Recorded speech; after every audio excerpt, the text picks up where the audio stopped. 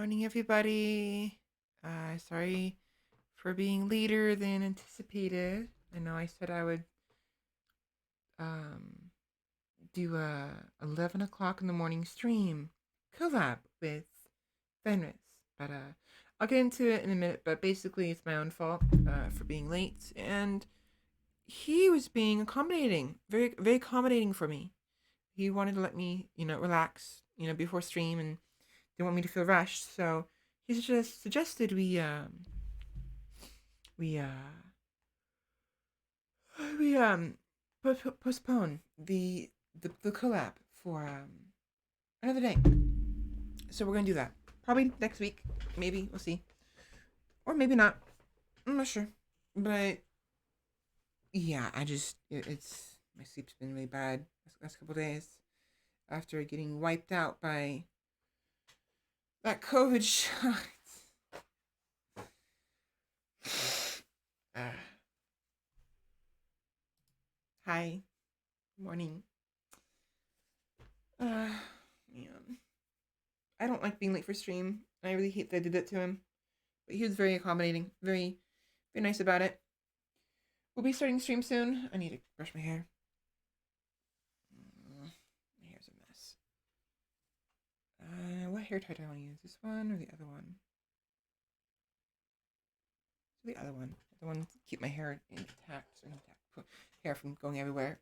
Better. Yeah, I'm pretty much ready. Just gotta turn. I gotta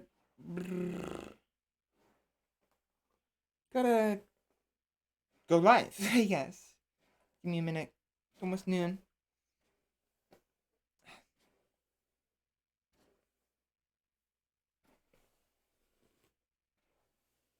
I wonder if you can hear that. Probably not. Trying to brush my hair.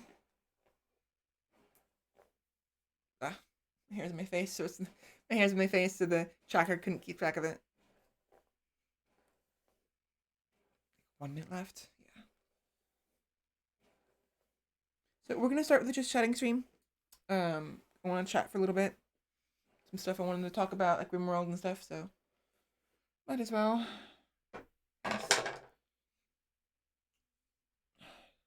Get my hair into a tail.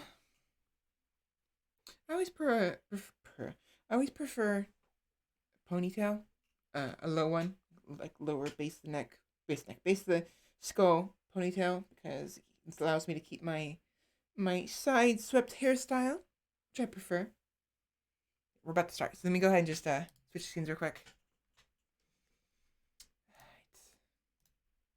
I'm gonna figure out what to type. So let's see. Change of plans. Oops. Plans. Gonna just chat for a while. Then move on to some gameplay.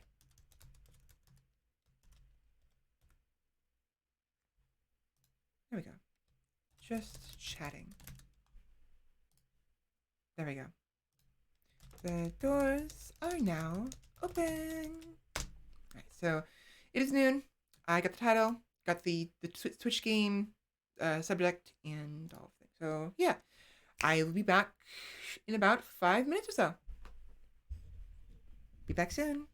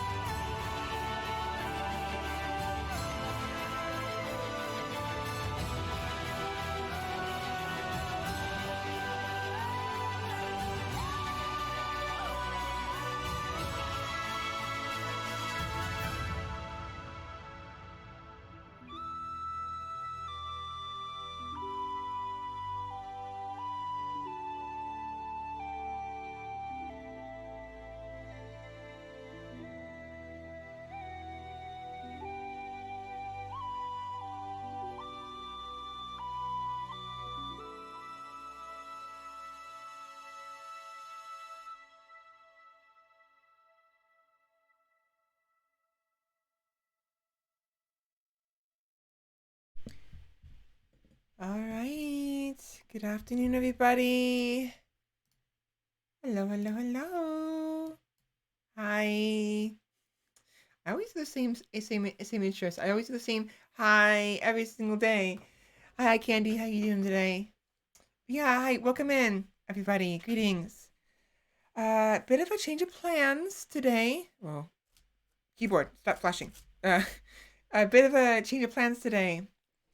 The collab is on hiatus for the time being because of some reasons I'll get to in a minute. Hi, Bradley. Welcome in. How you doing today? So as you know, I had a terrible time sleeping yesterday. So much so that I was basically so late. I was late for stream, point where I cut my stream in half. And I only stream for half the time I usually stream. Uh, I couldn't get up this morning. I did get up. Um I was late for the collab basically, and sorry, get some food.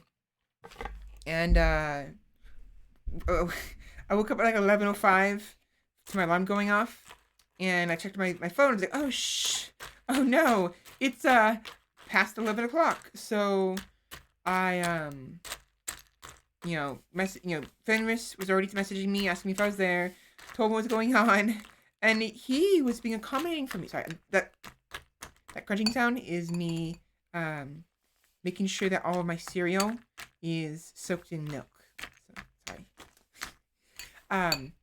So he was very accommodating, and he said, it's fine. It's fine. We can postpone it for the time. Go ahead and relax. I don't want you feeling rushed. So he didn't want me to feel rushed for the stream, and so we decided we're gonna save it for another day. So it's all my fault. I'm usually on time for streams. You guys know this. But between not getting enough sleep last night and, the COVID shot knocking me out real hard yesterday, didn't work out, unfortunately. So I'm here though. I'm awake, finally. And yeah, so we're gonna do a little bit of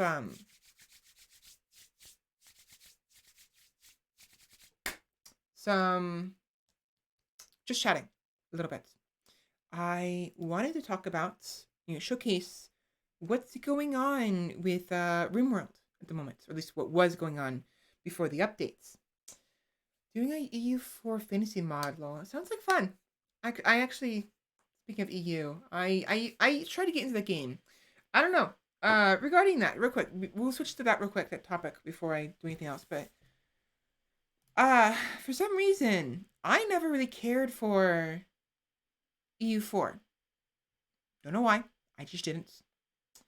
That's true. I did kind of care for it. I liked it to an extent, but it didn't feel the same as Crusader Kings, and as a result, I didn't like it as much. Let me see. App data percents. App data percents should bring me to where I need to go. Nimazin has rated me for a party of 19. Oh my gosh! Hello everybody. Welcome in.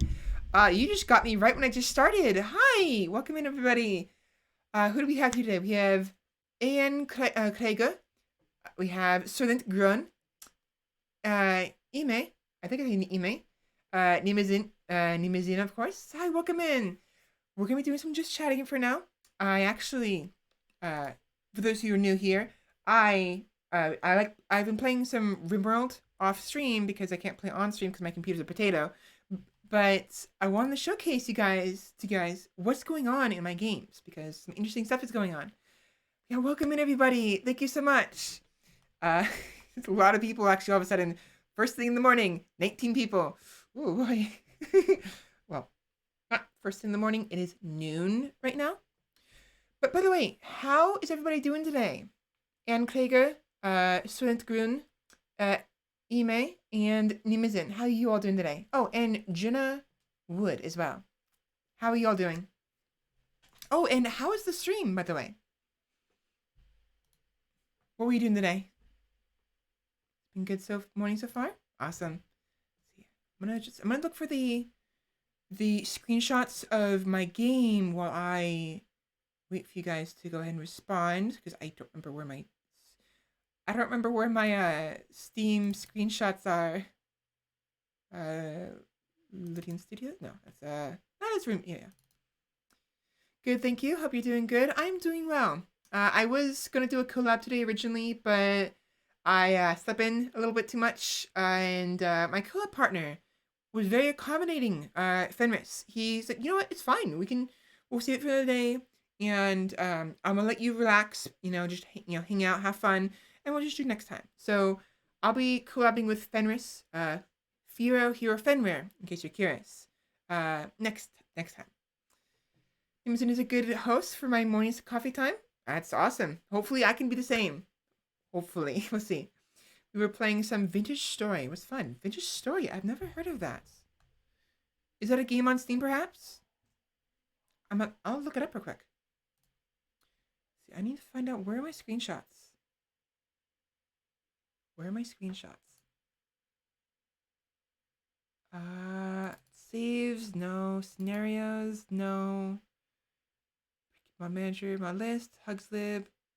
Does anybody know where I can find my Steam screenshots? Actually, maybe I know where it is. Hold on. Steam, where are you?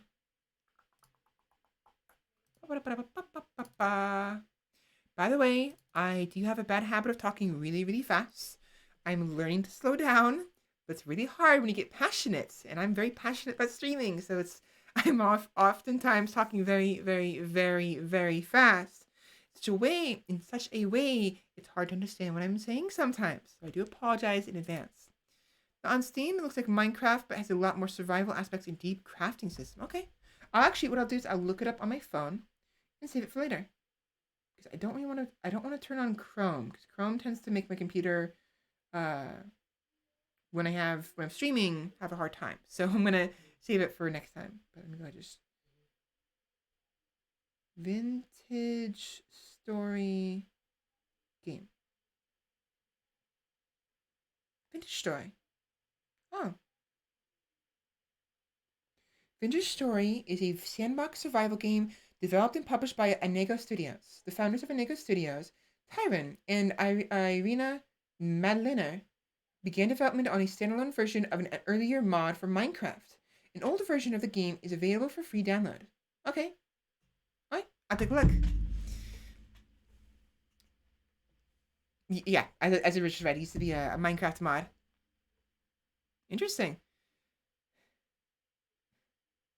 Be back, Kenny. Yep. Oh, Paramedic is here. Welcome in, Paramedic. How you doing today? Just give me a minute. I'm looking for my Steam screenshots so I can figure out. I can show you guys what's going on here.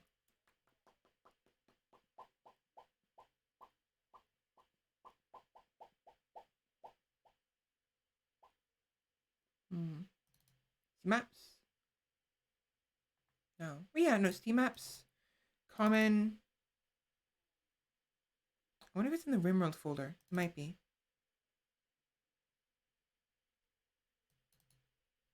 No. Wait, where's wait a minute. Where am I supposed to find my screenshots? Hello? Oh no. Does anybody know where I can find my Steam screenshots? You sleepy? I'm sleepy too. Can you not right click a screenshot on Steam and browse? Oh wait, we can, can't we? Let me find them first. Where are my screenshots in Steam then? Oh wait, I can go library. Go to library. RimWorld. My screenshots aren't on the front page anymore. I wonder if I could find it. But yeah, anyways, so regarding RimWorld, there's lots of stuff I've been doing on RimWorld. I love the game a lot. I love it to bits. It's really fun. It scratches all of the good areas in my brain, like the colony management, the RPG management, the challenge management, the adventure management as well, and like the randomness, the chaotic element to it. It's just I said management, everything. No, sorry, RPG. No, I meant colony management, RPG elements, adventure elements, chaotic management, and the challenge aspect. it just scratches all those good spots for me, and I love it as a result. But we recently had an update for it, the ideology update, and it messed all of the mods I had. So now I have to wait for all of my mods to update before I can play again. So, and it's like 300, more than 300 mods. So it's gonna be a while before I can play it again. And honestly, I felt very depressed the other day because I was like really itching to play it and couldn't play it. Of course, as for why I can't play it is because a couple of the mods I was using. I'm already getting too fast. Let me slow down here. A couple of the mods I was using, unfortunately, are either not backwards compatible or they depend on other mods that haven't been updated yet. For instance, just throw it out there, Mod Manager, because it's not updated to 1.3 yet, I can't actually use it, and it actually froze my mod page, my mod folder in game.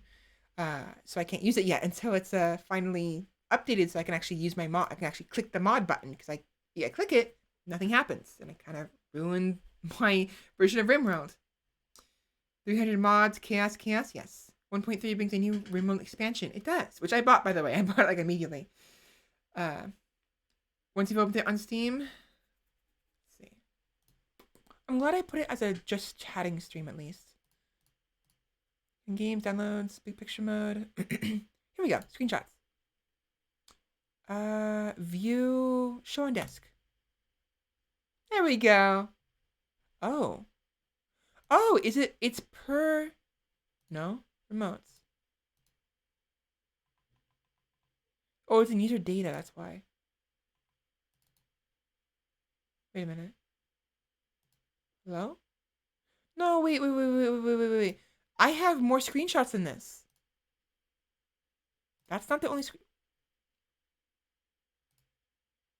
Oh, here we go. Okay, it scared me. I have to select which game. It was on Noita instead.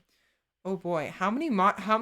Oh my gosh, how many do I have? 150.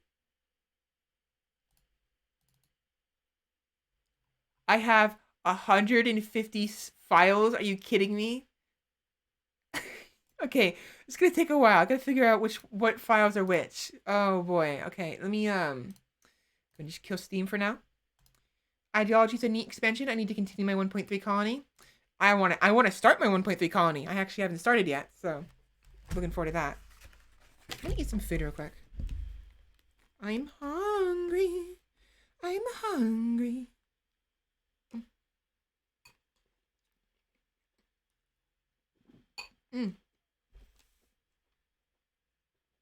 I swallowed wrong.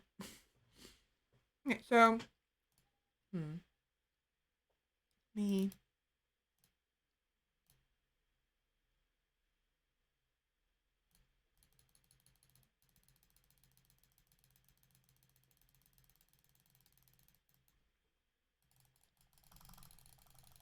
Just going through the files, making sure everything's good.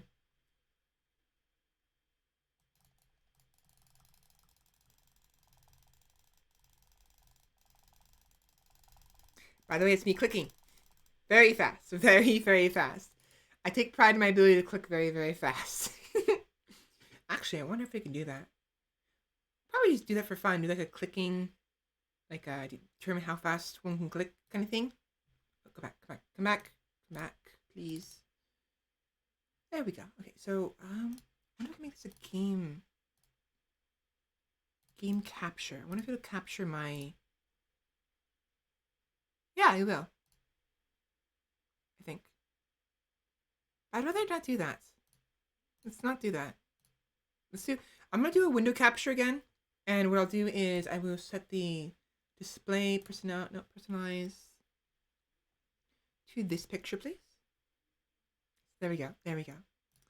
And then window capture. Before I do anything, window capture.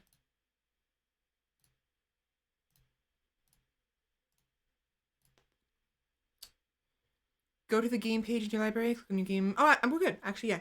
We're good. Yeah, I was, I did that, and then it defaulted to, like, the, first game I had for screenshots, which was Noita, and there's only 2 screenshots, and I freaked out for a minute because I thought I had no screenshots. So I was like, where did they go? Hello? There are tests for how fast you can click. Fun way to kill your mouse, right? Let's see. Oh no, I don't want a window capture. I want screen capture. Right here. Display capture.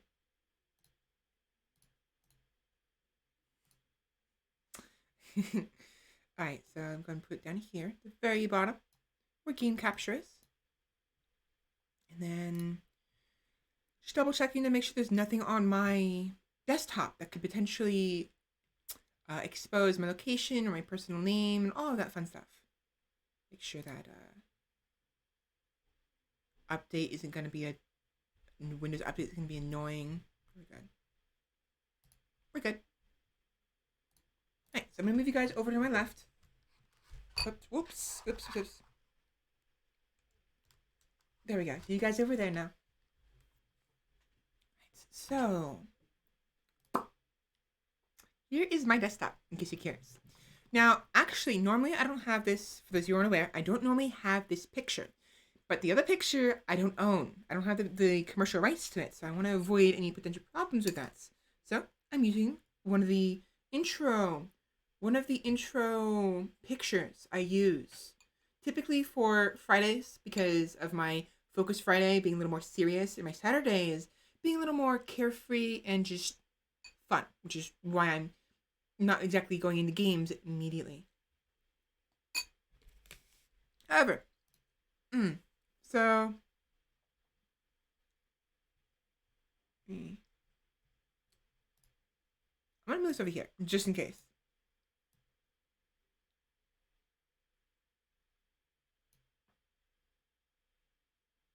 You know what?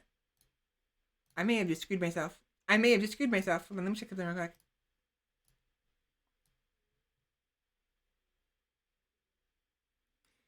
All right. Let's see. Is there anything? No. Nothing here not incriminates, but like exposes me. Thankfully. But that was close. That was really close. Oh boy. PC, OCS, SC, programs, file, Steam, user data. I have to stop being so damn careless. Oh my gosh. Okay, you're going over here, away from my eyes. There we go. That was scary. Huh? The letters?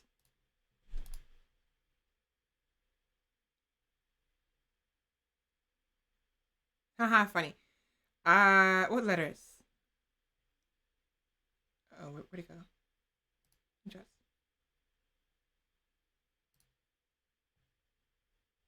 Oh, you mean like the names of the wait, no. The names of the screenshots or what?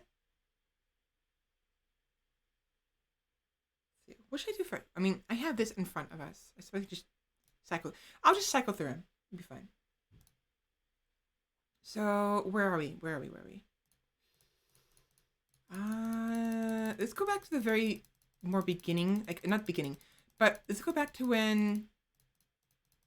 Wait, where are we? I think it was this one. Was this one? Wait. Yeah. Yes, it was this one. I think. What is this? Oh, right. Here we go.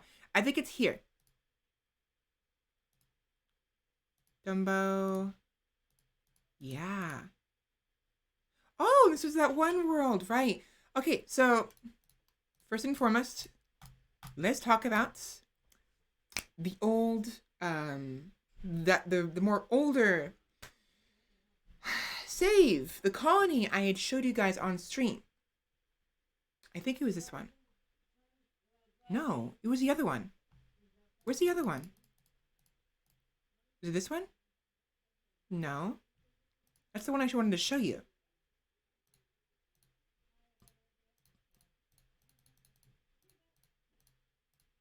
Where's the one where I had the meteorites? Sorry, it's gonna be give me a minute. I have to figure out where I am. Grab my bearings. The RimWorld letters. The RimWorld letters.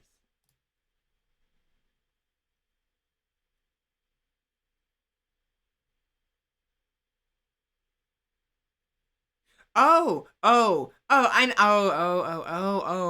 see. I see what you mean. Um, those ones. Yeah, those ones.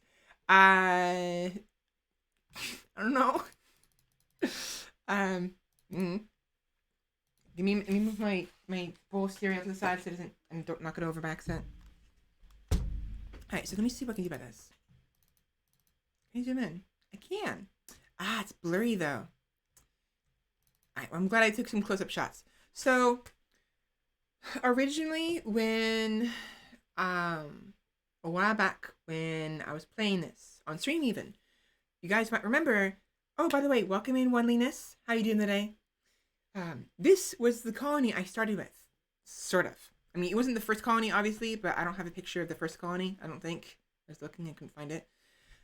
And it's a very nice map. It's some very nice spots for, like, you know, the caves on the right. They're completely closed off. Thankfully, like this, like technically the map is, you know, it's close to the cave here, but it is technically closed off, so nobody could spawn inside this cave system. It's completely closed off, giving me this nice little courtyard and the insects in this spot right here. Now,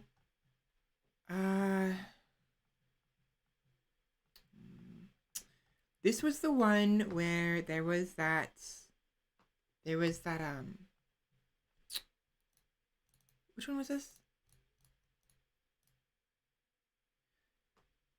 Yeah. Caravan Lost. This was the one when I had gone in order to check the tomb. Good luck on stream. Thank you very much. Remember that like Viking tomb we talked about earlier or last time? So that's what I did. Caravan arrived at Legendary Grave. Yes, there was. The Legendary Grave. So do I have a picture of it? I do. No, I don't. Yeah, your caravan has been lost. The following people and animals have been lost with it. Duskfeather captured by the Tatatosk clan, which was located right here. That's where the you know, because my colony was up here left, and the actual tomb was in the middle of nowhere. And unfortunately, you know, Duskfeather got captured by that. So you successfully fought the Guardians. The quest at Bucky's ancient mausoleum has ended. So I fought off the Guardians just fine. Bucky's ancient mausoleum. Bucky, mayor of the Blue Delta settlement, has reports finding the location of a legendary Viking's grave, not far from Croyo Plain, which is the name of the colony at the time. The place might be guarded. It was. You can travel there and defeat the Guardians to obtain valuable rewards and perhaps recruit a legendary Viking hero. So, I took Duskfeather, our basically best traveler regarding temperature and the fact that she's immortal, to the mausoleum. I then I accidentally sprung a trap while there, took damage from it, but I traveled from the Blue Valley to the middle of nowhere, and unfortunately, I arrived, right? I have a picture of it because it was lost already.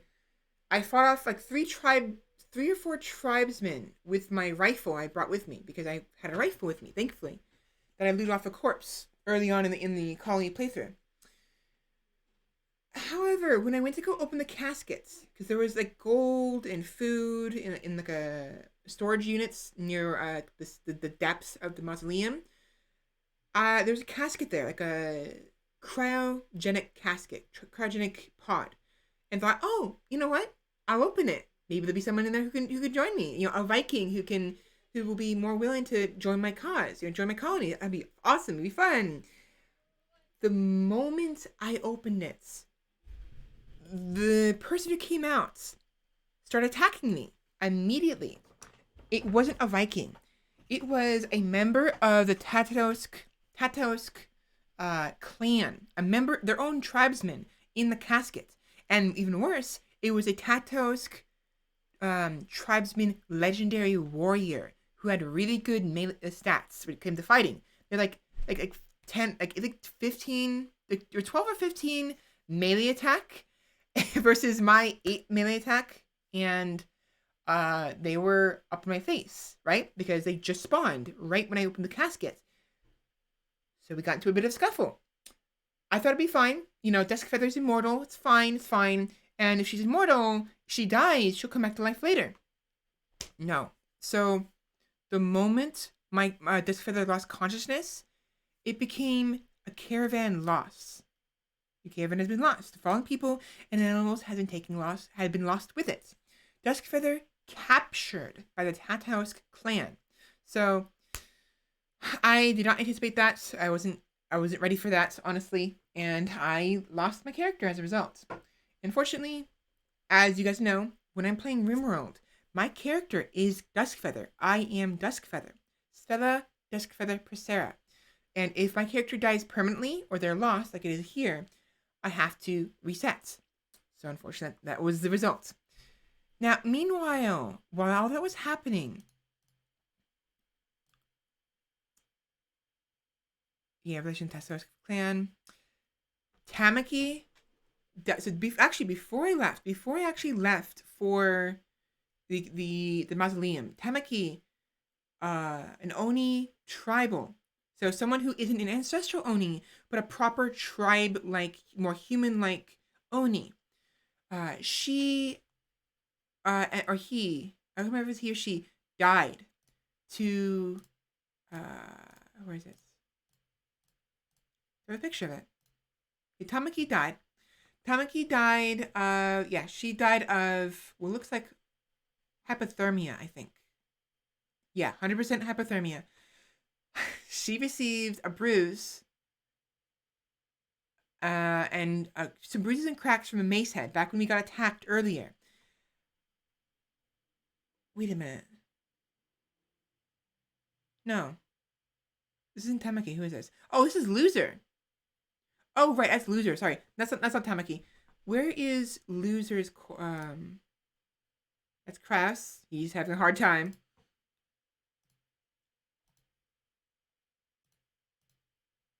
Where is? Oh my gosh! Right. Oh no, I forgot. Okay, so the map, right? This map. This is the base I was working with, right? So we had the actual main sort of insect hive that I was kind of farming because I like insect jelly. So we had it here, right? To the right of our of our base. And at some point a caravan arrived. This was before I left for the mausoleum, right? So Duskfeather was still in the base. She was near the traders, and we need to work fast because the temperature being as cold as it is, so cold that propane solidifies and turns to liquid, would cause the caravan to leave early because it was too cold, the dangerous temperature, right? So I had Tamaki, who is in the base, closer to the hive, work her way over here to collect some insect jelly to sell. Now, at the time, the insects were asleep, and Duskfeather was over here. I was having a hard time managing things because it was just way too cold, and we had two steam vents, but I was having a real hard time trying to manage all the temperature, and everyone was just getting hypothermia left and right, and it was a mess. So I sent Tamaki to the hive to farm some insect jelly, but unfortunately, she got caught by the insects. I'm not sure how. I don't know if it's because her hunting stealth was very low, or if it was because she picked up some insect jelly that had an insect sleeping on top of it. Now, normally, if you set your pawns to ignore hostiles and do not draft them, and you send them to collect insect jelly when the insects are asleep, they can collect the insect jelly with ease, without any concern whatsoever. It's a little tense because they can wake up at any moment, but typically you will see when the insects are going to wake up because they have a rest meter on them. like everything else does. However, if you pick up an item that is beneath the sleeping body of an insect, they will wake up immediately. And I found this out the hard way multiple times. So I think what happened was she accidentally picked up a piece of insect jelly beneath an insect, and it woke them all up. She then got in a scuffle and died within minutes. She died quickly. She was very there was like 4 or 5 insects on top of her, 3 scarabs, and like two lesser scarabs and 3 of those large, very large insects. I don't remember what they're called, but she ended up dying. Even worse, I couldn't retrieve her body. The insects, little shits, they butchered her body and turned her body into more insect jelly. So her body became the insect jelly that was left over. So, yeah, that was fun. Thankfully, when they butcher bodies, I found this out, which was a boon. It's actually nice. When they butcher bodies, they remove the clothes first, which I didn't think they did. I thought when they butchered bodies, the clothing goes kaput. But no, when they butcher a body and turn it into insect jelly, they actually strip the body, which was nice. I was able to retrieve all of Tamaki's clothing and gear just fine once they went to sleep again. But it was a very unfortunate scenario because Tamaki was one of my favorite colonists, aside from Desk Feather. Couple of bug scratches. The insects are full of love. Right. I love them too. Little fuckers. So, unfortunately, Tamaki died. And actually, soon after, so this is the other hive. We had 2 hives here. This one got too cold, unfortunately, and ended up getting hypothermia, including the large one. The large one over here, there's 2 of them, actually. They got so cold, they went into hypothermic shutdown. And as you guys know, when you're playing a modded game, at least my mod game, my version of RimWorld, the mods, the insects become a part of a faction called Some Gene Line. And unfortunately, because they become a faction, when they become incapacitated for any reason, whether it's because of the cold or because of wounds, they lose their faction. I don't know why. They just lose their faction and become wild insects. Unfortunately, for some reason, after this happens, they no longer maintain the hives. Horrible. Actually really bad. Not good. Because the hives deteriorate over time. If left alone for long enough, they actually break down and disappear. That's not what I want to do. I want to, I prefer to play in cold biomes. And in cold biomes, especially in ice sheets, the only source of food you're going to have is going to be wild animals. And if you're lucky, if they spawn, insect jelly. That's how it was originally. It's how actually my original strategy back when I played as an android. Back I was playing as androids before I played as Oni. Because I was playing as androids first. I actually liked the androids. They were nice. But hold on. Once I discovered the Oni, I loved them, fell in love with them, and switched over to the Oni from the androids. I think they fixed that in 1.3. If no insects are left, the hive will pop out and insects once a day. Really? Oh my gosh, that's wonderful. Really? Once a day. That is actually perfect because the hive, it takes about I think it's like 30 hours, I think, for it to lose maintenance. But okay, that's a problem. One thing I question about that though. Technically, the insects are still there is the problem, though. They're still there. They're just in hypothermic shutdown. They've gone to sleep because they're hibernating. How does that affect it then? Because that if they go into hibernation, the hive will still be there and the insects will still be there. They're technically still there. So the hive won't spawn more insects, right? Not sure about that case specifically. Okay, that's still a bit concerning then. It's such a great change. It is. I love that. That's awesome. I've been farming a hive in my current game. Honestly, insect jelly is super, super, super useful. It not only serves as food, it is technically considered a dangerous food type, but it's only 5% food poisoning chance. But more importantly, it serves as recreation. So a single batch, a single consumption of insect jelly will fill your recreation meter completely, so long as it's the first time in a while. Because after all, as most people may be aware, um, recreation is the colonists get bored of certain recreation as they repeat it. And a full stack of, well, I say full stack, but a one meal's worth of insect jelly will fill the recreation need for food consumption. Food consumption recreation. Excuse me. So as a result, you can't use it to indefinitely keep your colonists happy. I mean, I guess you can, but you run out of insect jelly very fast, and it's a waste. So if you're in an emergency situation where your colonists are about to break because I'm about to break, no I'm kidding, because of the just not having recreation filled, and they have zero recreation needs met for food consumption, then you can have them consume a meal's worth of insect jelly, and boom, they're happy, they're fine for at least a little while. Nim's colony can't see a lot of what's going on. What do you mean? We can't see a lot what's going on? What's going on with Nim's colony? So I love insect jelly, and even more importantly about insect jelly, it's very, very, very valuable and renewable.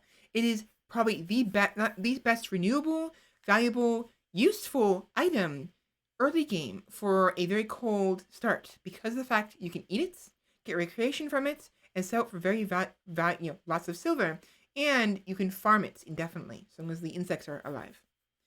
They are blind to the world's problems. Oh wow, they're blind. Interesting. I am back now on Banana PC. Welcome back. So, anyways, we had two hives. We had one here on the east, and the one to the south. And the south one went kaput first. The east one eventually died as well because I couldn't keep them warm enough with the fires here, and they went to sleep. And as a result, they became wild animals, wild insects, and became, instead of being some gene-line insects. And they couldn't, when I made it warm enough for them to wake up, they wouldn't maintain the hive, and the hive eventually disappeared, which I was very sad about. So, but yeah, that was before that happened. Tamaki died, and actually, it would have been fine if it wasn't for the fact that Kairos Diogenes Diogenes hadn't died, or rather been incapacitated, because he what happened here? Oh, Nimazin is followed. Thank you very much for the follow, Nimazin. Welcome in. I need to get my dinner noms, but it will be lurking. Definitely, no worries. So Kairos, I don't remember what happened, but he did experience a lot of frostbite, which is the main reason why he collapsed. 96% hypothermia. So I think, yeah, it was just frostbite. He collapsed from frostbite because I was trying to get him to do something over here in the top left. I don't remember what he was doing. I think I wanted him to carry stuff. What was he doing? What the hell was he doing? There was a reason for it. I don't remember what it was. But I had him go northwest towards where the dead yaks are. Over here. To collect something. Oh, I know what it was. Oh, shit. Right. So, I have the hygiene mod. The Dubs Bad Hygiene mod installed. So, what that does is it causes pawns to have a drinking need and a hygiene need. So, if they're dirty, they want to clean themselves. Now, my colonists' latrine, their toilet is right here. And their base is right here, right? But it's very, very, very, very cold. Minus 65 degrees Celsius. That's very, very cold. Oh boy, that is way below freezing. Because 0 degrees Celsius is freezing. Freezing is at 0 degrees Celsius. 20 degrees, I think, remind me, is freezing 20 degrees Fahrenheit? Like 18 or 20 degrees Fahrenheit? And 0 Celsius? Or something like that? I think. But, So, Diogenes. I'm calling Diogenes, and I think it's Diogenes, but I like Diogenes better. Diogenes. He left to go wash himself at the well, which I had way over here. Right here was the well, right here, because unfortunately with the hygiene mod, you have to create wells to provide clean water, or you use a river. Technically, there is water in this biome, this alpha biome called the propane lakes. But while the ponds treat it as actual water they can drink and swim through without issue, except for getting cold, realistically, they should not be able to even touch it or drink from it because it is liquid propane. It is propane so cold that when it comes in contact with the human body, it'll burst. It'll become suddenly so it'll react to the body heat of the ponds and instantly burn their skin. So you can drink propane, liquid propane, sure, but it'll kill you, like almost like maybe not instantly, but your entire your esophagus from your lips down to your stomach will burn. You'll burn from the inside out. You'll die. You will not survive. So, role playing wise, it makes sense that my characters cannot consume propane lake water. So my first order of business always is to make a well.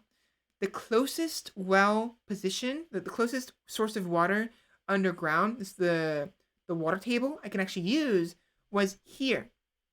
All the other ones were like in the mountain here, too far south, too far north, and I need to build a base in this like mountain area near these two vents. Hi Stella, what we doing today? Welcome in, Cass. We are talking about RimWorld. So because I can't play RimWorld live because my computer is being annoying, being a potato, even though it's a gaming computer, I decided I would talk about it talk about it on stream with screenshots. Now we're talking about one of the older colonies I was doing. And we're discussing about how one of my colonists basically suffered from hypothermia.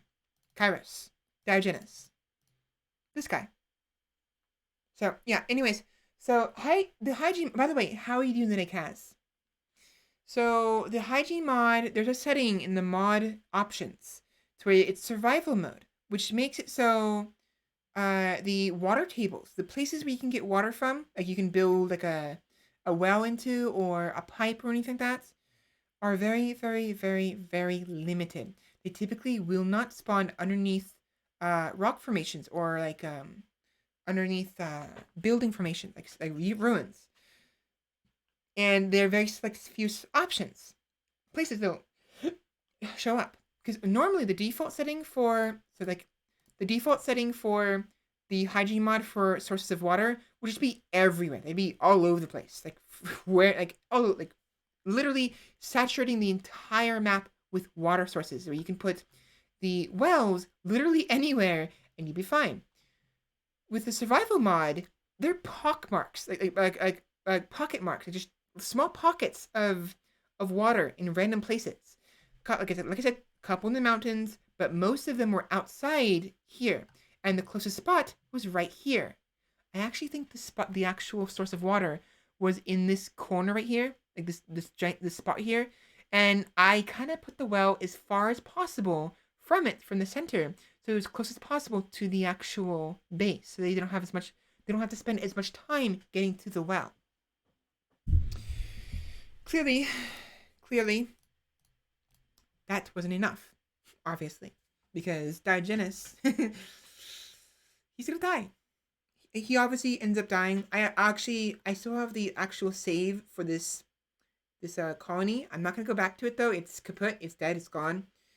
But so, anyways, Loser, as you guys may have remembered, he was a traitor. I think. No, Loser wasn't the traitor. Was Loser a traitor?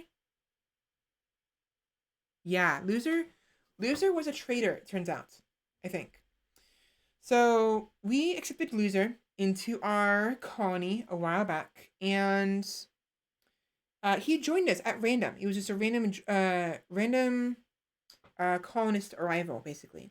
And in the mods I have, one of the event mods, I think it's Vanilla Events Expanded. There is a mod. There is an event where a random person will join the colony just at their own volition. Like just, oh, guess what? They're your colonists now. You can banish them, of course, but there is a certain chance of them actually being a traitor.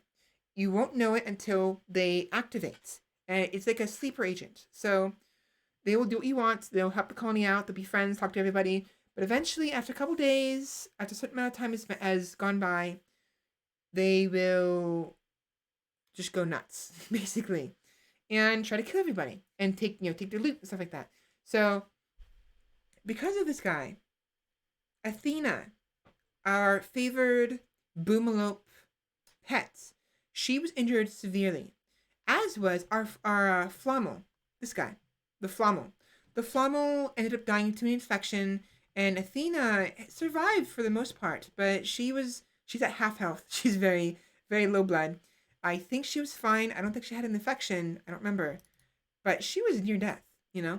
And so that bastard, he did a number on our colony. Like, so many people got hurt from him. We lost our Flommel, which was a renewable source of wool. We basically lost Athena for the most part. And Diogenes, as you saw, had those mace wounds.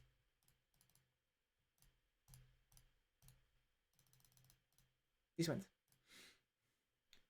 No. The knife wounds, sorry, the knife wounds. Diogenes had some knife wounds because of, I believe, of Loser stabbing him.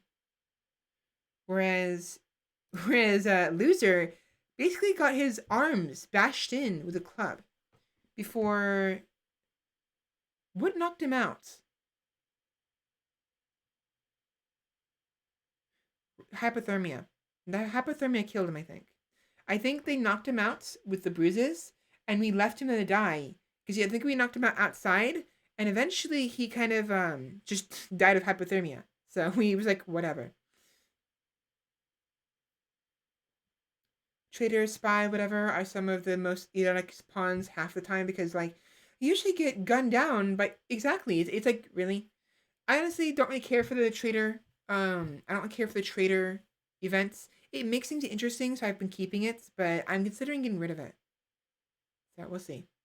But yeah, I'm pretty sure that was Loser. I don't remember for sure. Maybe it was somebody else, but I'm most positive it was Loser who was the traitor. And she was a loser. Kidding. So yeah, that happened. So we lost my main character, Dusk Feather, which means that it was the end of the colony, because the colony is surviving, sure. But my character, me, I am gone. You know, I'm just gone. I'm not there to continue the story. Yeah, so Athena, oh boy, it's a lot of malnutrition, a lot of health reduction, several bruises.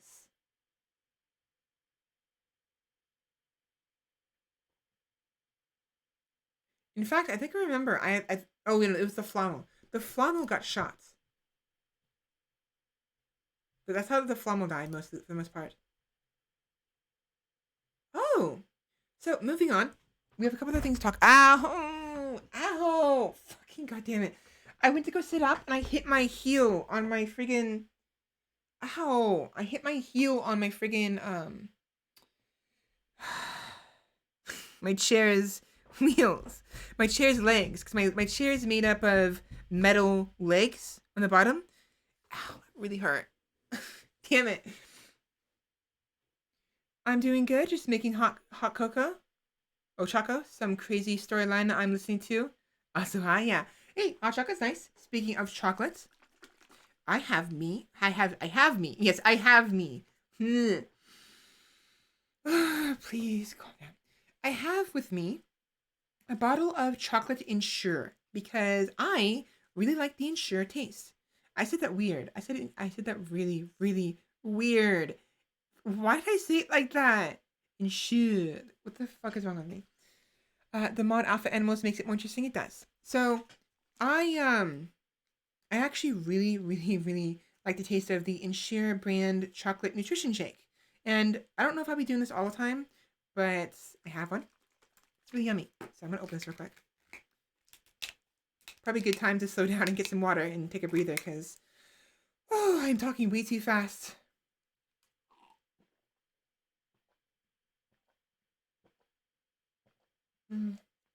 It's really yummy. I don't know what they do to this. It's really freaking yummy. By the gods, it's like, it's got such a unique taste. It's, I don't, I don't know. It's like my favorite drink. I rarely ever drink it, of course.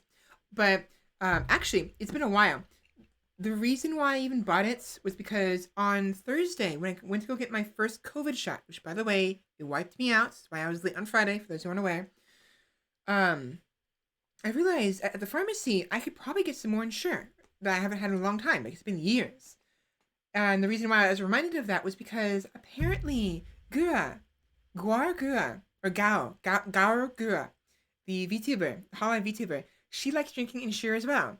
And I remember watching one of those videos or like reading a Reddit post of talking about that, like how she likes to drink old people drinks like Ensure, and she likes to eat baby food.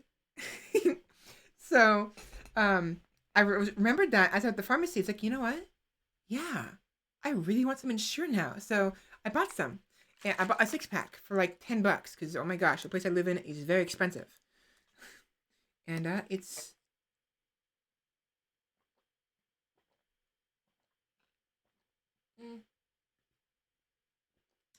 really, really yummy. Really, really, really yummy. I do not know why. It's just delicious. I love the unique taste of it.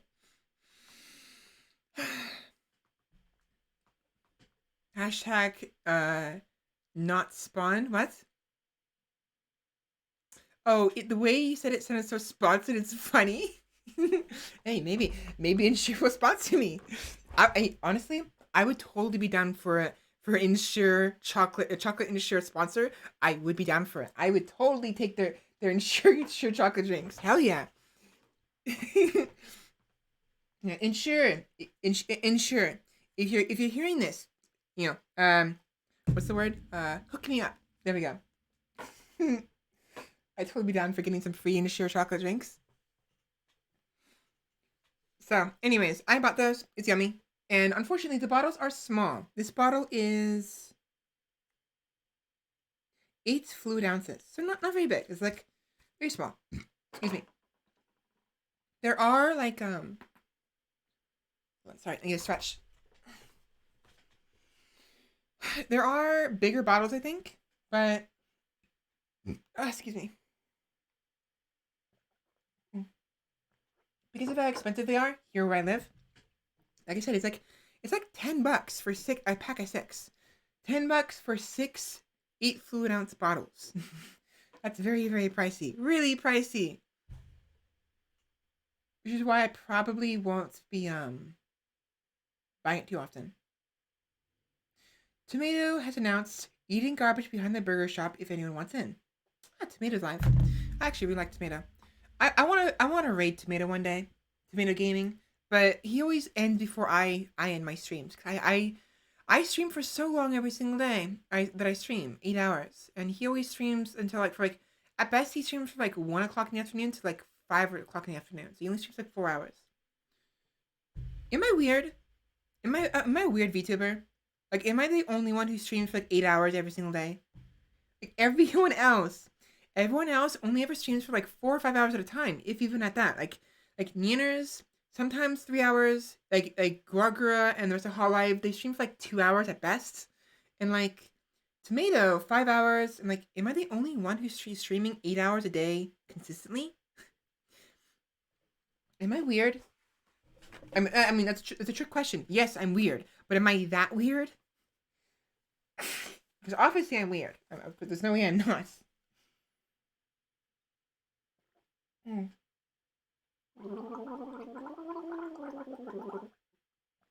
I need to do some trills.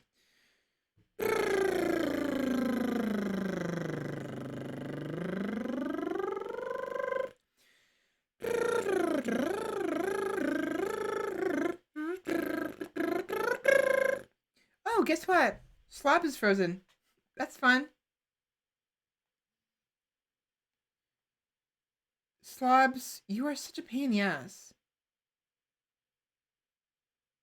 Hold on. So your comments have, unfortunately, I've missed a lot of them because Slob is frozen for me. Of course. Let me see if I can fix that.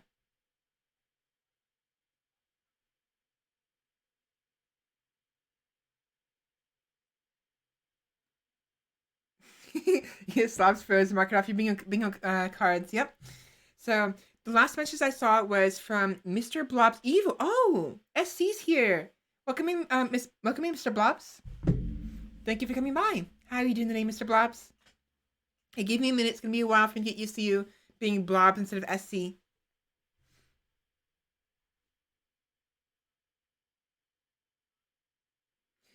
I tried playing this game. It was too complicated. This game does get kind of complicated sometimes for new players. I don't blame you, but once you get used to it, once you get going, it's a lot more fun. Here we go. Okay, now it's finally unfrozen. You're certainly one of the few with a long stream, but frankly, it's the best. Well, I'm awesome. I like Thank you, thank you for thinking that way. It's pretty insane when I go to sleep here and when I wake up, she's still going. Hey, I like to stream, okay? I love streaming. I love this. I'm having so much fun, considering the fact I talk so fast and I talk so loud because of how passionate I'm getting, you know? I've only had 2 streams that were shorts. I've had 9 to 10 hour streams on average otherwise. Okay, so I'm not the only one. If it helps, I know a VTuber who streams 16 to 20 hours every other day. Oh boy, I don't think I'd be able to go that far. I have a hard enough time with 10-hour streams.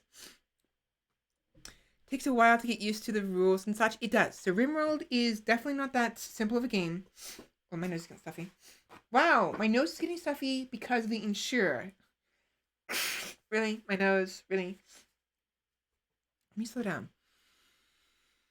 Oh, I need to slow down. But yeah, it takes a long time sometimes to get used to it. Thank Tynan for making RimWorld more accessible than Dwarf Fortress. True. Oh my gosh, very true. I can't get into the original Dwarf Fortress because of how difficult it is. I mean, maybe I can. Maybe if I given some time, but I didn't like it. I mean, if the graphics are better, I know that like Dwarf Fortress is nice because of the graphics, because of how like unique they are, I guess. But I'm looking forward to the revamp. The sorry, my nose. When I'm looking forward to the new Dwarf Fortress revamp they're doing soon, where the graphics are gonna be more on par with like RimWorld or like Rise to Ruins or like like a more modern sort of graphics, So I'm looking forward to that, and I'm hoping that by the time it's out, or by the time I buy it anyways, I will figure out what is going on with my computer. So, computer, you can like eventually calm down. You can, stop being such an annoying. I mean, you're not a piece of shit, okay? Computer, you're doing fine, but you need to cooperate with me, okay? I don't know why you're getting hot all the time, but we'll have to figure that out, okay? So I'll get you fixed up at ASAP. Just hold out a little bit longer, please. Stream version is coming sometime. Time subjective, yeah, unfortunately. Hard to get into the original version of Dwarf Fortress. Definitely. So sometimes, real quick. Sometimes when I eat food or drink drinks, my nose gets stuffy. I think it's because some of the food actually goes up my nose a little bit, like just barely. So some residue gets stuck in the back of my throat, the very top, where my nose and my throat meet, which is honestly frustrating. It's very, very frustrating. And it makes it hard to talk sometimes. Hi, so where was I? Right. All right. So, a couple more things to talk about before we move on to the next colony, because we have plenty of colonies to talk about, actually. I actually want to talk about, there's a lot. I have at least 3 more colonies I want to talk to you guys, share with you guys, before we move on to actual gameplay of something else, which we'll be doing soon. So, at some point, oh, right. Do I still have the original quest marker for that?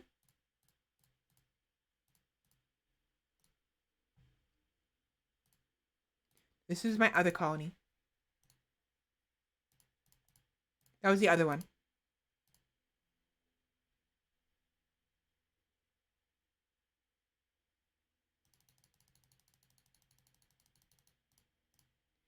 I was sure I took a picture of it. Where is it? Did I forget to take a picture of it? I forgot to take a picture of it. Are you kidding me? God damn it. Well, whatever. So Diogenes. I'm pretty sure it was Diogenes. But Diogenes, the reason why we even had him as a colonist, why he arrived, is because he was being chased by 3, excuse me, man-hunting muskox. So these muskox were infected by the disease Scaria. And what Scaria does is it makes someone go bonkers, like utterly bonkers. And when they die, their body typically has a 50-50 chance of rotting immediately. So their bodies rotted upon death. I as Duskfeather, who had my rifle with me, my gun, and Diogenes, we both were able to fend him off just fine, because for some reason I found that if you set up fences and you shoot man-hunting animals from behind the fence, they will not attack you. And in fact, most animals will not attack you. I think the exception is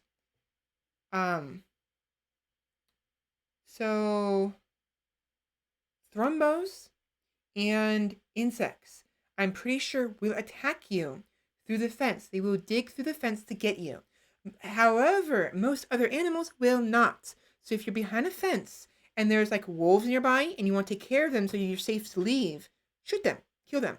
They cannot retaliate. It's actually really useful.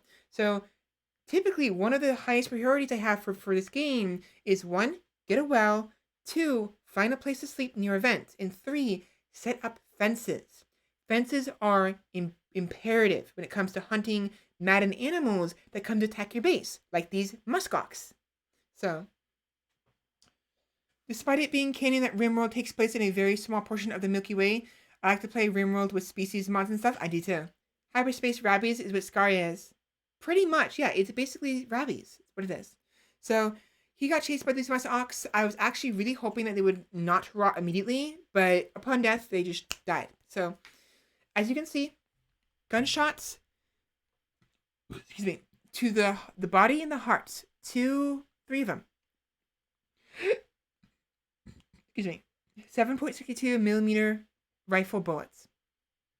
Armor piercing, actually. So, yeah, I actually think it was Duskfeather. Pretty sure it was Duskfeather who knocked him out, but maybe it was Diogenes. I'm not quite sure. You know what? I might come back to this colony just because this colonist is really cute.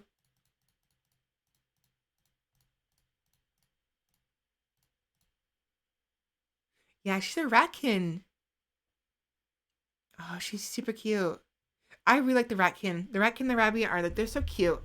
So adorable. Especially the clothing. Oh my gosh. Oh my gosh, the ratkin clothing. The ratkin clothing is so damn adorable. I love it so much.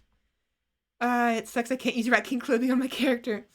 It sucks even worse. The ratkin are actually, their temperature, they can kind of withstand temperature, cold temperature better than humans. But humans is like 20 degrees Fahrenheit. No, is like 10 degrees Fahrenheit is a human's limit. And a ratkin, their limit is 6 degrees. Whereas my character, Duskfeather, this is one of the reasons why I like playing an Oni. The Oni I'm playing as, her tolerance of cold temperatures is minus 30 degrees Celsius. So my character can withstand the cold extremely well. It's why I love playing as the Oni. One of the reasons. The other one, because they have feathers. It's very neat. They're really tall. The Oni are half a size larger than the average human. They are 1.5 body size. So it means that my character, the Oni, is like 8 feet tall. It's like a half of 5'5" would be 2.5, 2'5", 2 foot 5, 2 foot 7. So 7 foot 7. Yeah. So yeah. So oni are basically anywhere from 7.5 feet to 8 feet tall. Basically, on average, they're super tall. Uh, One of my favorite species mod is, what was it? Ratkins are adorable. Best clothing RimWorld mods can offer, definitely. Dragonian, yes, Drangonian. I actually have them as well. My only concern with the Dragonian is that their clothing is restricted to them, just like the Ratkin is. And even worse, there's actually some compatibility problems with the Dragonian, I've noticed. I'm not sure what to do about those, unfortunately, when it comes to having them, but I do have them installed. But I don't really encounter the Dragonian very often. Yeah, between the Dragonian and the Oni and the other, there's another dragon.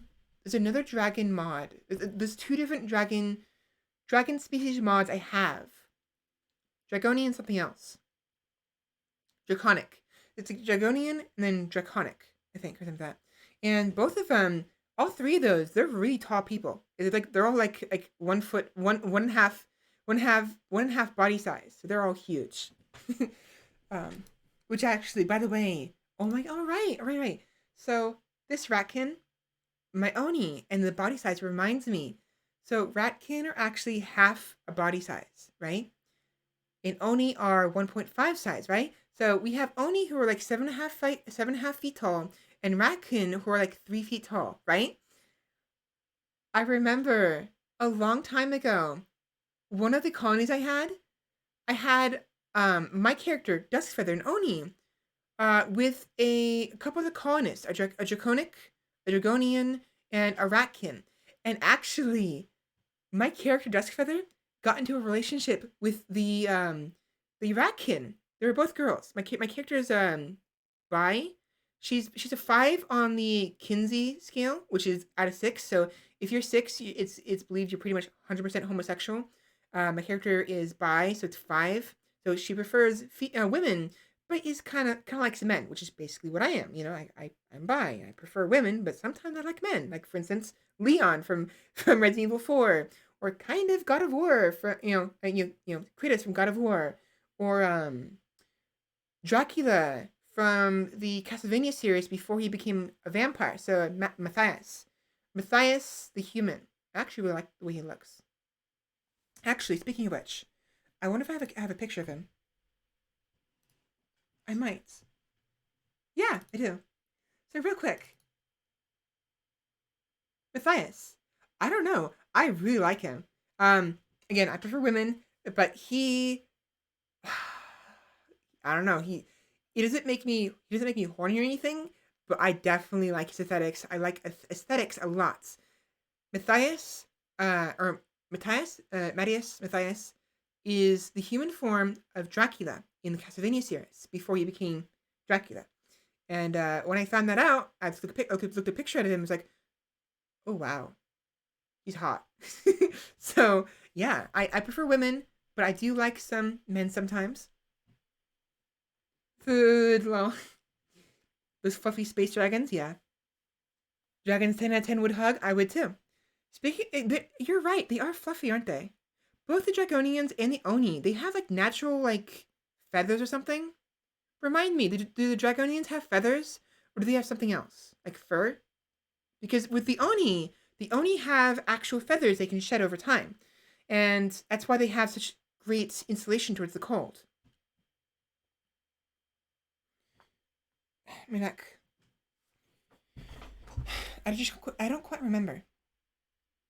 But yeah, anyway, so at one point during a colony a while ago, my Oni character, Duskfeather, actually fell in love with a Ratkin woman. And they were both like the same age. I think Duskfeather is 20 when she starts. And I think the Ratkin she's either younger or older. She was actually either in her 20s as well, or she was 18. One of the two. I can't remember what it was. But it was really interesting to think about. We have this like 7 foot tall Oni, the 7 foot tall feathered humanoid who has horns and sharp claws, making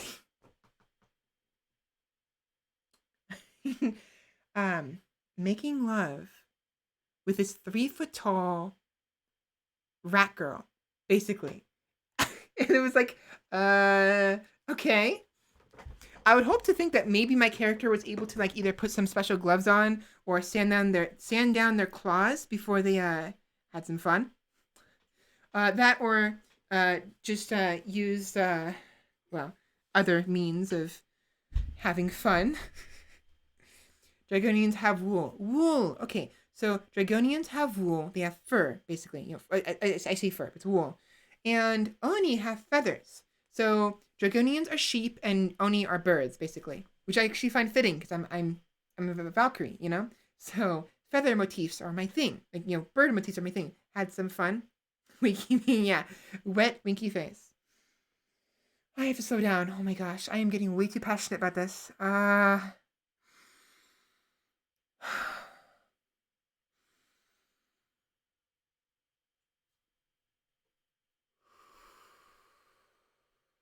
Sorry, I just between streaming, which I love, and RimWorld, which I love, it's really hard for me to slow down. Really, really hard. Oh boy. In one of my colonies, I had started with the Dragonian race mod, and and come on, paramedic. Don't keep us waiting. I'm kidding. I'm kidding. Take your time. Take your time. Take your time. I'm just giving you a hard time. Uh, so anyway, it was very very odd to think about, but also very cute. She had this like giant colossus, you know, just giant feathered colossus, gently cradling a small little rat girl. You know, just you know nuzzling up and together in a bed, just sleeping softly. You know, slowly like gently breathing. It's also a very cute picture. Very cute. It's kind of scary, but also very cute. In the colony, two of my pawns had gotten together and were expecting before I stopped playing the colony due to bugs. Oh, you probably have the children mod. The children's mod, right? I actually considered having that myself, but that mod is a bit finicky. Those kind of mods are very finicky and honestly conflict with a lot of the mods I actually have. So that's why I never installed it. I do actually have the birds and the bees. So most pawns, actually all pawns, have reproductive organs. Um, in fact, I wonder.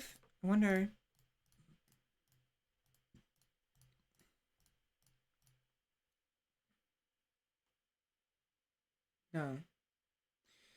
Um, front left hoof.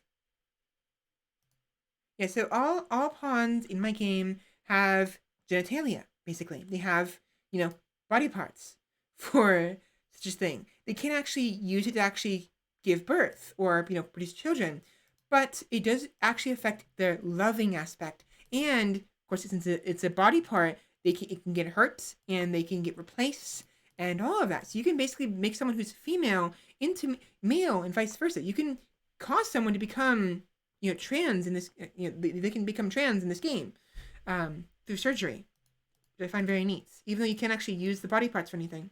One of them, yeah. So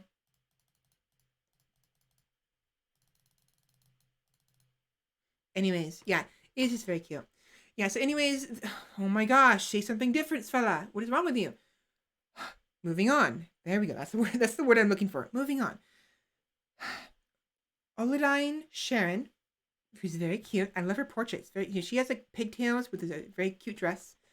She was incapable of social and plant work, and she's a heavy sleeper who's trigger happy. But she's very good with animals and crafting. She has a good passion for, and isn't too shabby with shooting or melee. So she wouldn't have been bad to use. It's just again, Duskfeather was dead, so I moved on. I do still have this profile, the save, so I can come back here at the very least to get her character to save for later. Because sometimes what I like to do is I will screenshot old characters I like and create them anew in um, new starts, sort of. So I might do that. I'll keep it for now.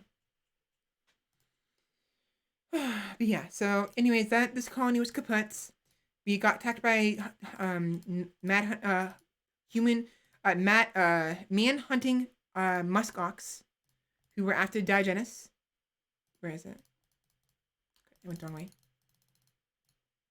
And we got stopped by this Arctic lion. At some point, the Arctic lion had spawned on the south part of the map down here. And it made its way north, invisible for some reason, because Duskfeather was out here getting a drink of water and has decided, you know what, I'm going to go hunt Duskfeather. So, meanwhile, it's on the other side of the map, so it's going to take a very long time for her to get there, for it to get to us, to hit to her. So we were fine.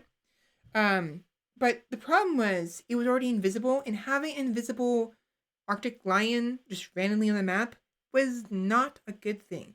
So what I did was I had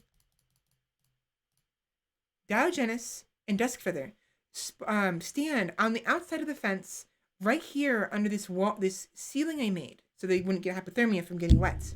Because if you get wet, you're more chance. The wetter you are, when you get wet, you have a higher chance of getting colder. So, for instance, if we're in like 65-degree weather, someone who has a parka that ensures that they can survive in 65-degree weather gets wet, the parka won't matter. They will start to develop hypothermia because they are soaking wet. So it's a problem.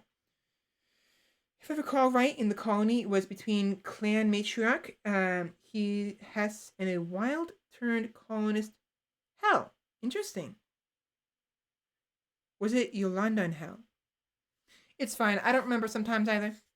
I do remember. So my character, the real quick, just go back to the Oni Ratkin interrelationship. Just one thing I do remember though is the Ratkin girl. Her name is Lily. A very cute name. So Duskfeather Persera was in a relationship with a Ratkin girl named Lily. I don't remember her last name. Her name is Lily. Also in that colony were kids joining us. A Astorio by the name of Awante, and a little Draconian by the name of Glasses. Oh, very cute. An Astorio. What is an Astorio? Astorio. Let me look it up real quick. Actually, that's very interesting. Actually, no. I'll turn Steam on and look it up on Steam. Astorio. I don't recognize that. Anyway, so I had Diogenes and Duskfeather stand here. This was before Duskfeather left to go on the expedition towards the mausoleum, by the way. And we waited here as the Arctic lion slowly made its way around. My computer's lagging because I turned Steam on. It made its way around the mountainside to reach us. Now, what I find interesting is when you use the animals tab, the wildlife tab, the bottom, even if an animal is invisible because they're stalking you, you can actually see where they are by clicking the wildlife tab and hovering over their name. And there'll be an arrow pointing at them at all times where they are. So you can use that to figure out where they are. I just fucking said that. What's wrong with me? So it's very useful. It's a bit cheating a little bit, but to be fair, stalking only works against pawns who are not drafted. Whenever a pawn is drafted, they can see the animal clearly. So all I did was draft both of them, left him in that spot. Left him right here while drafted and waited for the Arctic lion rather, to get to us. The moment it got to where this ox is, like right here, a little bit to the left behind the menu, which you can't see very well, they saw it immediately and started firing on it, and they killed it eventually. They actually took a fair number of shots. Quite a number of shots, actually. 1, 2, 3, 4, 5, 6, 7, 8, 9. Took 9 shots. 9 freaking shots from the bullets. And it looks like so the armor piercing bullets were from Duskfeather, and was it heat piercing? No. What is HP? For guys, the HP bullets were from Diogenes. So it also received a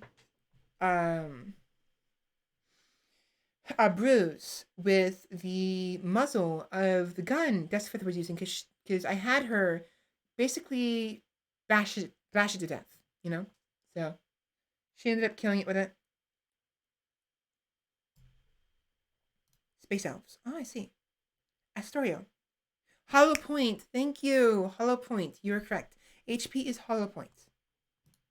So Diogenes had a hollow point and Duskfeather had armor piercing. I don't know why. It's so hard for me to like regulate my speaking. So it's so freaking hard.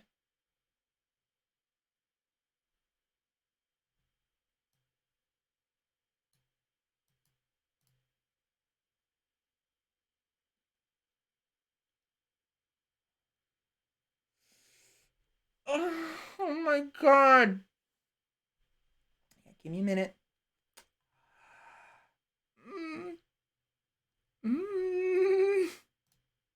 I forgot it captured the whole screen. I forgot it captured the whole screen. Please ignore that. Please ignore that. Please ignore that. Please ignore my lists. Please. Please.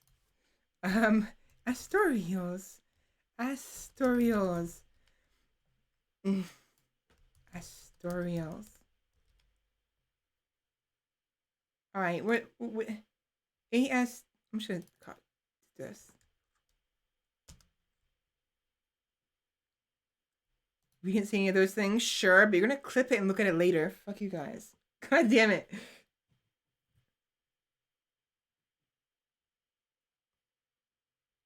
Yeah, of course I know. Just please be quiet. Just keep it on the down low, please. I mean, it's gonna be too late, I suppose. Most people are gonna know. But I won't delete the VOD, because it's not that big of a deal, I suppose. Jeez, oh boy. But when I post this on YouTube, I'm definitely gonna blur that out. So please don't share things. Astoria, there we go. Okay. I'm gonna add it to my favorites and go ahead and subscribe to it real quick. Oh wait, but it's not updated to 1.3 yet.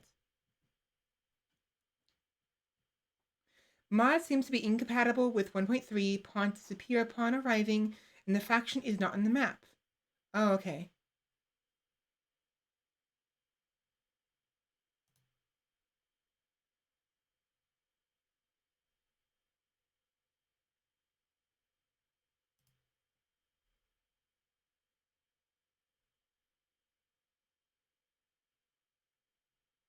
Okay, so it looks like the author is updating Astorios. I don't know if they're going to update the original Astorial mod, but they're going to update the renewal one at the very least for the working eyes. And according to them, they're just working on it through all the kinks. What did I miss? You didn't miss anything. You did not miss anything. Right, Eye Candy? Riley missed nothing. Nothing at all. I want my fluffy space dragons again. I do too. Honestly, I just want to play again. If anything, I just really want to play because I haven't been able to play. It's been I haven't played the moment it went into public, because it forced the update and it fucked my save over. I should have you know what? I should have uninstalled those games before I freaking turned Steam on. Fuck me. Ugh.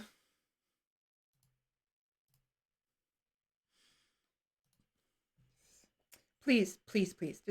Just be my. Like, if you're curious about those games, sure, play them for yourself, whatever. Have fun with it. Go wild. Just please, just be a hush hush about it. Okay, I'm a little embarrassed about people knowing my preferences and what I like to well, um, well, uh, moving on. Moving on. So, real quick, I will explain that there was some people we rescued, I think. There was a crash here, right?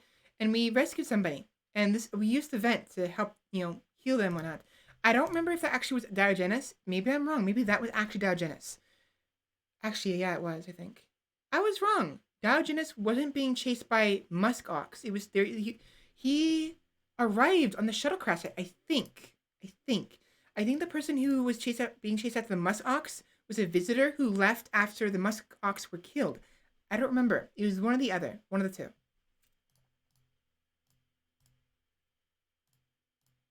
I don't remember. It's not important. I'm gonna move on because I've already said my piece about this for the most part. We got invaded by muskox. We got invaded by actual invaders who we killed easily because they died of hypothermia, as well as some shots from Dusk Feather. We just killed the Arctic Lion. Lost Tamaki to some. Oh, it was Tamaki who arrived on the shuttle crash. Tamaki arrived with two others on the shuttle crash. One person died. The other person left after being healed. Tamaki decided to join us after being rescued. So Tamaki was the one who arrived at the shuttle crash. It's unfortunate what happened to them, unfortunately, So, Diogenes was the one being chased after the muskox. So, it happened. Loser was being a dick and was a traitor. We lost our Flammel as a result. Our Athena got injured and all of that. All the head to pat. Thank you. Sorry. It's maybe it's not that big of a deal. Maybe I can just call. Maybe that's not that big of a deal. It's just, again, it's just embarrassing a little embarrassing knowing that you guys might know what I've been up to in the past. Maybe not recently. I haven't done anything recently. But yeah. So, and moving on. She's cute. Right, so in the next colony, this one.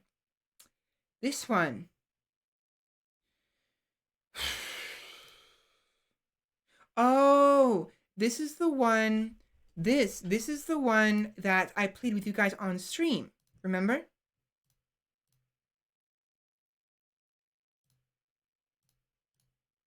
Remember the one where so far.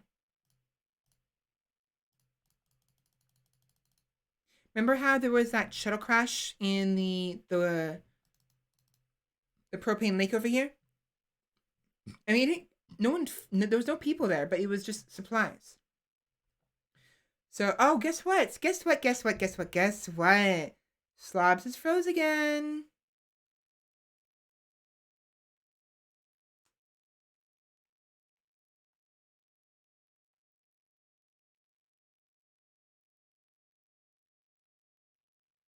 Of course it did. Give me a minute. I have opened my phone now, but I won't be able to see anything until you talk again. Oh, there we go. Now it's not frozen anymore. I don't know why it's frozen. Now it's not. We're good. I recall. Yeah. So it's this is the one we had before. This one also went kaput. This is actually the one I was talking about with the we actually discussed this on stream. And I showed you the actual save. Actually, this one took place before this one. They're out of order, unfortunately. I could make it in order later, I guess, but not that big of a deal. This one I actually had before the previous one with the mausoleum, I think. Maybe, I don't quite remember. But anyways, so it's either after or before. They're back to back, is the point. So in this one, we had a fair colony going. We had a nice little base here near a vent. There's only a single vent, which I was disappointed with. I want more than one vent. Typically 2 vents are ideal. 3 is awesome. If there's 3 vents right next to each other, that is a miracle. An absolute astonishing scenario. It is lovely. I love vents. Steam vents are wonderful in this map. And we made a small base. The latrine was over here. The storage was over here. And had a fence here. We had a small little area that goes this way towards the insect nest we have here. But the insect nest didn't have a steam vent nearby, as it was, unfortunately. Which meant that we had to cross our fingers and hope they don't die of hypothermia while we try to set up fires, which we didn't get the chance to do. We never got that far. Yeah, it's a nice little area here. I didn't like it too much how it's set up because the fact that invaders would go after my walls here and would invade the insect colony and could potentially kill it, which worried me. But we had a nice little like backyard here, and even more importantly, the the anima tree spawned near this vent in this little ravine, this little canyon, which was perfect. Honestly, that's great. If I can box off the anima tree in an area that is safe for me, preferably near my base, it's the best scenario when it comes to that because I want to gain psychic links through the anima tree with Duskfeather because she's an ancestral Oni, she is more closely in tune with nature. She's literally a wild humanoid who gains some sentience, so she's a little more intelligent than the basic animal, but she's still more animalistic than normal humans, humanoids.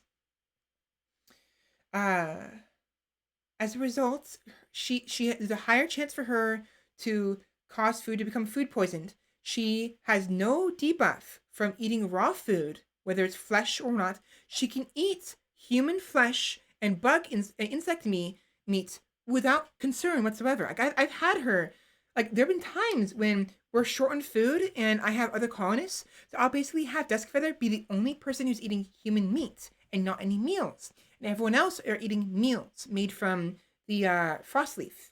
No, the crystal horns. But she has no problem eating raw food, no problem eating insect meat, no problem eating human meats, human flesh, and she has a less chance of getting food poisoning. Her chance of food poisoning is far lower than a human. So she can basically eat anything for the most part, like an animal would. Now, she's a higher chance of causing food poisoning in food she personally makes, and she's clumsy, so she can't build as well. Whenever she builds anything, the higher chance she's gonna botch the construction. Same thing with shooting and stuff. She has much less weapon handling. Of course, doesn't really matter because I gave my character Duskfeather the Artemis blessing. So, with the Artemis blessing, she has like a minus 100% reduction on aiming speed. So she aims really fast, and she has better weapon handling and a higher, shooting skill. So she's a really good shot. And I know it may not seem make sense for a wildborn to suddenly be able to be very good at like throwing stuff or like shooting stuff, but the idea here is that her story is she's a wanderer. She tends to wander, and while she's good at attacking with her claws, she's also very good at picking rocks up and just chucking them at animals, and hitting her mark and like killing them instantly. So that's the idea, is that she's really good at throwing stuff, and she has the Artemis blessing. So I need to relax. Anyways, this map was fine. It was still a little finicky, a little concerning. I love that. I love glowstone. Glowstone is so lovely. And unfortunately, at some point, we ended up encountering. Yeah, so it's the trilogy Arflamo. There were some other animals here. Oh, right. Devil Strand sheep. We somehow acquired some Devil Strand sheep. I think they self-tamed themselves. Tigress, what is she again? The Draconic, I think. Sawyer the human, and Miki the tribal Oni. So there's two different types of Onis. The ancestral Oni, the more wild-board ones, who are larger than humans, and the tribal Oni who have evolved to be more human-like. They have no penalty towards cooking or construction, but they do have some of the Oni traits. They're a little stronger than basic humans because Oni they're physically stronger than a regular human. They have like a increased carrying capacity, better melee, just by virtue of being Oni, and other stuff. So, Miki was a tribal Oni who revived at some point, whereas my character is an ancestral. Good evening, all. How's everything going? It's going well. Welcome in, Mr. Bubs. Mr. Blub. I almost called you Bubs. And by the way, you were here earlier. Sorry for not catching you earlier. The slobs froze. I didn't realize you were here. But welcome in. How are you doing today? So, yeah, we did pretty well, all things considered. Insects were still alive. Excuse me. Melina. Oh, yeah, we had Melina. So we had Melina, Tigress, Sawyer, Mickey, and of course, Duskfeather. And of course, our animals. Thing is, at some point, we ended up. There's all the sarcophagi of people I that died of hypothermia over here. There's actually a bunch of Moyo traders who died on their way to try to exit the map, and I buried them after taking their clothes and their items. Yeah, so we encountered. Where's that? I'll come back to these people in a minute. A mech cluster with a toxic spewer. You complete this quest. A mechanoid cluster has landed not far from Colony. There's a toxic spewer machine there, blanketing the whole region in poison, and there's a mech cluster. The mech cluster will remain until you send a team there to attack and destroy it. We succeeded in that. Yeah, so Mr. Blub Evil is SC.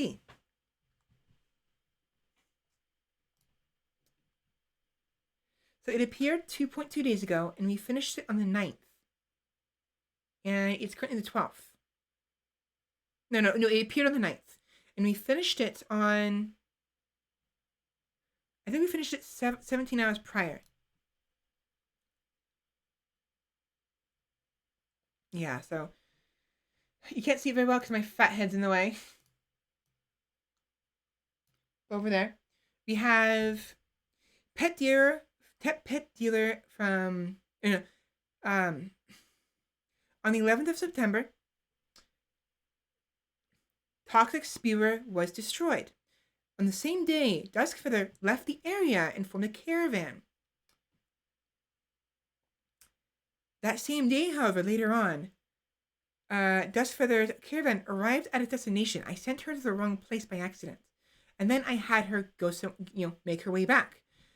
Thing is, even further later that day, she ran out of food, and even worse, she became immobile because of hypothermia.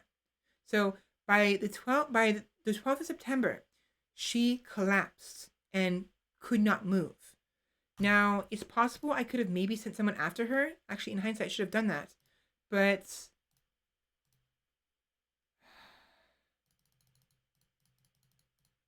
where is it? She was at 69% hypothermia. Honestly, I probably could have, I could probably go back to this and just send someone after her. Because I didn't realize you can send somebody after a immobile caravan and merge with them to help them come back. I didn't know that. But she was stuck here in this hexagon, this what do you call it? What do you call these? The hexagon pieces, not units. What do you call them? Not frames. Not areas. I mean, you call them areas. What do you call these? It's similar to area. It's like I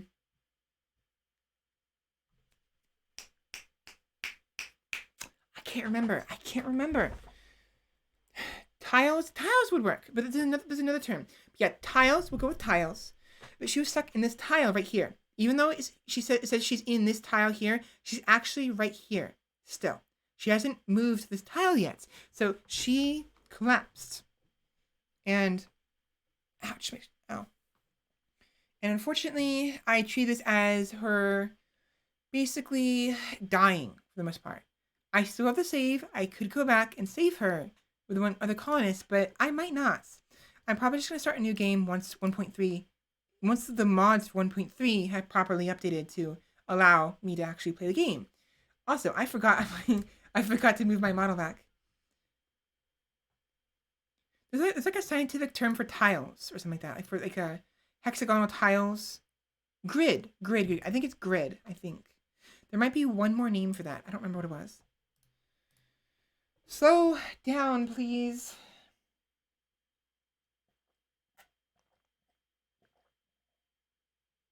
I need to slow down. Oh boy.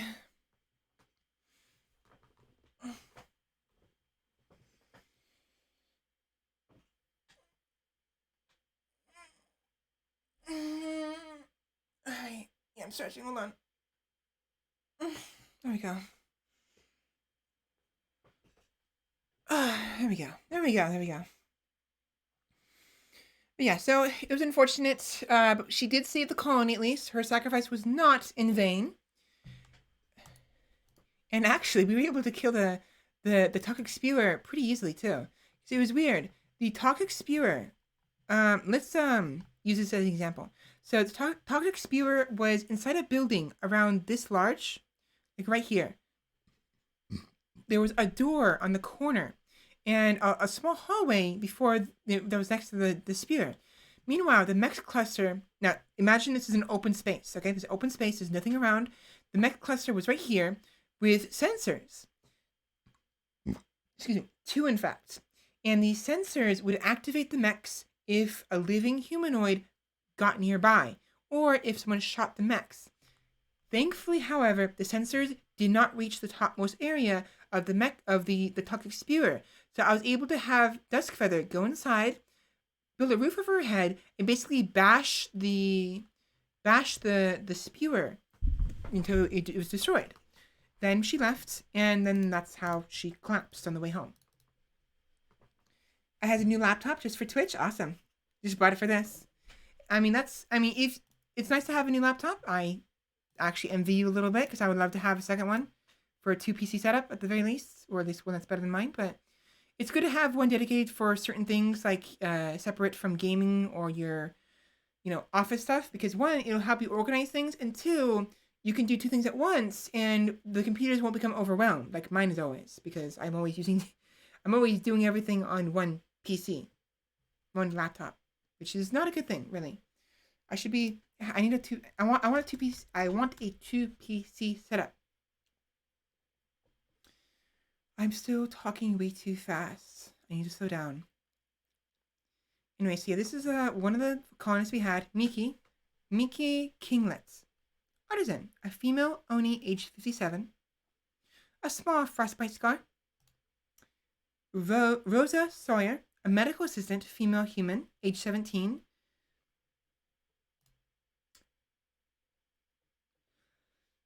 Shinario, Tigress Thero, a female human. I thought she was a draconic. I guess I was wrong. She's just a humanoid.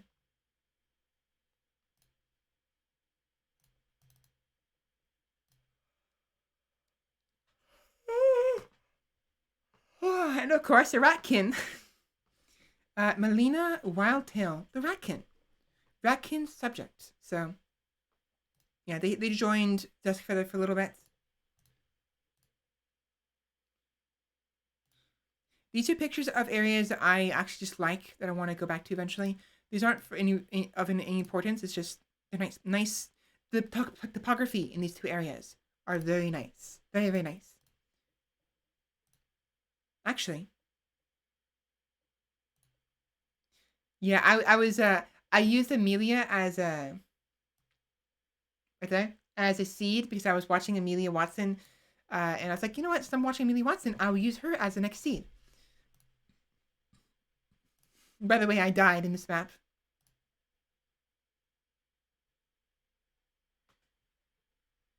What map is this one? Oh, This one has more colonists. Anyway, this was a third playthrough I had. I actually really like this one. This actually... Oh my gosh, it's this one. It's okay, so we'll get back to this in a minute. Not yet. We're gonna go backwards a little bit. I want to show you that other colony that I really, really liked because the way the topography was. The topography cut the entire map in half. That was a really wet F I just did. I think it's this one. This one, right. So look at this map. Look at this. This is actually really neat, really wonderful. So at some point, I arrived on this map. So, all right. So, let me set up the scene for you. So originally, Duskfeather was on another map, a separate one, near to this one, and she decided she didn't like the topography. She didn't like the way the caves were set up, and she didn't like the color of the actual stone. So we left. She left. She traveled a little bit. Her lifestyle was a bit nomadic for a small time. And eventually, we arrived here. This place was awesome because of the fact that they cut the entire map in half, and she spawned right here next to this cave system that had insects in the very dead center of the middle. Problem is, because the only path through the mountain range was through the cave system that the insects were in, some travelers. I wonder if it shows their bodies. No. Some travelers arrived, went through, they're just passing by, and unfortunately, they killed the insects and they destroyed the hive. I was so upset. A good idea, honestly, yeah. It's a fantastic map. It is. I love this map so much. I want to come back to it eventually. My gaming one is breaking low. The keyboard is messed up. Buy another keyboard. I actually have a... So, this I have is a separate keyboard that is actually a very nice keyboard. Logitech one. Look up Logitech K800. I think that's the one I have. It's a very, very nice USB keyboard. It feels nice too. So they were passing through, and the reason why I lost the hive, normally I'd have time to, put up walls like there are here. But within seconds of arriving, Duskfeather collapsed from hypothermia. Of course, Duskfeather is immortal, so she'll come back to life when she dies. But she died, and as a result, I had to wait for her to regenerate, and it took her like 5 days to come back to life. In that time, visitors arrived, destroyed the nest, and they themselves died from their wounds after destroying the nest and killing all the insects. More visitors arrived, merchants, and they came, they left, my body was there. And more importantly, and more annoyingly,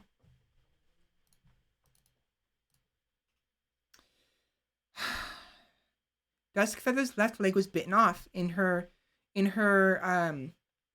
breathless sleep. So as she was dead, trying to regenerate enough to come back to life, some freaking like Arctic wolf or like the frostlings. A frostling came over and tore her leg off and ate it. Son of a bitch. So I was at 50% moving for the entire time. It was annoying.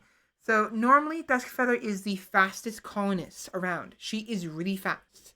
But it was such an annoying. I was so upset. I was so agitated. And I think one of the first things I did was kill the once I got a gun on hand. Oh no, actually I didn't get to. The bastard left before I could kill it. But yeah, so the Arctic, the frostling, it ended up, what are corpses? No, we did kill it. We killed it and we ate it. I forgot. So yeah, she lost a leg, and I was without a leg for a long time. But we did it pretty well. We got a nice little setup here. We had a sort of, we turned this into a prison next to this vent, which helps keep people alive. We actually recruited a couple of the prisoners. I believe Bonnie was a prisoner, as was Dumbo. I think Bonnie and Dumbo were prisoners. Or maybe at least Bonnie was definitely a prisoner. Bonnie the Moyo. So I rescued Moyo because she collapsed in a shuttle crash, I think, or like a transport pod crash, and she was an enemy. So I kidnapped her, convinced her to join a colony, and she agreed eventually, and ended up with 5 colonists, which is actually very nice. Of course, one of them is having a mental break. Dumbo's off gallivanting in the wilderness, being abusive, just wandering. Galvan was sleeping. He is that's probably, F in the chat for Duskfeather and her left leg. Galvan was our researcher. He was a Orison researcher. Some pretty good intelligence. 13 intelligence.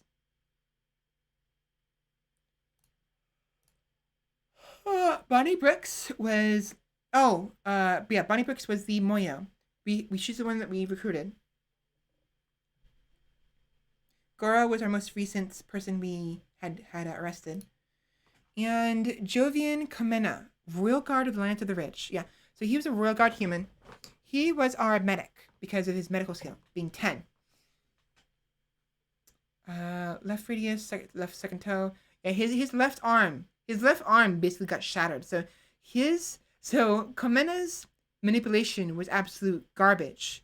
Duskfeather's moving was absolute garbage because her left leg was broken, was torn off, and his left arm was shattered. So yeah, what are you gonna do? Meanwhile, Bonnie was fine. She was good at construction, and she's a passion for mining, artistic, social, and intellectual. So she was our constructor, but also our warden. Because, like, our backup warden. Because I believe Comena was our main warden. Social of 7. Yeah, so Comena was our medic and our warden, so he was the one who was in charge of talking to the prisoners and trying to convince them to join us. I imagine a mental break on an ice sheet can result in pawns getting themselves killed. It can, yes. Thankfully, with propane lakes, not only is there plenty of, at least this one, in fact, not only is there plenty of mountain cover, because he's right here. Like,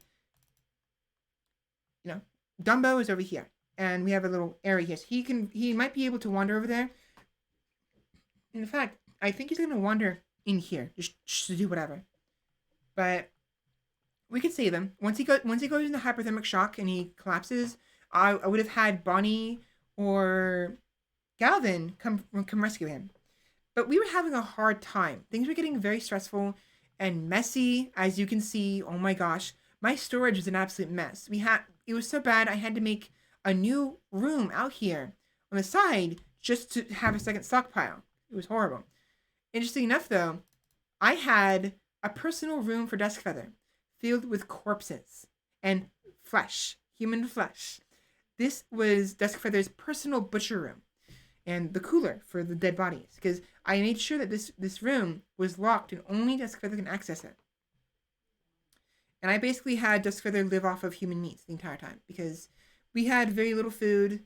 The only source of food we had really was in the form of the behemoths, the female behemoths producing milk, and also the crystal horns. Problem was all the animals we had kept eating all the crystal horns as well as all the other plant life. So we were depending basically on the milk, just nothing but the milk.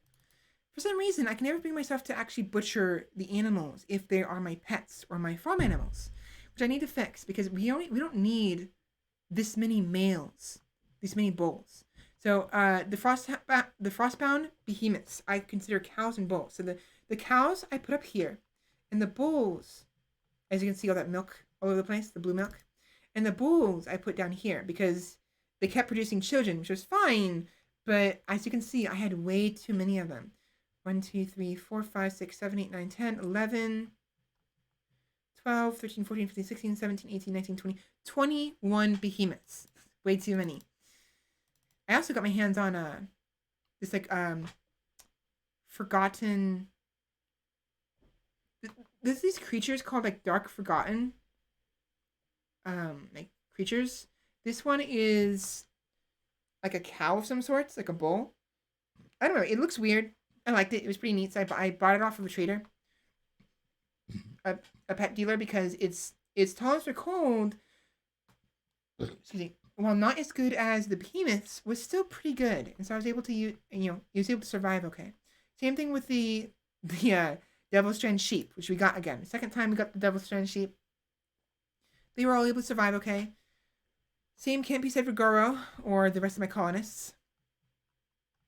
But yeah, during this playthrough, I was getting tired of the fact that all of the Norbal faction, the Norbal Viking mod produces a Norbal faction, which is similar to Vikings, as well as weapons and pawns.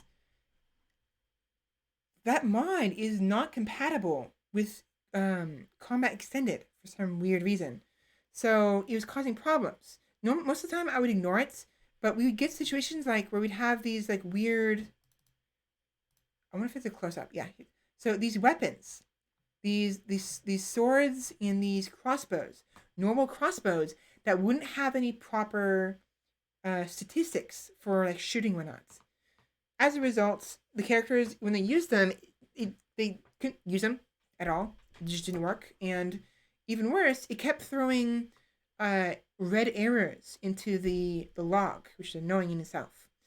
So I decided I wanted to try to remove the normal, which is why there was so much freaking human flesh. Most of that human flesh. Let me see if I can find a. Yes, this is Duskfeather's room. Duskfeather's kitchen. Most of this human flesh is actually normal meat. Normal human flesh. We had 1, 2, 3, 4, 5, 6.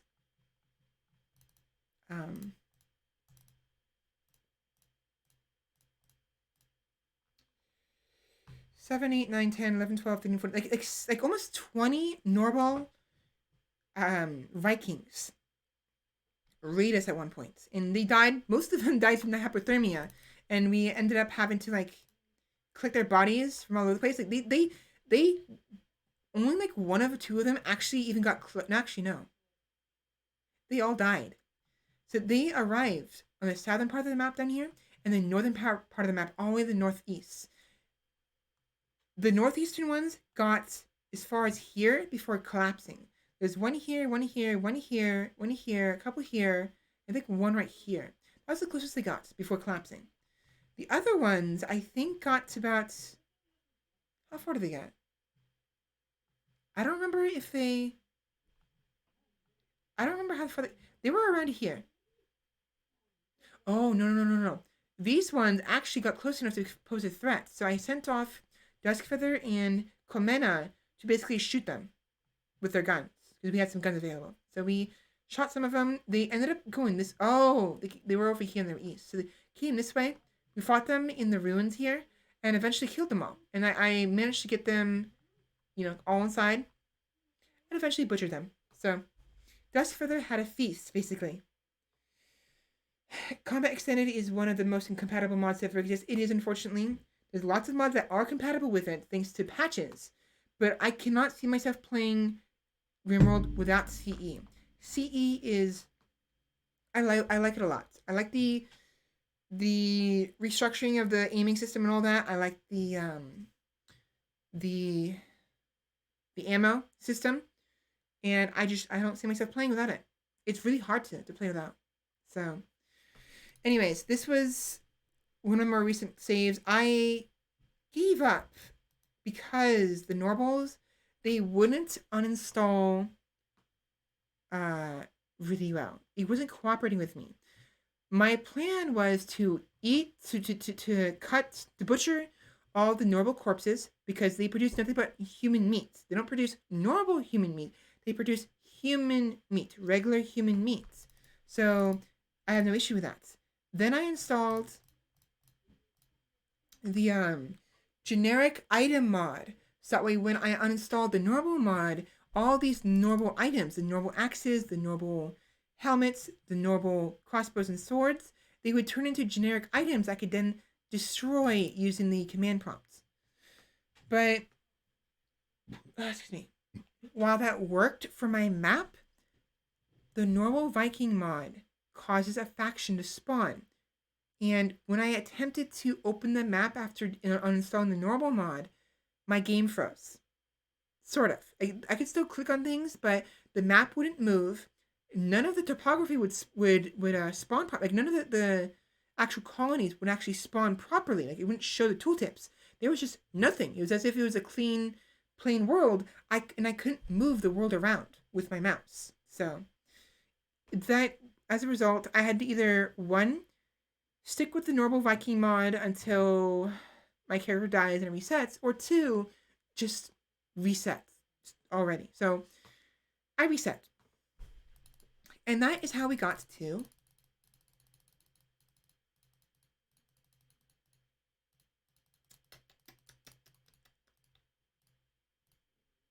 this one. But before I talk about this one, let me take a quick break. It is 2 hours in. My throat hurts. I'm slouching a bunch. So let me just walk around a little bit. I'm not going to leave the room. So I'm just gonna stand up and just pace in my room a little bit. But yeah, so I'm having a lot of fun with RimWorld. I'm looking forward to all my mods finally updating so I can actually play just some stretches real quick. And actually, I haven't done my morning exercises in a long time, so I should probably just do that. Right. I need a new chair. I really need a new chair.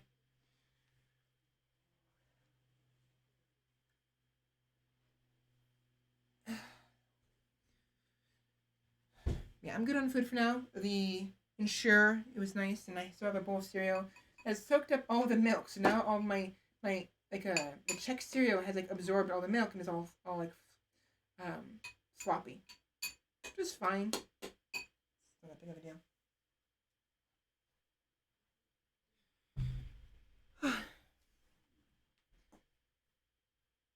It's actually been a long time since I've done my exercises. I haven't been doing them properly. It's been about a week or so. I stopped doing them after I got sick to my stomach, and just not because it caused that. It's just because I was sick and I didn't have the energy to keep up with them, and then I fell out of the habits of actually doing it, which was unfortunate. So let me go ahead and just do a plank, I guess, maybe some push-ups after I finish stretching. All right, let's do a push-up first. Yes. Baby push-ups, mind you. I still don't have the strength to do proper push-ups.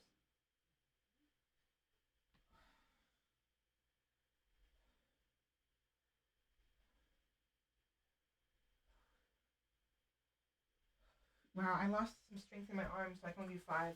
My arms are starting to hurt really bad. Actually, to be fair, it's the left arm where I got my shot, so maybe that's why it's hurting. But I can do a plank, though. Do a plank for 30 seconds. Do that real quick.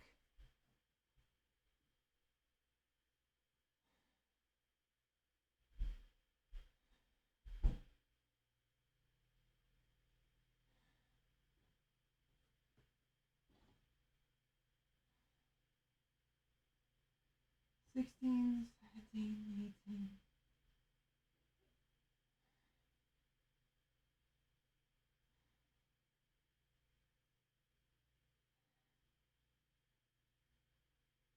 Ah, 30. I am out of shape.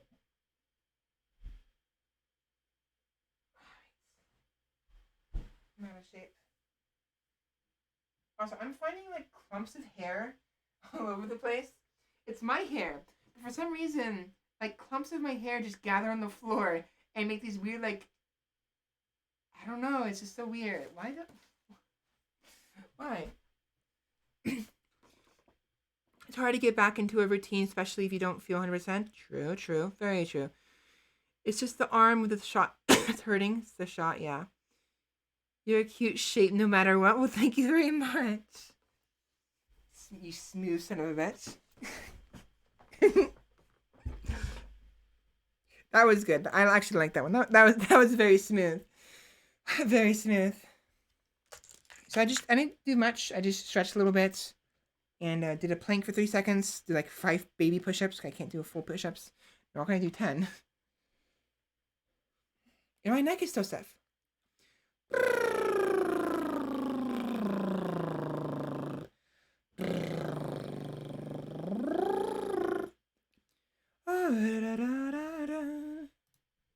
Okay. There we go. Anyway, so this map was nice. I really liked the topography. And actually, I spawned, like, where did I spawn? I think I actually spawned up here or here. But I liked how close this vent was to the mountain here. And more importantly, I liked how there was 2 vents next to each other. So there's one here and one here. So I took the liberty of blocking off the area with some fences here, here, here, here, and here.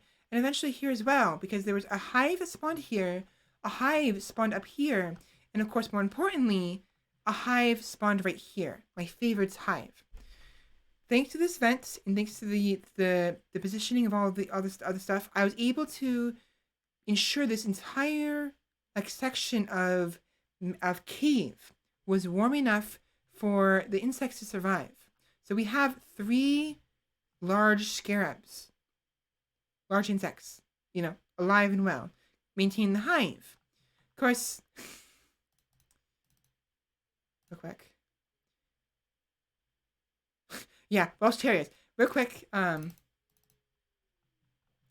had to put up some walls here at some point because whenever I tried to draft my colonists and bring them over here, my colonist being Dusky Feather specifically, she would shoot them through the fence and cause them to come after her. So I had to reload the game after the first time that happened, and always had to be careful until eventually I put up these walls here to block off the line of sight. So now I don't have to worry. But sometimes I'd have to have her pick up some food and then come in here and drop the food into the jail cell, which is what this is. Because for some reason, my character wouldn't feed the prisoners whenever I told her to prioritize them. So I don't know what was going on. Eventually I took care of it. But we have 3 prisoners, and Gonzalo and Dahlia, I believe. No, 1, 2, 3, 4, 5. No. So we had 3 prisoners, right? At some point, we had 2 quests, right? The Deep Welsh Terriers. A trader is calling. A pack of 31. Okay, I was off by 1. Not 30. Oh no, I was off by a lot. No, I was off by 1. I said 30 yesterday. 31 Welsh Terriers are hunting him. He wants your help to draw the animals away from him. The Welsh Terriers will arrive at Raby Prairie 21 hours after you accept. 31 wild Welsh Terriers. What did I say they were called yesterday? What did I call the animals? I said terriers, right? I think I said Welsh Terriers. So yeah. So Welsh Terrier, we had a random trader want us to basically gather the attention of all these terriers, which by the way are all dead, in case you haven't noticed. Oh no, they're alive. All these, the 31, they are all out of their mind with Scaria. They're hunters. They're man hunters. So I had to be careful with that. I would have been fine, to be honest, because I have a gate here. I could have just took pot shots at them until they died, which was my original plan. But, interestingly enough, we also had another quest available to us. Fetodero tea. How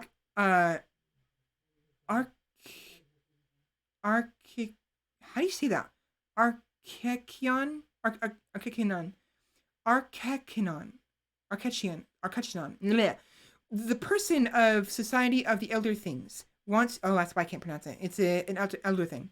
Wants you to help save one of its caravans. The caravan is being hunted near Raby Prairie, my colony, by 3 groups of Kijin outlaws, assassins, from the Dark Swords. Fedodero T wants you to signal the Kijin outlaws to draw them away from the caravan and towards you. The first group of Kijin outlaws is composed of 1 Kijin faction leader, 1 archer, 2 assassins, 2 infantries, 1 town guard, 2 villagers, 2 knights, and 3 royal knights. 2 similar-sized groups will follow soon after. 5 mercenary gunners will be placed under your control. You will have to feed and house them, but they may die in battle without consequence. If you accept, the Kijin outlaws will arrive in 1.4 days. That's what these guys are. So the 5 on the very top, 1, 2, 3, 4, 5. Oh, so Dahlia was right. Dahlia was one of the people I saved, I think, or no, one of the prisoners, I think. I don't remember. But these 5 people, they'll what are the names? Ignore that. Theo Frastas, Mai, John Johnston, Gonzalo, and where's the last one?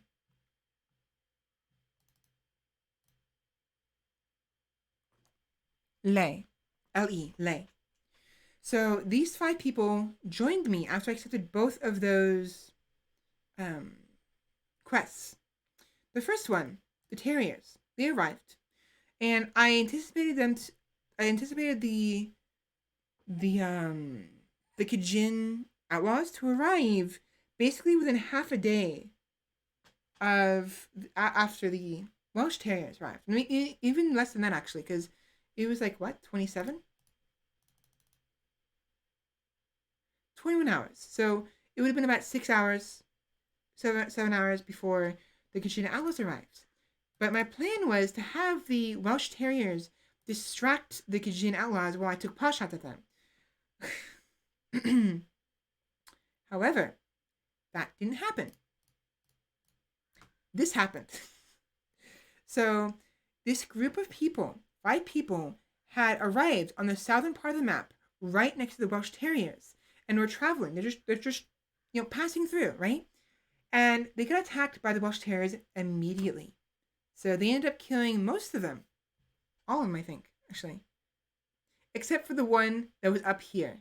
I don't know how. So 30 of the Welsh Terriers were down here, but some random terrier moved up here for no reason and survived up until it came down here again later on and got killed by them.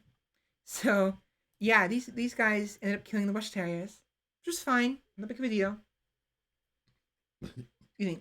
But if you notice, some of these, so these ones, the dark colored ones, are rotten ones. The ones that have rotted because of the Scaria.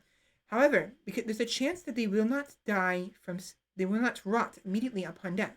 That's what all of these light colored ones are. So it was 1, 2, 3, 4, 5 of them. No, 1, 2, 3, 4, 5, 6, 7. 7 Welsh Terriers, which would make perfect meals. It would make it awesome meals. What's interesting though is actually one of the dogs was immortal. This dog. And this dog I planned on killing to give my character Duskfeather some extra immortality power, which I eventually did.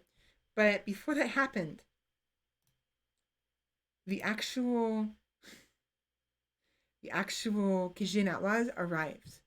It's funny because some of them arrived in the south here when these guys were still here. So they had to turn around as they were leaving and attack the Kajin outlaws. Meanwhile, 2 more spawned here, and in my desperation to sort of save myself, because a lot of Kajin outlaws, I spawned caravans. So with the vanilla achievements expanded, you have this in-game achievement system that gives you storyteller points for every achievement you make. I had 125 and used those. Initially, I wanted to summon a raid in the hope that the raiders will attack the other outlaws because they're conflicting. They're of conflicting factions. But when I did that, all that happened was those raiders, once I spawned at the very top of the map, away from the other ones. Even worse, it was only 3 people, a measly 3 villagers. So it was like it didn't matter. So instead, what I did was I spawned some caravans. So I was down 10 for a raid. So I had 115. I had enough for basically 7 caravans, right? 7 caravans. One of them spawned right here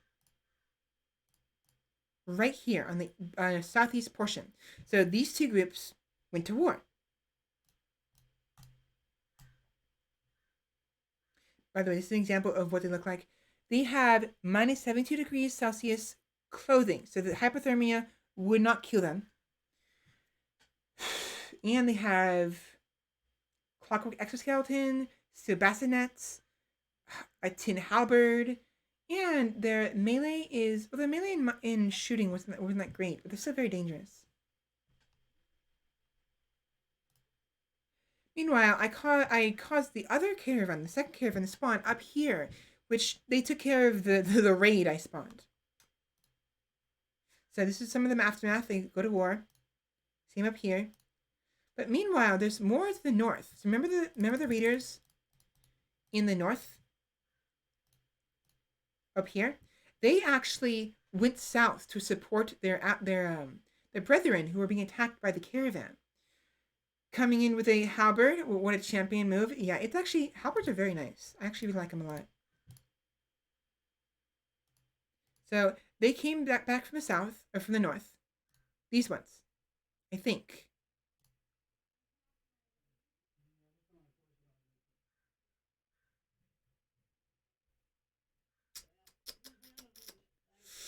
Right. So what I did was I sent off the 5 troopers that the elder thing sent me and had them set up right here. Unfortunately, they couldn't hold the line and ended up dying pretty quickly, causing uh 1 death, 2 deaths, 3 deaths, 4 deaths, and 5 deaths. So one of them died up here. The other ones I had them retreat, but they couldn't hold out. The Kijin were far too powerful and far too numerous. And at some point, they tried to make their way to my base. However, I managed to get Duskfeather out there. And interestingly enough, most of them only had melee weapons. So I used Duskfeather to bait them around. She was right here. They were coming this way. And they caught sight of her. So because Duskfeather is so much faster than normal humans, I basically just kited them around here and spawned more caravans. I spawned 2 more caravans, put the trading spot right here, so that they would make their way slowly to the center down here. So I just baited them towards the caravans, and they took care of the rest. One thing I didn't anticipate though was at some point the caravan. That's me trying attacking Ina the blacksmith.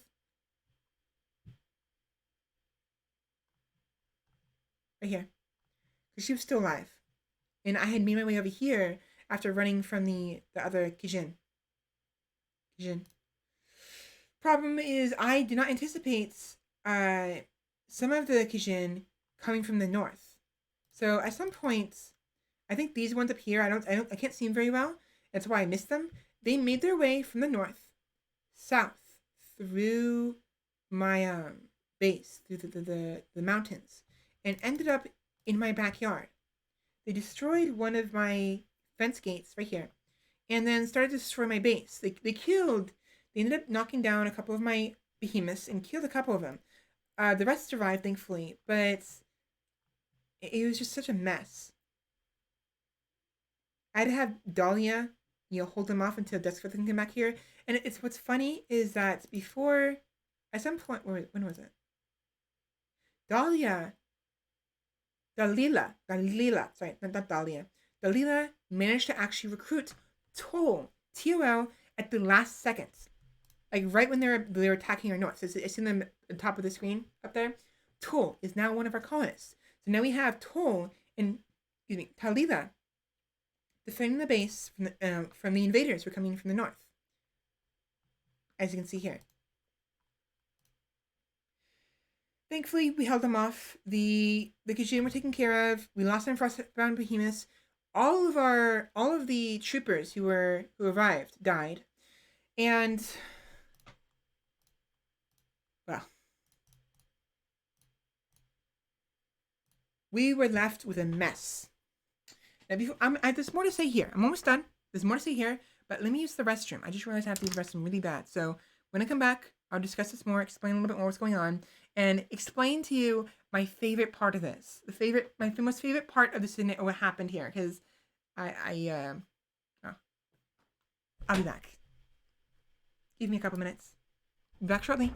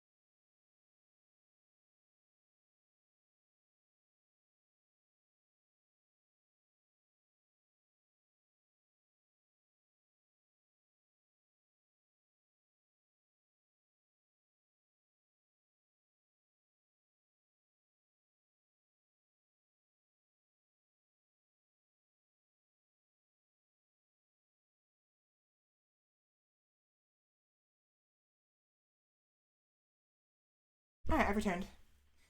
Sorry about that. That kind of, to be honest, that kind of caught me off guard.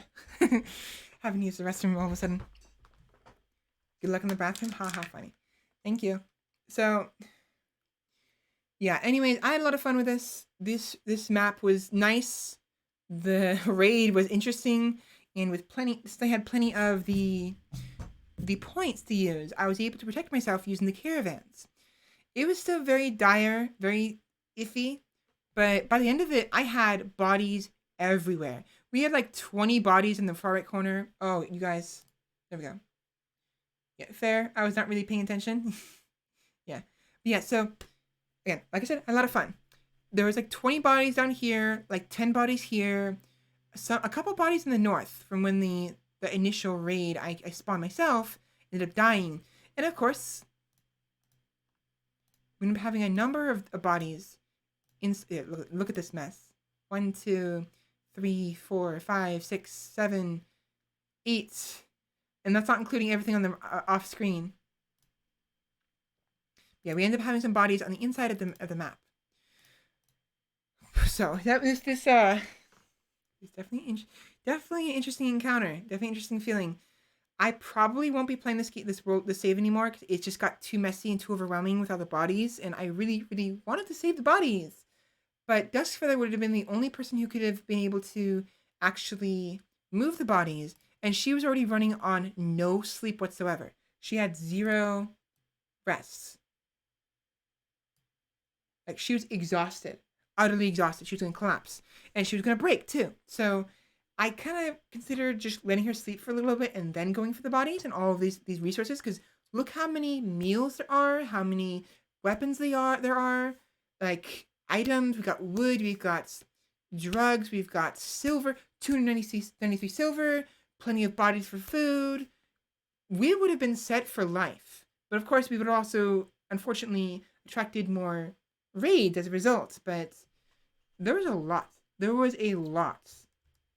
So, again, my favorite part of this, my most favorite part of this, was the story I was able to tell near the end of this. So, as you can see, we had some of the raiders, some of the Kijin, come after us from the north through the mountains. Is it a plethora of helpful supplies? It is. At some point, Duskfeather returned from her excursion to the east, trying to collect some bodies, when she realized the base was under attack. Our forces are under attack.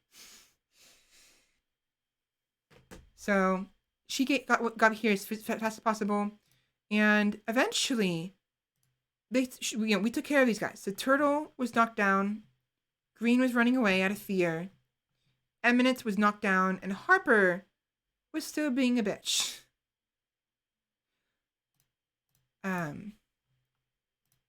But one of the first enemies Duskfeather actually encountered when she returned, because she went from here on the east side all the way back through the main entrance of our base to, upwards through the actual the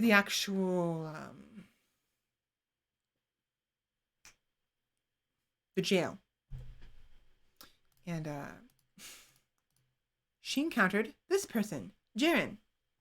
So Jaren came in from the west part of my base through the corpse pile and some of my other, obviously, pile of clothing.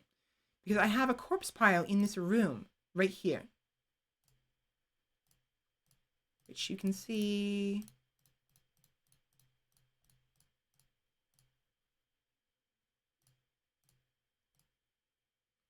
Up here, the northern side. So here's the main base. The rooms where I sleep, the stockpile room, temporary one, and then the stockpile room here. Obviously the insects in the bottom left, and of course in the center is the jail. Because the south of this is where the actual vent is. So the top left is where my corpse pile is, where I collect all the corpses, and I'm going to butchering later, for Duskfeather to eat if need be, and get all the human leather. But after I built this wall, this was before the Kijin arrived, Jarian broke through my corpse pile and into here. By the time they got about halfway through the corpse pile, Duskfeather had returned home and anticipated their movements. So, you know what she did? She stopped right here. She stood on top of this mushroom, stood in place, waiting for him to go through because he was trying to bash through this door, right? And it was wonderful. I loved how it played out because so Jaren, this dark sword invader, enthusiastically slammed the door with his right fist. Eventually, he broke it, and the moment he broke it, Duskfeather was on the other side waiting for him with an automatic machine gun. She gunned him down like freaking like he was a freaking party. So, he got hit so many times and eventually died. So Duskfeather hit Jaren with 7.62 millimeter rounds bullets. He what is HE again? Not heat rounds. What is HE? Regardless, she hit him with a projectile. Duskfeather's projectile hit Jaren, obliterated Jaren's left abdominal cavity. Hit him again a couple times. Hit Jaren, hit projectile. Crushed Jaren's left ear into pieces. Perforated Jaren's tailbone. And Jaren warily launched his blazing orb at Duskfeather. So these characters have this like blazing rod. It's magical in nature. Doesn't require ammo, but throws fireballs. Kind of like the fire throwing ladies from Dark Souls 3 and Dark Souls 2. You know, like the dancers, the desert sorceresses who throw their fans and their like flames come out. Same thing like that. Duskfeather hit Jaren with a projectile and eventually blasted in the right arm, caused Jaren to expire. Jaren's Kijin fan shockwave hurt Duskfeather's torso. So he did get a single hit off as he was dying. So he died through one more throw as he died, as his arm shattered. And the blow hit Duskfeather in the torso. She was fine. She was a little on fire, as was her bed. So she put the fire out and then moved on north to go assist Dalila and Toll with Harper up here.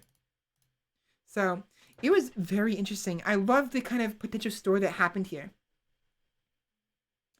Heat rounds. They're probably heat rounds, I think. So it's just, I wanted to share it with you so bad. So this invader busted the door and met with just an entire wave of bullets just right at his face. And it's interesting because it says here, crush his pelvis. I think the bullets may have gone through his groin area and not his tailbone, I mean, and destroyed his tailbone. So he was absolutely demolished. I don't have a picture of his health, unfortunately. I forgot to take a picture of it. But if you look on the right side, you can see how much of a mess this is. Oh boy, we have 1, 2, 3, 4, 5, 6, 7, 8, 9, 10, 11, 12, 13, 14, 15, 16, 17, 18, 19, 20, 21, 22, 23, 24, 5, 26, 27 notifications, most of which are the deaths of people or the arrival of people. So, yeah, it was fun. It was fun. Fun times. Again, we survived. Duskfeather was a little injured, but not that worse for wear. She was exhausted, though. That was the biggest issue, is that she was dead friggin' tired. She needed to go to bed ASAP. So, Toll was fine. He was just recruited. Dalila was fine. She was going to start rebuilding all the broken down fences and stuff so we can, protect our base and make sure that all of our stuff doesn't deteriorate from being outside. And, yeah. So it was neat. It was fun. But it's just so much, it's too messy. So I've kind of given up on I've given up on this colony. That, and also, to be fair, this was the last colony I did before 1.3 released. And I can't come back to this until all the mods I played with in the save through in this colony is actually updated to 1.3, so I can actually play it without it crashing on me. So I'm just going to give up. I'm going to play New World with 1.3. And go from there. But I don't know what's going on because don't know RimWorld well, but just nodding along. But that's fine. Just know that I and a group of people, as Duskfeather, this character named Duskfeather, an alien, That's how I was playing as.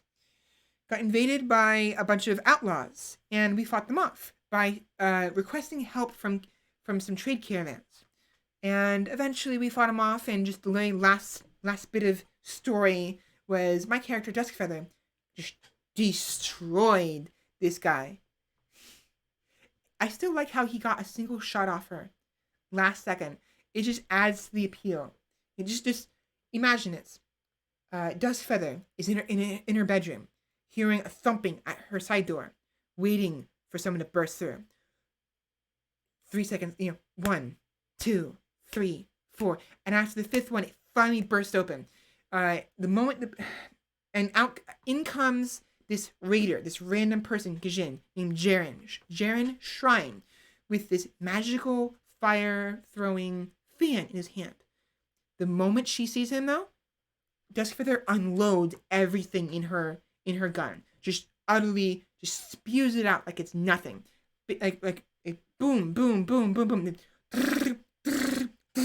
over and over again. And meanwhile, her shots are just bam, bam, bam, bam, bam, bam, bam, hitting him. I'm imagining it in slow motion as he opens the door, he bashes it down, and just bullets fly at him. He's like, just boom, boom, and he gets off 2 shots. The first one he misses her. The first blazing orb misses her and hits her bed, sets her bed on fire, pisses her off. So she just keeps unloading on him. And as he dies, as his right arm shatters with the fan in his hand, he managed to get off one more throw at her, hitting her, grazing her with the orb, and setting her on fire. She panics, but is able to put out the fire just in time before she goes up in flames. After all, as we know, Oni have feathers, and they are susceptible to fire, so Oni will catch fire very easily. She was lucky. She put the fire out on her bed, and, rejoiced in the victory she accomplished.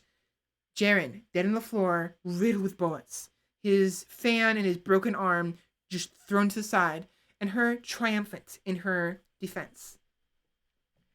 RimWorld is chaos, Brad. No matter your best efforts, chaos will make a mess of your plans. It will. And honestly, that's the fun of it. Chaos brings fun. Chaos brings interest, difference, possibility. It just makes things interesting. And yeah, so I may not be very good at, I'm not as good as I want to be at telling stories, especially with how fast I talk and my mumbling and all of the other problems I have, but it's just, there's a story here to tell. And it was wonderful. I loved how it happened because he was thumping on the door, and I was thinking to myself, oh my gosh, it's gonna make a wonderful story to tell people on stream, because it was fun. It was funny. It's like a scene from a Godfather or something. I haven't watched Godfather, but I know there's a lot of there can be a lot of shooting in that sometimes. But I imagine it kind of went like this sometimes. Some mobster comes through the door, bashes the door, and meanwhile the other person on the other side just blasts them away with a bunch of bullets. Like, boom, they're gone, And in slow-mo, too. I would have loved it to be in slow-mo. It's hilarious. Chaos gives birth to chaotic energy, and that is the best energy to have. I actually agree. Of course, as I said before, I prefer orderly chaos, but sometimes chaotic chaos is fun, too. I can say right now, Sarah, you were right. It made a fantastic story for stream. Glad I was here for it. Maybe one day when I learn how to slow down better and not stutter as much and, be able to improv better, I'll be able to say it, speak it, narrate the story more efficiently later. But for now, we're good. We're done. I've spent the last 2 hours and 43 minutes talking, and I actually want to get on to playing games. So,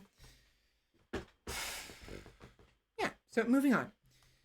Before we move on, though, just gonna go over this again and just admire my work and admire everything that's happened. So much loot. So much loot. I am a little disappointed that I won't be able to get to it, but it is what it is.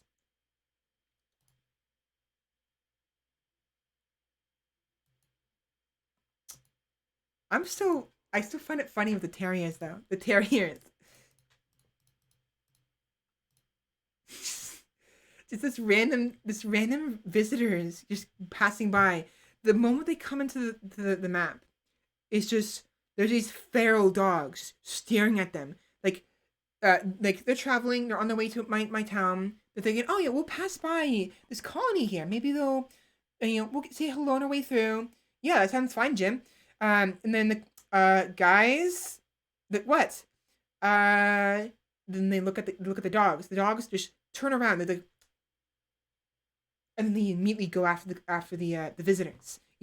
Like, oh shit, and they start unloading and like bashing the heads of the dogs in, the musk ox in like everyone with the paddles and maces.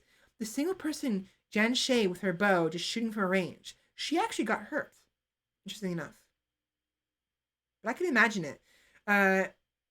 Baal, Calderon, Jan Shay, Kivi, Verseri, and Vadim with their muskox. They're just traveling on their way home or on their way to another tribe, perhaps, in hopes of getting just making money. They're walking through and they're just talking to each other. And as they arrive, Jen Shay is like, guys, what is that? And they all turn and they make eye contact with the dogs, and the dogs immediately maul them. So, what is Verseri holding? Verseri is holding a club, a very big club, like a two-handed club.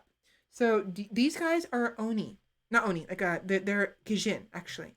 Actually, it's funny because these are Kijin, but they're not hostile Kijin. They're peaceful ones. Because again, the Kijin that attacked us were outlaws. Outlaw Kijin. So, Tiftania Kivi Kivlin, a Kijin town guard of the Kinleague of Kavia. Right there. Female Kijin, aged 22 and 16 days. So, these people arrived and were immediately assaulted by these mad Welsh Terriers. Oh my gosh.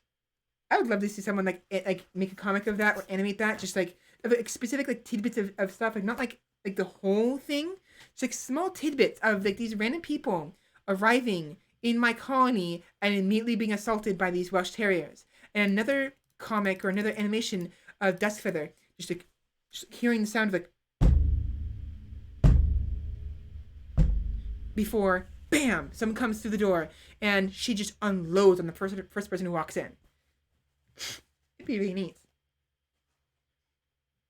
Vadim going to battle with a glass bottle. I suspect. Actually, you're right. It is a glass bottle, isn't it? That's a beer bottle, actually. It's a full... The funny thing is, they will equip full beer bottles. That beer bottle is full of beer. It's still full. More chaos than my Borderlands right now. Yeah. Borderlands chaos is way more organized than RimWorld. True, that's the thing. Borderlands chaos is very controlled, very more organized. Whereas RimWorld is just all over the place. It's an absolute mess. And it's fun as a result. I can spot RimWorld booze easily. I bet you would. Honestly, I'm not surprised you were able to spot that so easily. So, Baal has a cane, a bladed cane. Calderon has what looks like a battle axe, or just a regular axe, a stone axe. Jan Shay has a bow. Kivi has what looks like a stone. No, what is that? A steel mace. So Kivi has a steel mace, a one-hand mace. Verseri has a two-hand giant club, and Vadim has just a beer bottle. And they fended off these 31 wild, rabid Welsh Terriers with just the 3, 4, 5, the 6 of them, as well as their musk ox. They had 2 of them actually. Where'd the second one go?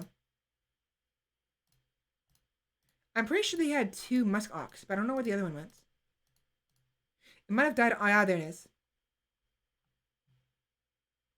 Oh wait, actually maybe they only had 1. It's very possible they only had 1 muskox, but I thought there was 2. Maybe I was thinking of these things. Yeah, at some point I started stripping the bodies of the Kijin, the outlaw Kijin, so they could die of hypothermia, and I could take their clothes without the clothes being tainted by a corpse. They're more valuable that way. And my colonists, so it does feather. She can eat human flesh. She can eat raw food, and she can eat pretty much anything without issue. She can butcher human bodies without issue. She can see dead bodies without issue. She doesn't care. She's an animal, and she can wear clothing tainted by a corpse without issue. She does, however, have issues with seeing someone die in front of her if it's a visitor. If it's an enemy, she doesn't care. She'll kill enemies without issue. If it's a colonist or a friendly person or a neutral person who dies in front of her, she does get a little upset. Just a little bit. Otherwise, she doesn't give a damn. She'll butcher a human just fine. Even if it's her she'll butcher her friend without issue and eat them alive. Eat their dead corpse if they have to. And she'd be like, whatever. Another Saturday morning. I just found CK3 on an Xbox app free to install with the Game Pass I have for my daughter. CK3 on Xbox. I mean, that works. That's fine. That actually, you know what? I wonder. Wait a minute. That's not a bad idea. I could potentially play CK3 if it's available on PS4. Maybe. I still prefer PC. There's more control that way. But that is an option. That's an option. That'll be so much better for my computer too. Thank you for bringing that to my attention. Let me put that on a list. I still prefer PC. Much better. I probably won't follow through with it, but let's see. CK3 on PS4.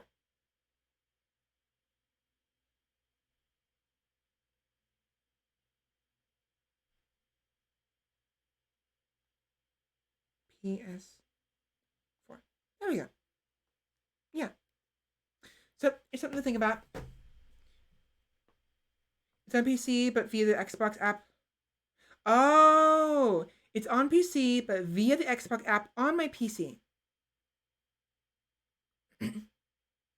Oh, I misunderstood.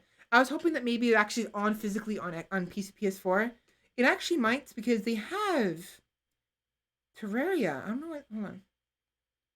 CK3. I'm gonna look it up. Not VK. CK. CK3. PS4.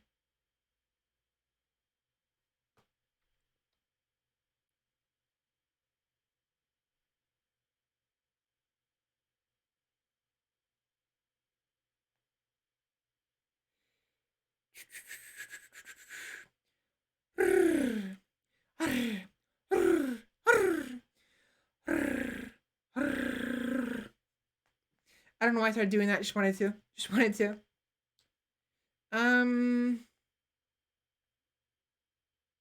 It's available to PC, but it's infectious in the way that watching several different generations of kings and queens making decisions, marrying, having children, getting the bubonic plague, and generally being awful people for the most part is addictive. Oh, you have no idea. CK3 is super addictive.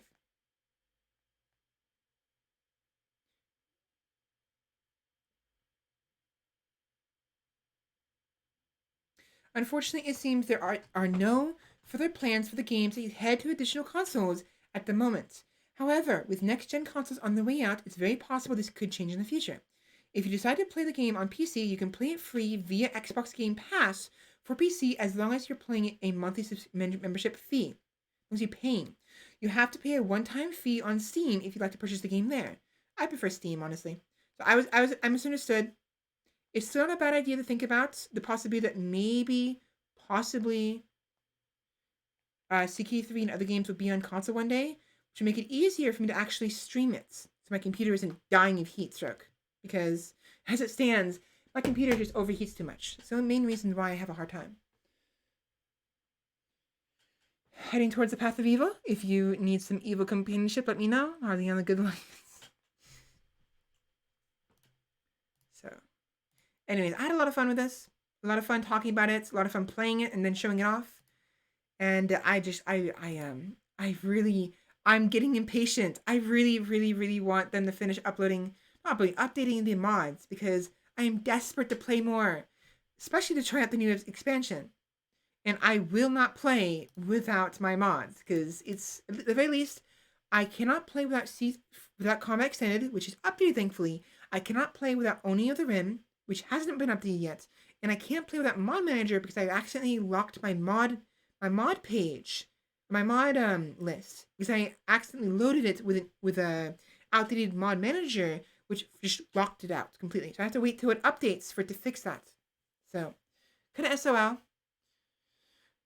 In the meantime, I have plenty of things to play, I suppose. Hopefully now with the time I have, once all is fully sorted, I'm going to start streaming again. It is a mod for the community I'm in. Being Mr. Blob Evil has its advantages. Awesome. I'm tired. Oh, I need to breathe. I'm done. Hey, so what's next? What is next? So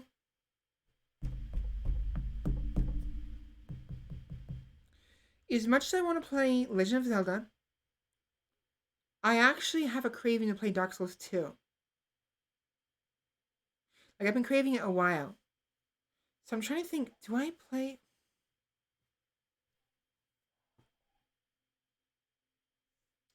Legend of Zelda, Dark Souls 2.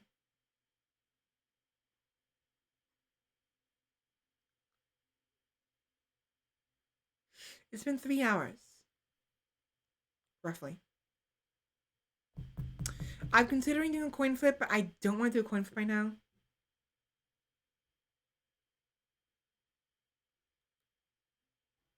I'm gonna do Dark Souls 2. I really want to play Dark Souls, like really bad, for some reason. So we'll play that. Maybe we'll play Legend of Zelda at the end of the stream. Maybe we'll play Dark Souls 3 for a couple hours and then switch over, or maybe I'll play Dark Souls the entire time. Yeah, Time to Smack the Undead, definitely. The COC was such a trial when it dropped. First, people couldn't get it working with their Steam. Then they couldn't play because half the updated mods were failing. Yeah, I'm not surprised. Very not surprised. So Ideology adds a lot of new stuff. Like, not actually, it's just like underneath the hood it does. It changes the way the game treats its pawns. It changes the way the pawns treat each other. It changes the way the pawns treat themselves. So it actually changes a lot of the mechanics of the game. That's why people are having a hard time actually updating the mods, especially things like race mods, because the Ideology adds things like personal culture and like religion and all of that. And so as a result, the races are all going to have unique like religion stuff added to them. And if the race mods don't update properly with those in mind, they won't function properly. So I do kind of want to play Riddick though. I want to play Dark Souls. So we're going to start with Dark Souls. Give me a minute. I have to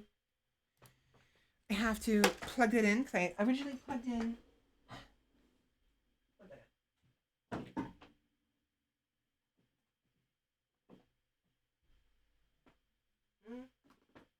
I'm stuck. There we go. I originally unplugged my PS4 and plugged in the Wii in the hope that we'd play Legend of Zelda, but now that I've gotten craving for Dark Souls 2, I have to re-plug that in. So, I'm going to just close this real quick.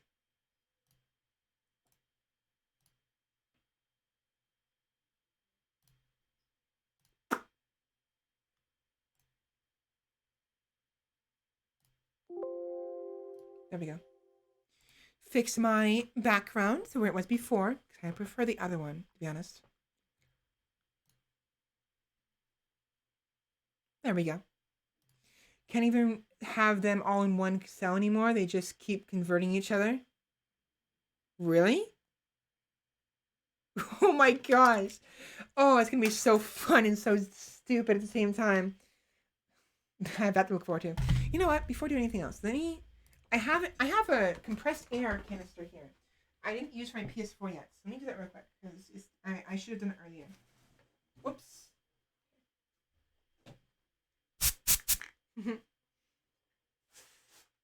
Whoopsies, that's not good. Scheiße. I did it sideways and it kind of shook a little bit, so it caused a little foam to come out. You don't want that to happen. It's actually really bad.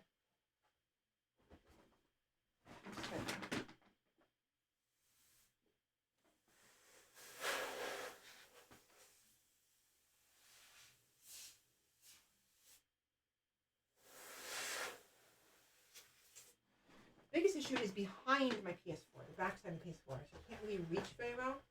I need to unplug everything, so let me do that real quick. Oh, why is the bottom sticky? Hello? There's nothing there to get stuck on. Oh, no, it's just, yeah, there is nothing in there. That's fine.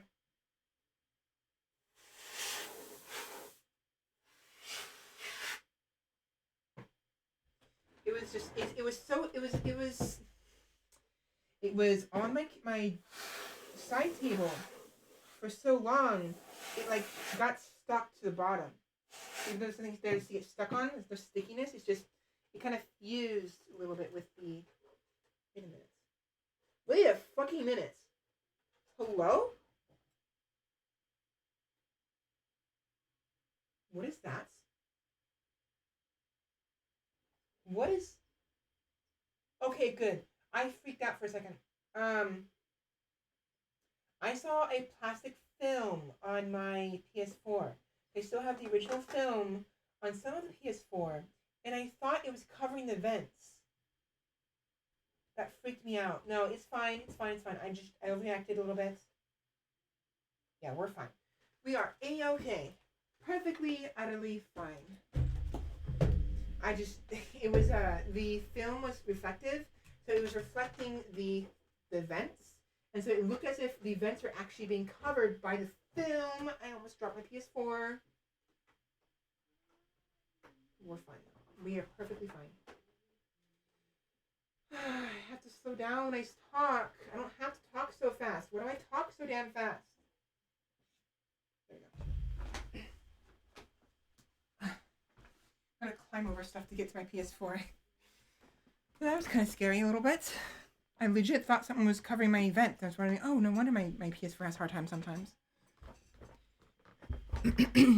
If they are of different ideologies, they spend their jail time converting one another. But once they're the same, you try to convert one, and the other converts them back far quicker.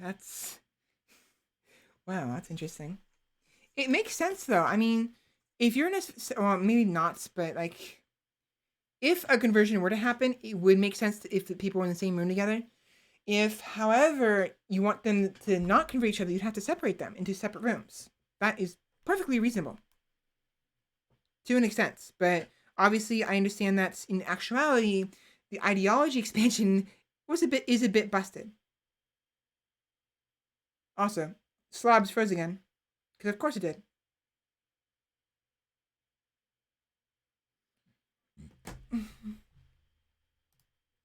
So, anyways, give me a minute to get everything situated. I need to move everything over. I just forgot about this. God. Slobs, please. Slobs. I really need to consider.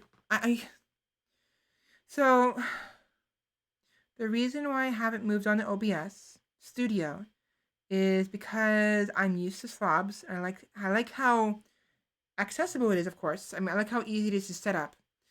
But also because the person who got me into VTubing, the person who I look up to the most, as silly as it is, as silly as it sounds, I know I'm being ridiculous here, Nieners still use Streamlabs. She's still using Streamlabs. And I kind of don't want to use anything else but Streamlabs as a result.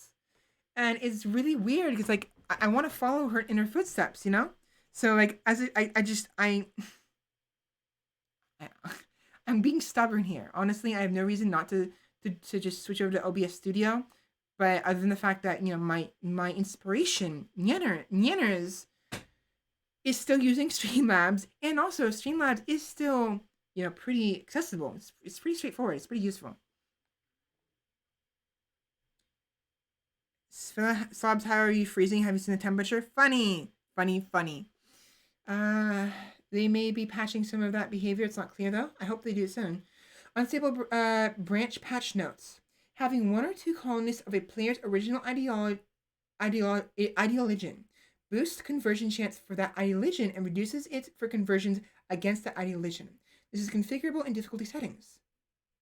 One or two colonists of a player's original ideology boost conversion chance for the ideology. Reduces it against the ideology. Huh. If she's managing to get this far with Streamlabs, it clearly works even with its issues. That's what I'm thinking. But of course, I don't know for certain. Maybe because the reason why I know she's still using Streamlabs is because she didn't specify she was using slobs. She specified she was using Streamlabs. So she mentioned one day like, Streamlabs is giving me problems, or something, and maybe she meant something else. Fucking finally, thank you, Streamlabs, finally cooperating with me. So, right, I need to move things around. I need to unplug the USB that my computer is connected to for my monitor and plug in the capture card into my monitor. And I also actually have to plug in the Razer Ripsaw. Give me a moment.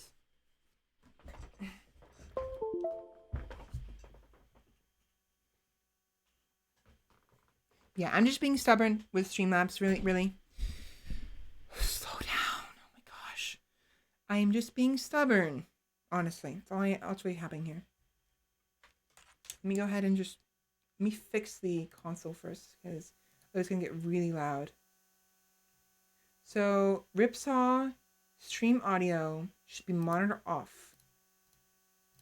My audio should be monitor only. Oh, but I have to turn Ripsaw on first, otherwise it won't work. So what's happening here is I have a capture card for my PS4, right? And I have it connected with HDMI between the PS4, my computer, and the monitor in front of me, the second monitor I have. This way I can play the game myself on the monitor and capture what's being played on my PC and laptop. However, I don't always have the Ripsaw capture card plugged in at all times. I typically have it unplugged unless I'm actually using it. This is to save, power and whatnots and keep it from my computer from freaking out more often. But because of this, Ripsaw isn't on unless I activate it. So I have to activate Ripsaw manually before I can actually use it. This has the unfortunate side effect of causing all of my audio, my OBS audio, to be a little finicky and kind of reset. So where you will hear the audio I hear, and my audio is louder than your audio, because I have to use Streamlabs to actually hear what's going on in the game, because I don't have my earphones plugged into the monitor. I have them plugged into the PC from the capture method. So that's how I hear things, is through my laptop. So it's just a bit of a mess, honestly.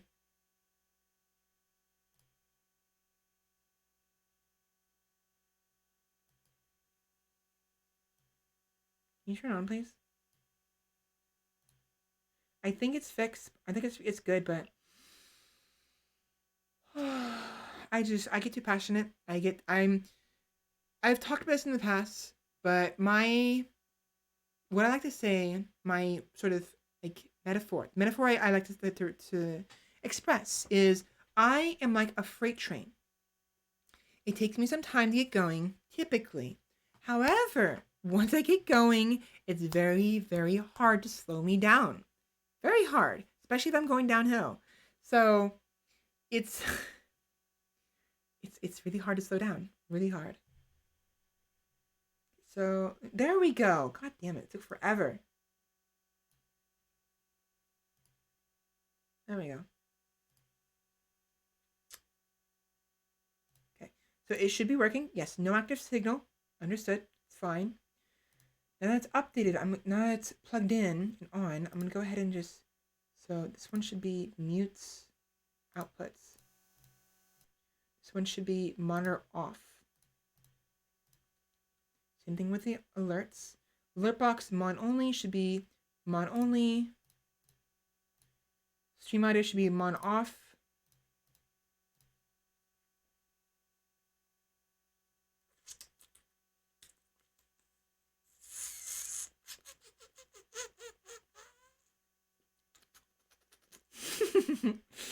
Just my random noises. As an event of how often your 8-hour streams become 9 or 10. Yeah. Again, like I said, it's very hard for me to slow down. Very hard for me to stop, you know. I get too excited. Alright, so fingers crossed it's not too loud for you guys. I really hope it's not. But if it is, tell me. Tell me if it's too loud, okay? With that said, I should test the alert box. How loud is that?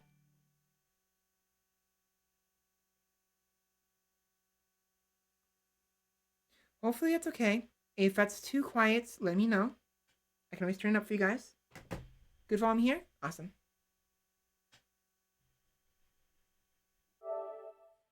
Ah!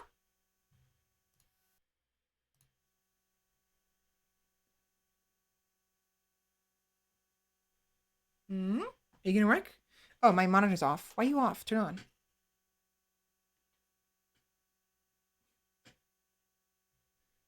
I almost forgot. I have to log in first before I have you guys see what I'm doing, because otherwise, you guys will see my profile as well as the profile of the other people who play on my PC in the past.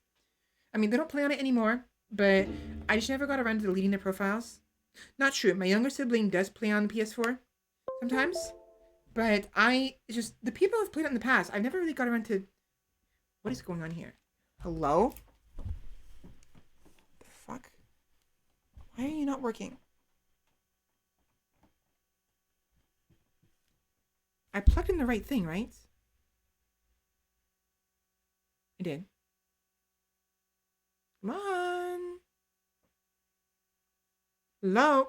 PS4 is on, and you're not cooperating with me. What is going on here?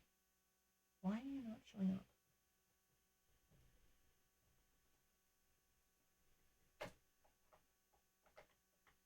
How about that?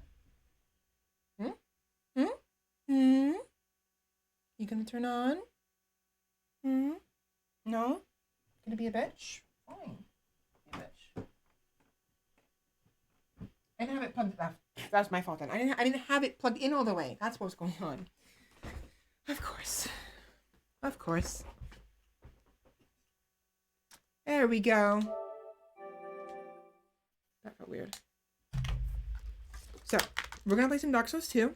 And we probably won't play the entire time. I mean, if we can survive long enough, maybe.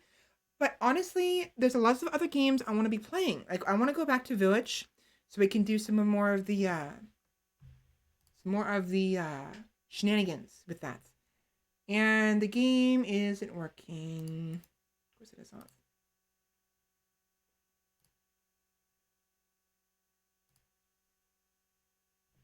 There we go.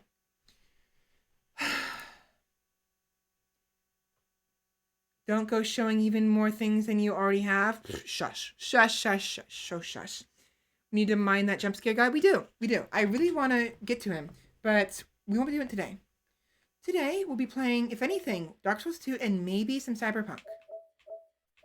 Or Celeste, maybe.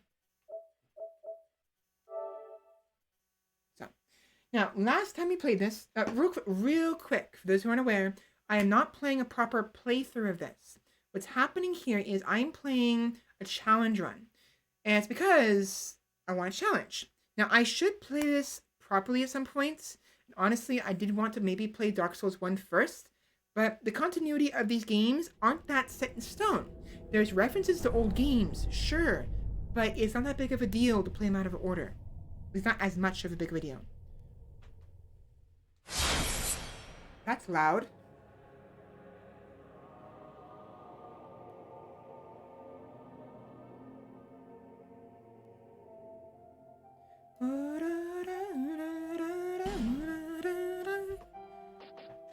Now, last time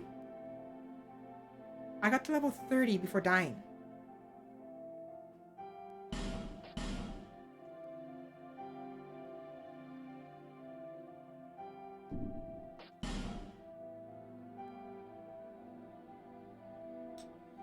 Alright, so let's see how far we can get this time. So yeah, we're doing a challenge run where I have to... Perhaps you've seen it. Maybe in a dream. A murky, forgotten land. I actually do like the intro of this.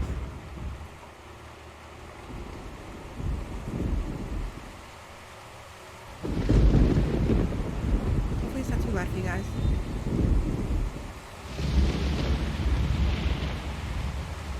A place where souls may mend your ailing mind. That's really loud, actually. Yeah, it's way too loud. Hold on. You will lose everything. How about that? Is that better? Once branded. Hopefully that's better. The symbol of the curse. An augur of darkness. Yeah, I was worried as much. Your past, your future, your very light.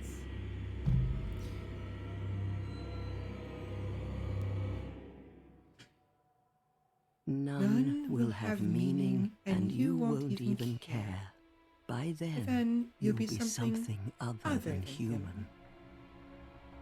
A thing that feeds on souls. A hollow.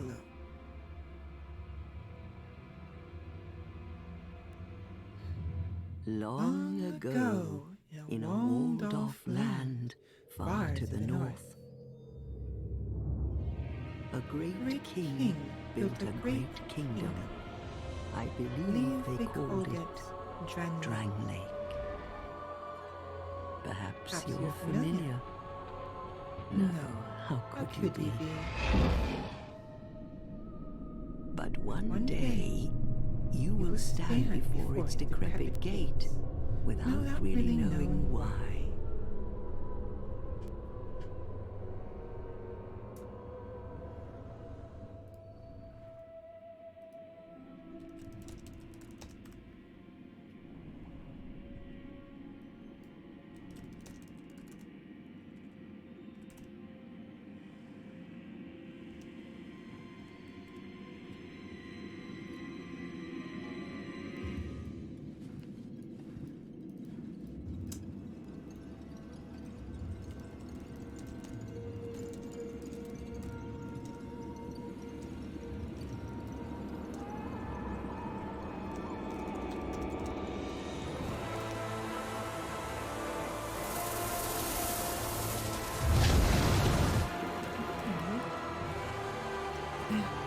There we go.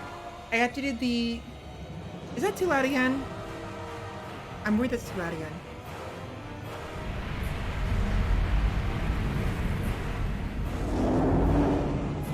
That's fine, for the most part. It's supposed to be fine. Welcome in, Sheppy.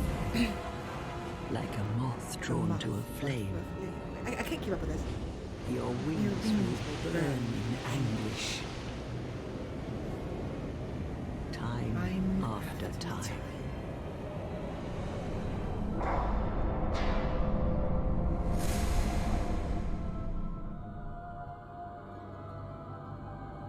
For that is your fate. The fate of the cursed. You know what I do? I'm gonna probably be playing this a lot. What I'm gonna do is I'm gonna like write them the script for this, and every time we have to start a new game, I'm gonna try to read along.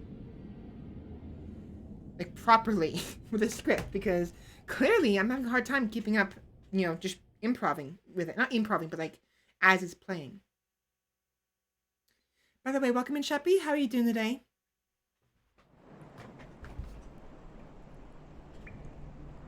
I really need to relax.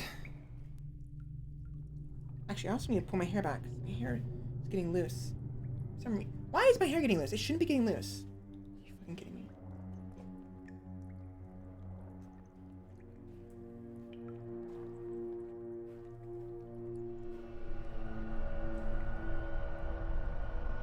I do wonder if you can you hear my brushing?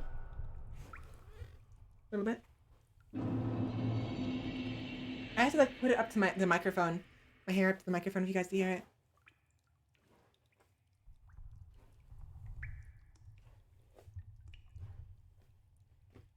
Doing good. How are you? I am doing okay.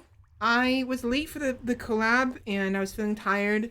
And Fenris, he wanted to accommodate me, so he was willing to let me, let me. I'm the one who instigated the collab, but he suggested we save it for another time, and I said sure. So it's just a regular Saturday stream today. I talked at length about excuse me, about some RimWorld stuff that was going on for the past like 2 hours and 40 minutes. So if you're interested in me rambling about that and showing you what was going on with my RimWorld colonies, that's fine. Ow. Then feel free. It'll be in the VOD. Anyways. How do I run? Oh, B button.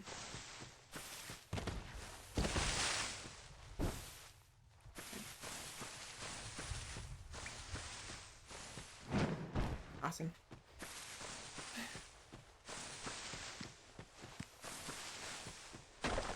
Oh boy. So I'm gonna try to make the character customization fast because we're gonna be doing this often, and I don't want to have to spend like an hour customizing my character. So we'll try to do this quickly. Send people to the VOD. Oh, shut What seems to be the ruckus? Maybe don't go to the VOD. Oh my, your face. Yes. The face of the curse. And you're the face of old people. Dead. An undead has come to play. They all end up here. All the ones like you. Would you like to dance in the Moonlight Garden? You spoke to that kind old dear, didn't you? Their sister. You're finished. You'll go hollow. Yes, you'll become one of them. Hollows prey upon men, feast upon their souls. This is the fate of the cursed.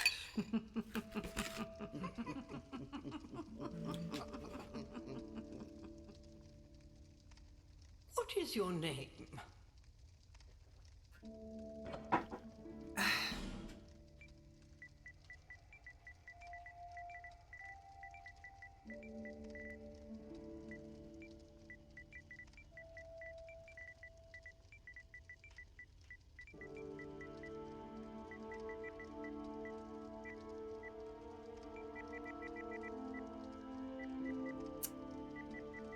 Stella.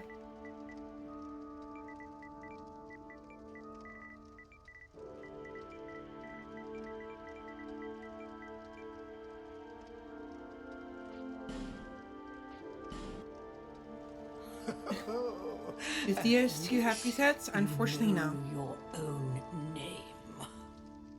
Give me the big soup spoon, yeah. Here's your reward. Unfortunately, the presets didn't start until Bloodborne, which was after Dark Souls 2. So It's it a was human Dark Souls 1, energy. Dark Souls 2, Bloodborne, Dark Souls 3, and Take a Sekiro. closer look. Who do you think Sekiro. it's supposed to be? Excuse me. Think back, deep into your past. Yes, it's an effigy of you. Um.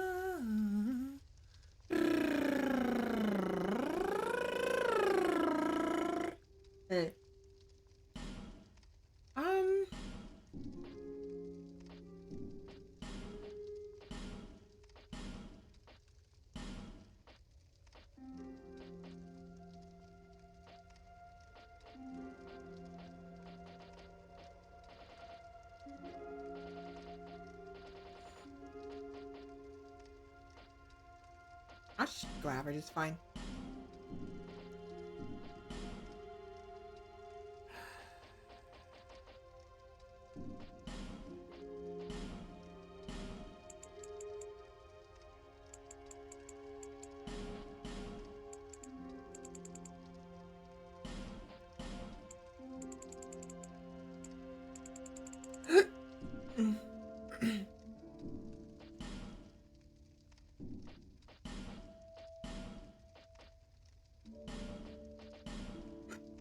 Hiccups.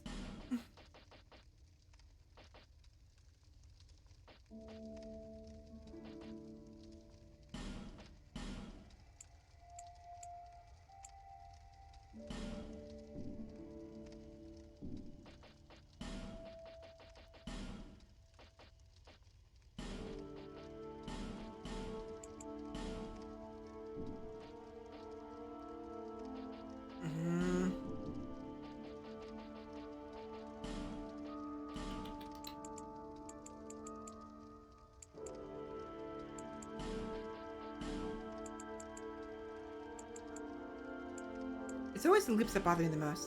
Always. They always seem too thick. Way too thick.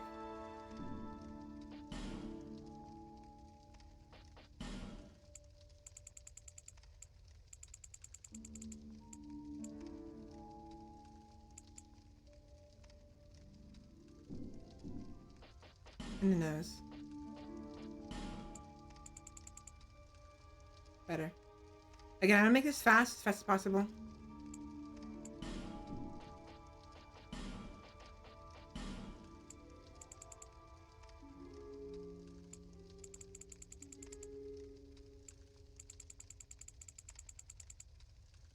No.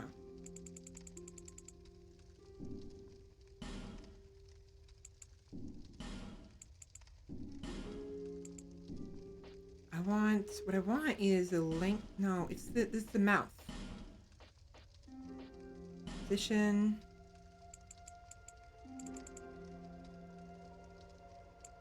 It's fine. I guess.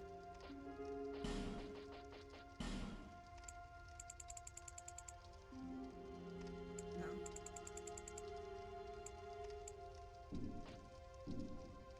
She has a very big chin, it looks like. Maybe it's the nose. You know what? I'm gonna make the nose higher, I think. No, it's fine.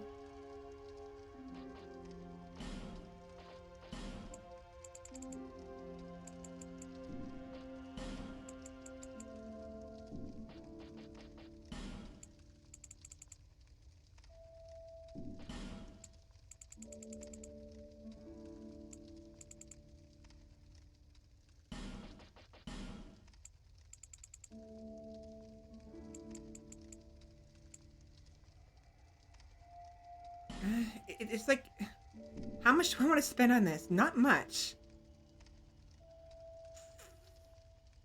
Okay.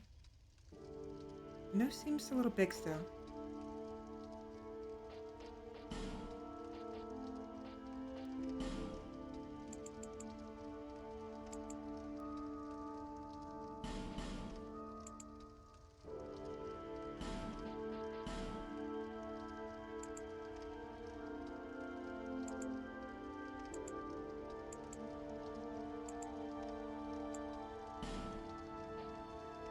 You know what it is? It's also the eyebrows, the eyes. It's the what do you call the part where the eyes, the nose and the eyes meets? The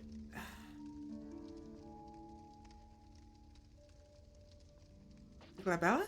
No, it's the depth.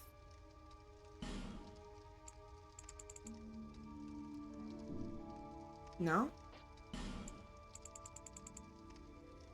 No.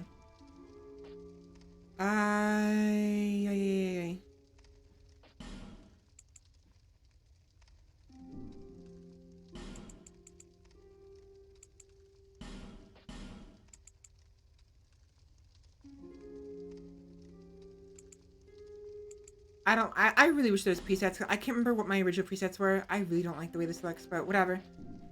Whatever. Ridge. bridge. The bridge, thank you. Or the ridge. Bridge, one of them.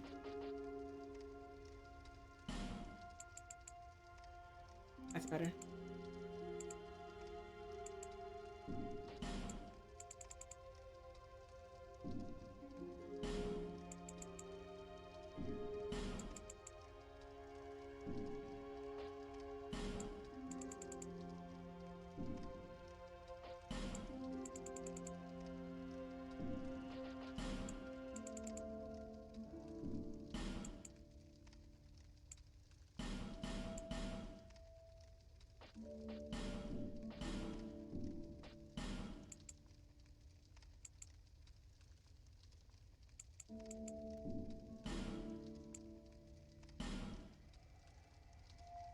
I guess she's okay.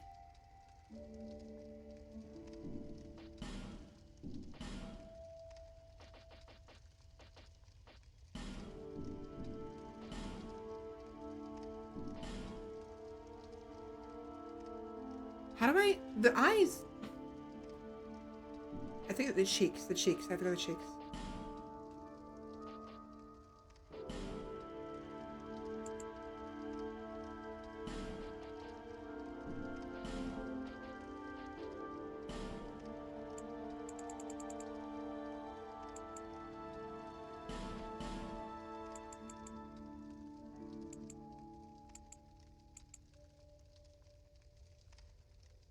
A little better, I suppose?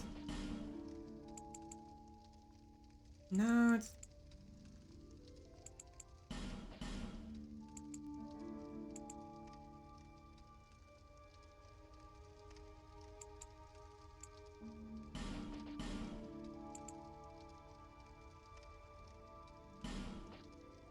Her eyes look too small is the problem. Like, way too small.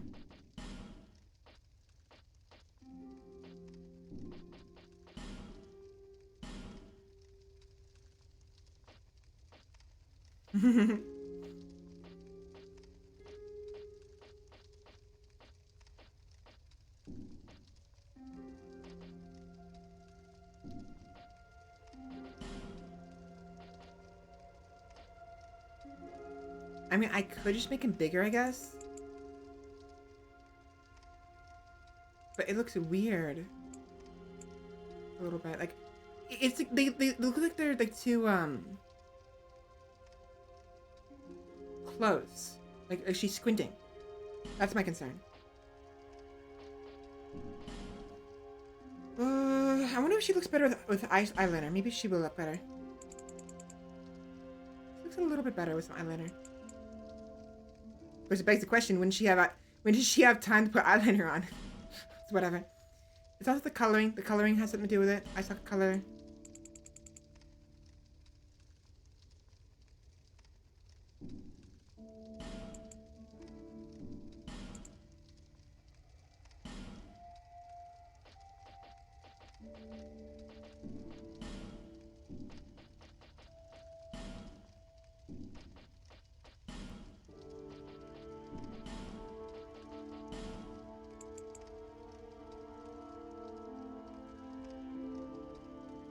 I'll be honest, I don't have a very wide mouth. It's weird, but I have like compared to the rest of my face, my mouth is actually very narrow. I've noticed because of years of not talking. So I'm not that narrow. Obviously, I can obviously eat food. I always take too big of bites, anyways. But it's always bothered me, like when the characters have like super freaking wide mouths. Like you'll like oftentimes I see characters like this. Like hello. Do people actually have mouths that huge? So it's always bothered me because like I'll look in the mirror and like this doesn't look anything like me, by the way. I'm just kind of rushing things, and I don't know if I'll ever be able to make something that looks like me, but maybe one day, maybe not. I'm just making what looks nice to me, what I like what I like. So I guess. Eyes still look too small.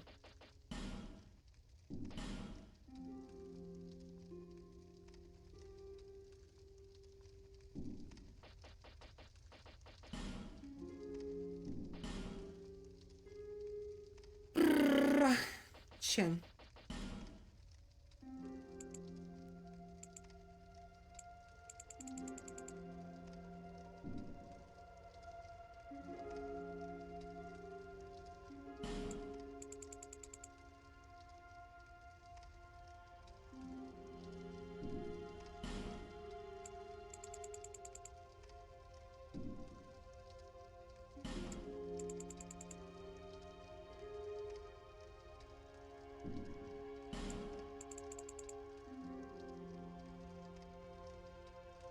Sorry, I guess.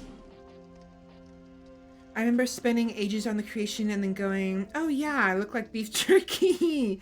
Yeah, mouth big enough to swallow a whole watermelon, pretty much. It's weird because I've spent like hours on characters and thinking they look fine.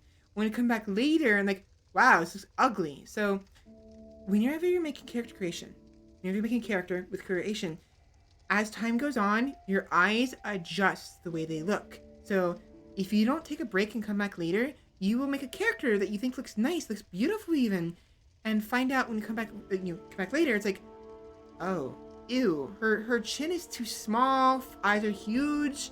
What's wrong with her cheeks? Excuse me? Why does she have a small head? You know, it's like, it's really hard sometimes. I did that with Bloodborne.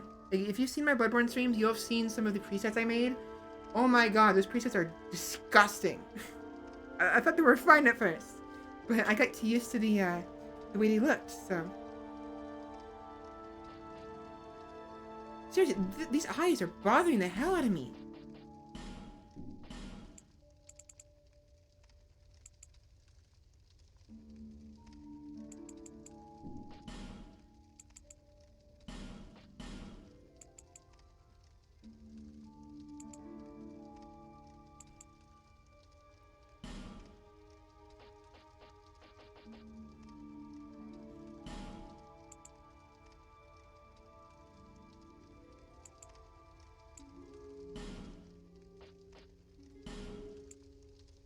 Make them large.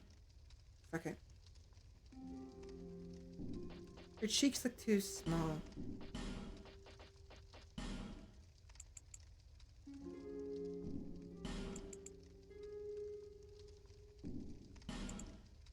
Or better.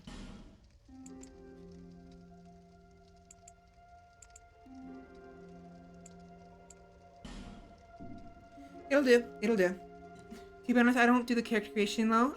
It's, oh, if you just cover it with a mask or a helmet, I guess that makes sense. But I guess she looks fine for now.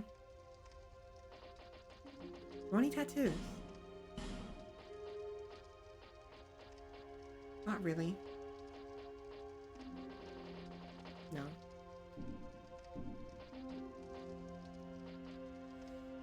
Love lets you see past the small things. Yeah.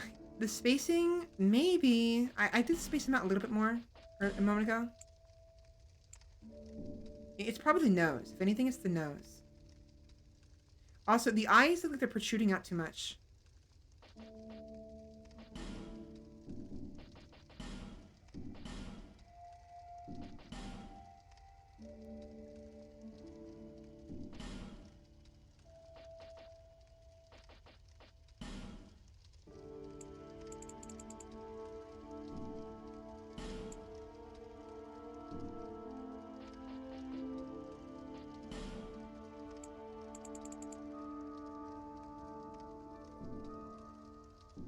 It's the eyes, they look too far forward is the problem.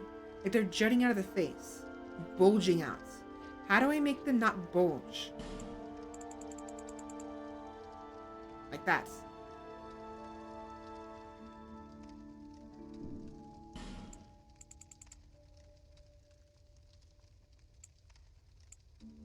But having such small eyes bother me too.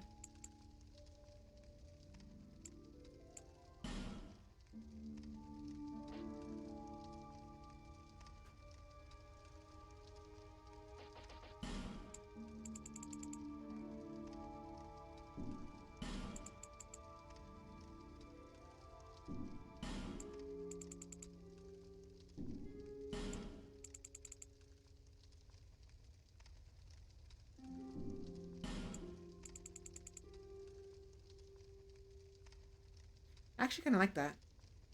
I don't know why. Maybe it's because it reminds me of me, considering I'm always frowning all the time. Like a resting bitch face.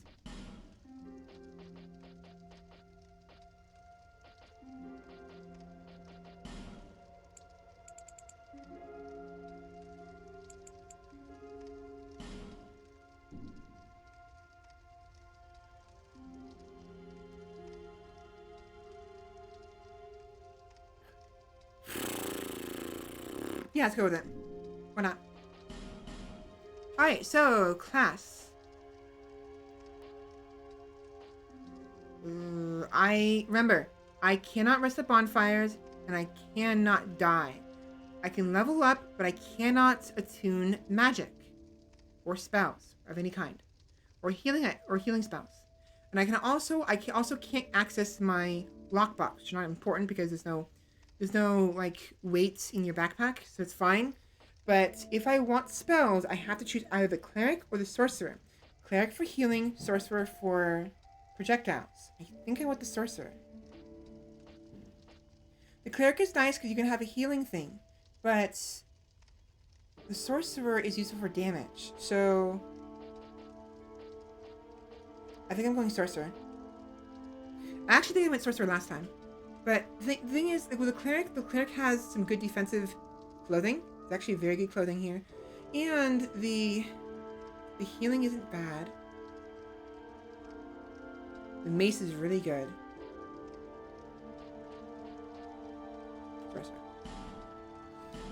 Now for gifts, I need probably healing wares.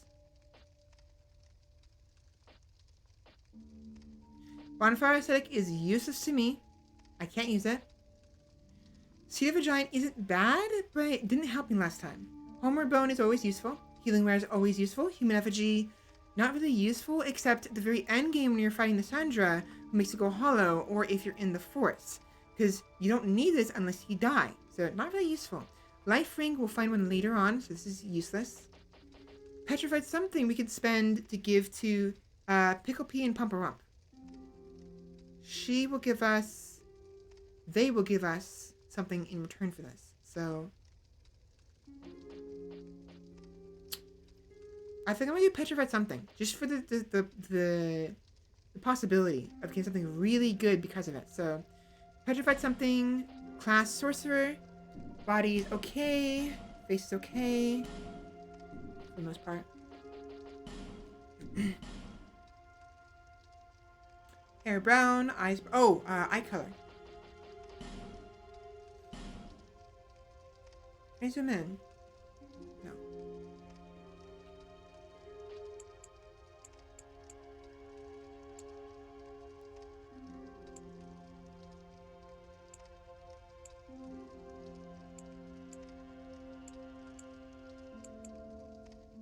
A little more green. That'll work. No, go back.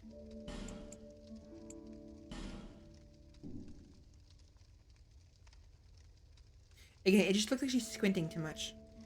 We also have a bonk stick. Yeah, they do. Alright, I think we're good. And that took me only, what, half an hour? Hopefully not that long. All people come here for the same reason. To break the curse. You're no different, I should think. Well, of course. Doesn't stand a chance. Well, you never know.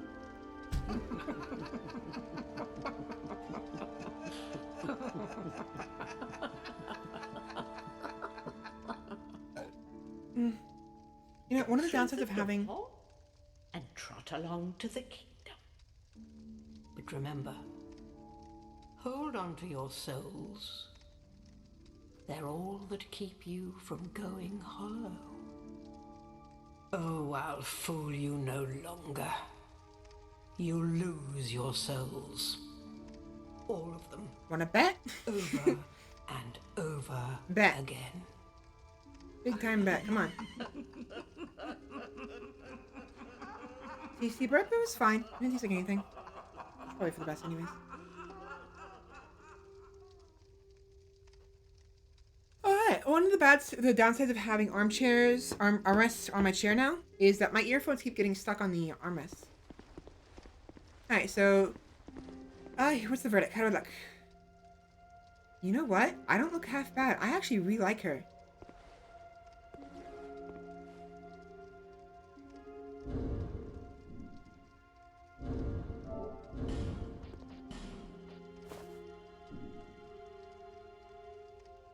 I really like her.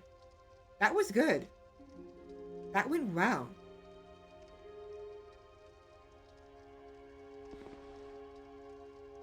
The creator makes it look so... Yeah, that's the one thing I really don't like about Dark Souls 2 creation is the creator looks so different than it does in the actual game. I was so infuriated when I was fiddling with that when I first played this game. I spent literal hours, like 5 hours, trying to make a character, finding out in-game they look different, and getting upset with it and doing it all over again. It's the lighting. Ultimately, it's the lighting. I think she's cute. I like her. Making the mouth smaller was a big change, though. I don't know why they make the freaking mouth so huge in the creator, but they're not supposed to be that big. Like, even this is kind of pushing it for my own mouth. You know what I mean? But they're huge. You need to reduce the width, the thickness of the lips, and the size of the lips. She looks good. I like her. I like her. I like her a lot.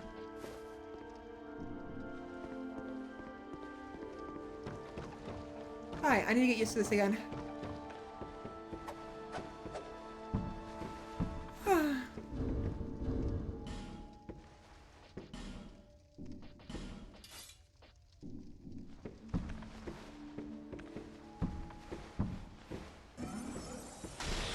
It's slow. Very slow. Right. You said this to me. So we'll come back for the ogre, the troll, to get the ring later. We don't really need it, you know.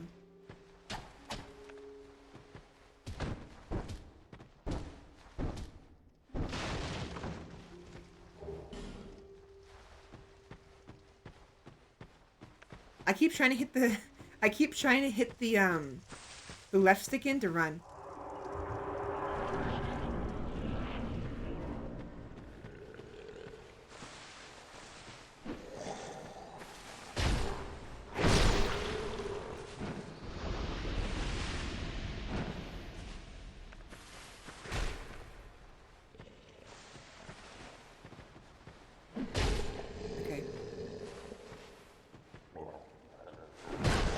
Okay, that didn't work either. That didn't work either. That didn't work either. God damn it.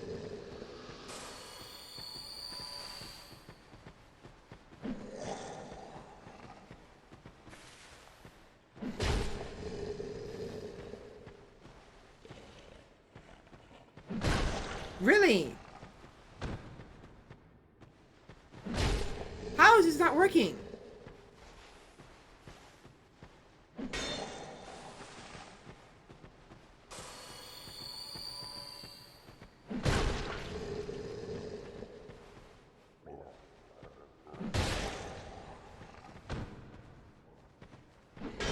Thank you!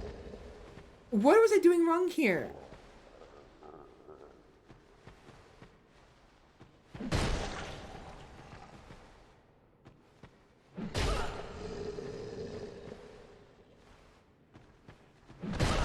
Really? What is this window? This window's absolute trash. Got to relearn that time, I guess? Yeah, I guess.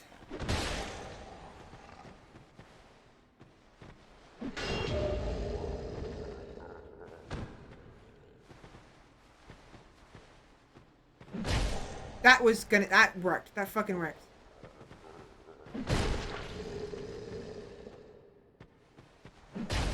That should be working.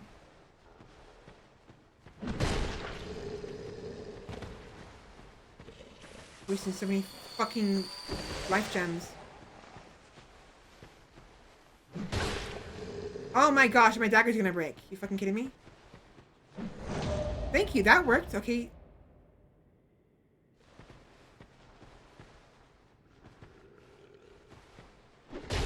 That should have worked. That should have worked too. That's too early. That should have worked. Fuck this. Fuck this. Fuck this.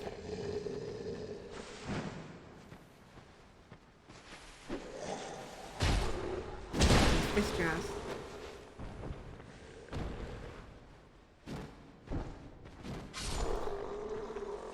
That's actually very infuriating.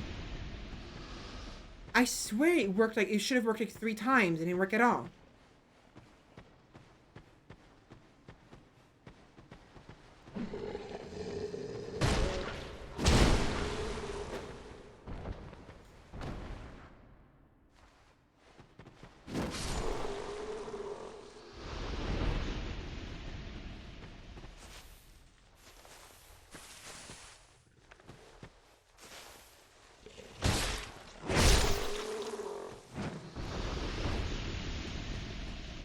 I will have another dagger right here. I'm fine for the most part. But I just, that's so freaking annoying.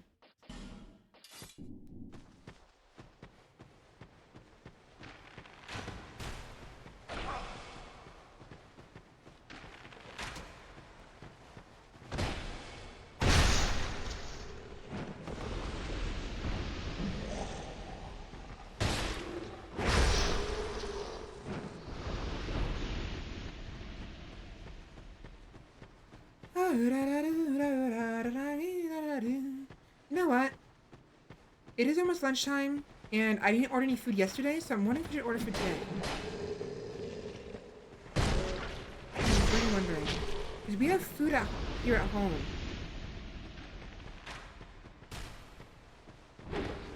Fetch.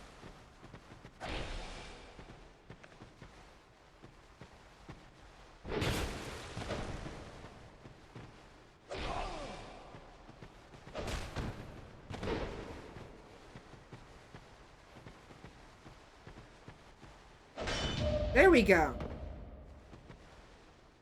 See, I can kind of feel when the parry's supposed to hit, where it's supposed to work, but for some reason it's not hitting where it's supposed to. And I don't know if it's because the window is just that fucking small, or if I am not as used to the parry window as I think I am, which is very likely, but it's just... What food are you in the mood for? That's the thing, I'm not really hungry. So it's weird. Give it move.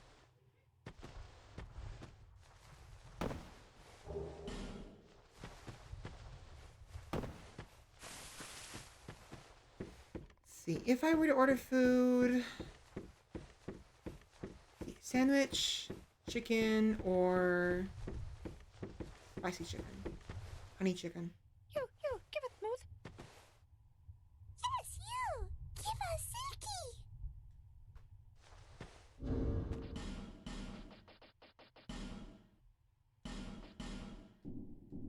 Yeah. So nice. So smooth. Yeah. Yeah. Silky smooth. Yeah. What do we get? Petrified dragon bone. You, give us smooth. What is that for? You, give us Silky.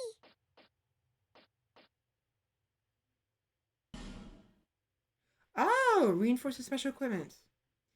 Not that useful, to be honest, right now. It could be potentially useful later on, but that didn't quite work the way I would have liked it to. You, not like that. Best NPC ever? To an extent, I agree. You. No. Bye. What food would I be interested in, I wonder?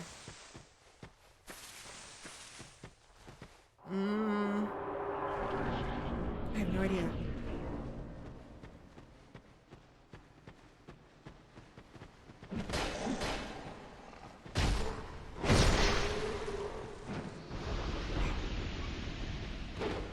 You fuck.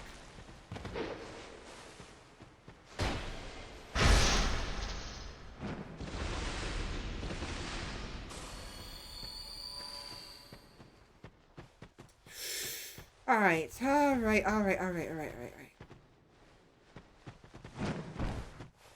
Precarious. Again, I cannot afford to die. If I die, I have to kill my character and start over. Where's that? Woo! I almost didn't jump there. Why is Finnegan barking so much?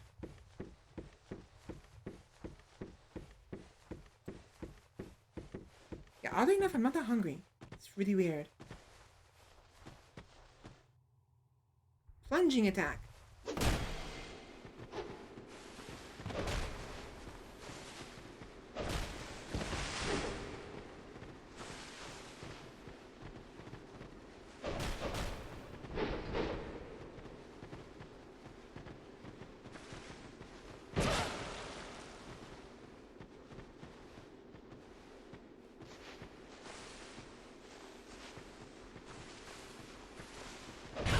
That should have hit.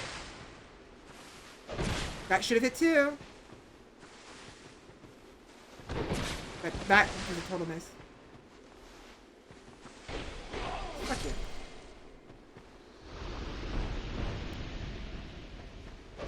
There we go. You see, I have an idea of where the window is. It's just really hard to get it. I can't tell if it's because the window is just really that small, or if it's some delay, or what's going on here. It's just kind of infuriating, actually, to be completely honest.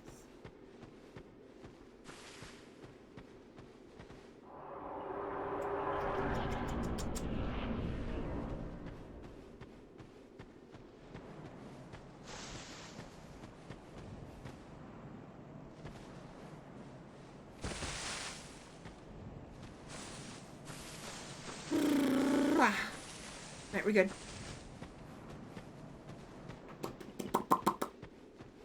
Okay, so let me see what I could eat. What am I in the mood for?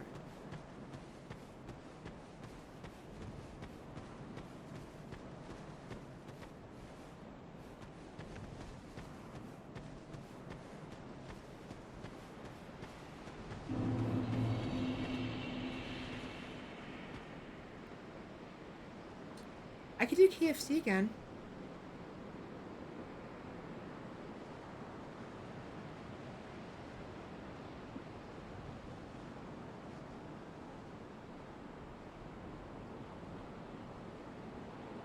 No, maybe not. If I want to, so where's this?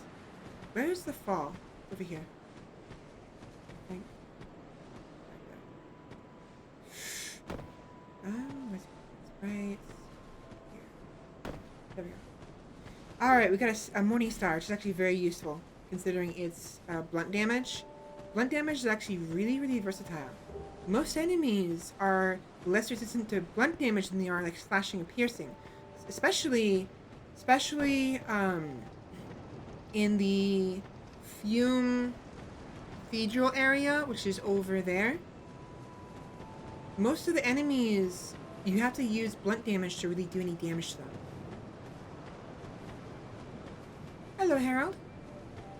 Are you the next monarch? Are you cute? Or merely a pawn of fate? Or are you cute? Bearer of the curse. I will remain by your side till this frail hope shatters. Try something new, McDonald's? Yeah, Take this with you. May it ease your journey. Go on and see the king. He who made Drangleic what it once was. He who peered at the essence of the soul. King Vendrin. Bearer of the curse, seek misery. For misery will lead you to greater, stronger souls. You will never meet the king with a soul so frail and pallid. Man, I kind of want to sandwich Seek bacon. those whose names are unutterable.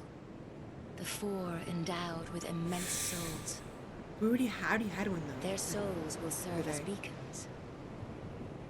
Once you have found them, return here to me.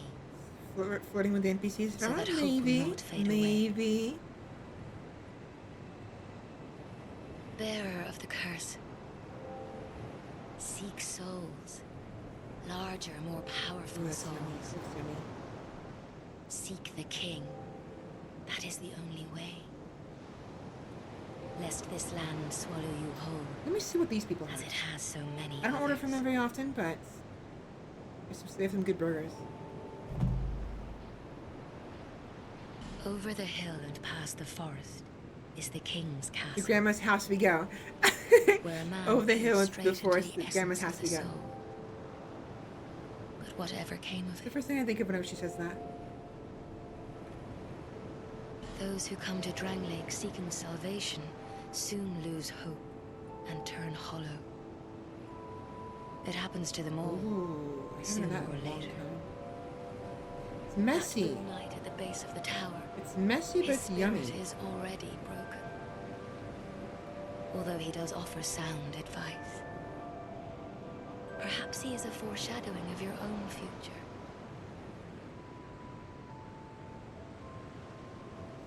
The honey chicken, though, is yummy. That tiny thing inside the ruins. An ancient being that will mock your very existence. She's talking about the cat, by the way. She imparts sound wisdom. Provided you find her on a good day. Provided. The sign you bear will drain your very souls.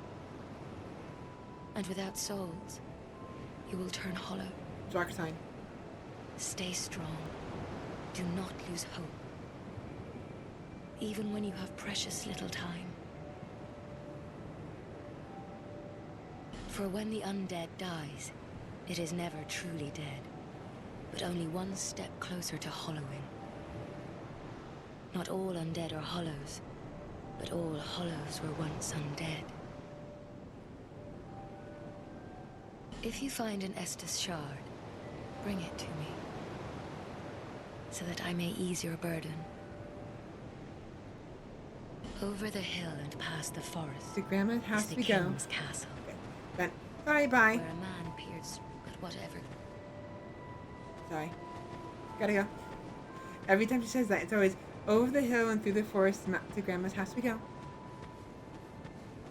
So, I have no idea what I want to eat. Like, I'm thinking chicken. There's grilled chicken I can get with, like, bacon and, like, a special sauce, maybe. Or honey chicken. Excuse me. Or the chicken curry I got last time.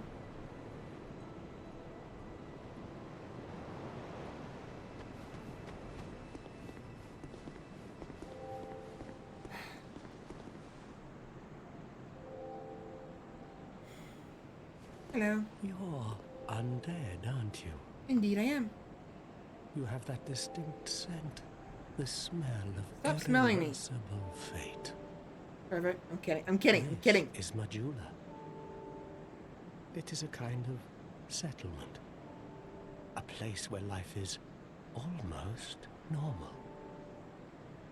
And in Drang Lake these days, there are very few places like that. I am Solden. And like I really you, want chicken. I'm gonna go. I haven't had the grilled everything. chicken one for a very And long, now I'm in a very long here. time. You probably heard that it was possible I to do this then. break the curse here. Oh, I need. Well, that's not true at all. There's nothing here for you, me, or anybody.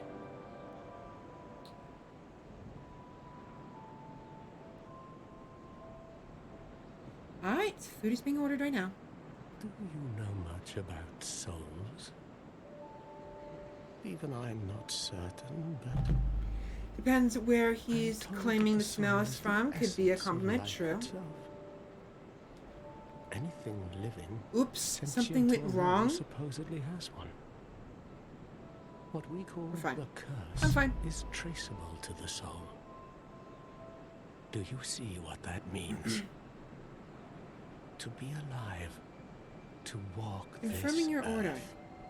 That's the real curse, right there. We undead will never die. Okay, good. And that's That would took a quite long time for them predicament, to really. actually confirm the order. What was that about? I'm concerning. There are 4 beings in this land with giant souls. And wherever you go from here, you'll sooner or later come up against them. Each has a powerful soul. And a terrible curse. If that frightens you, then you ought to just give up right now. No. Like I have.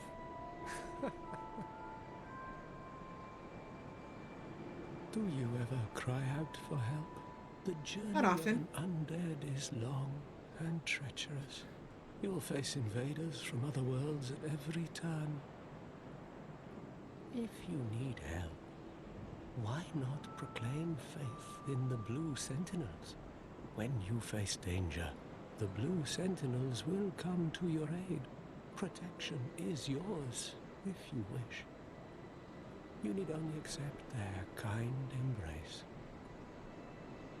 Sure. It might be useful, possibly. We did get the last time we died. Last time we lost lost the run was because we got invaded by somebody. Wise decision. So it's possible we might make use of this. People are weak, but the Blue Sentinels watch over us in their benevolence. Let the Sentinels cradle you in their embrace. Do you feel it suits me? It will. Ah, the traditional welcome. Peace.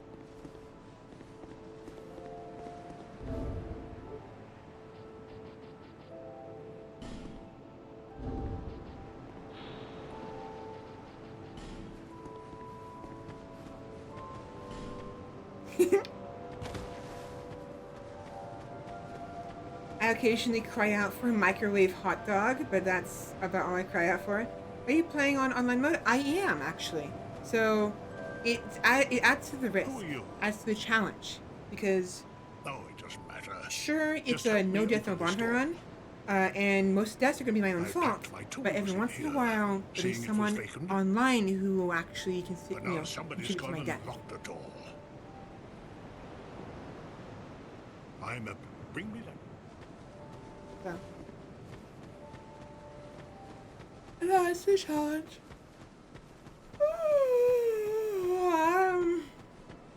Bleh. Mlem. Mlem. Speaking of mlems. Got a mlem in here. Mlem. Oh, undead are we? Undead, are we? And one without much time remaining. Hmm.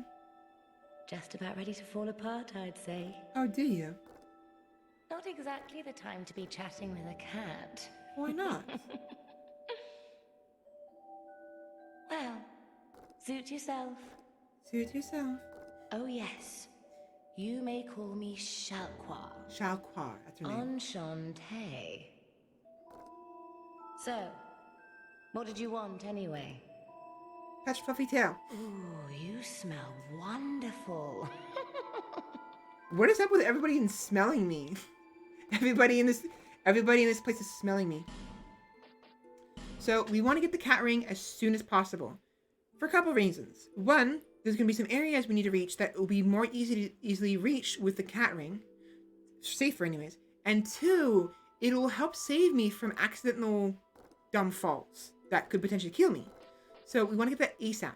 We also want to get the ring of whispers. We can talk with the skeleton boy, and the scorpion boy. Sorry, I meant scorpion. And maybe red eye ring.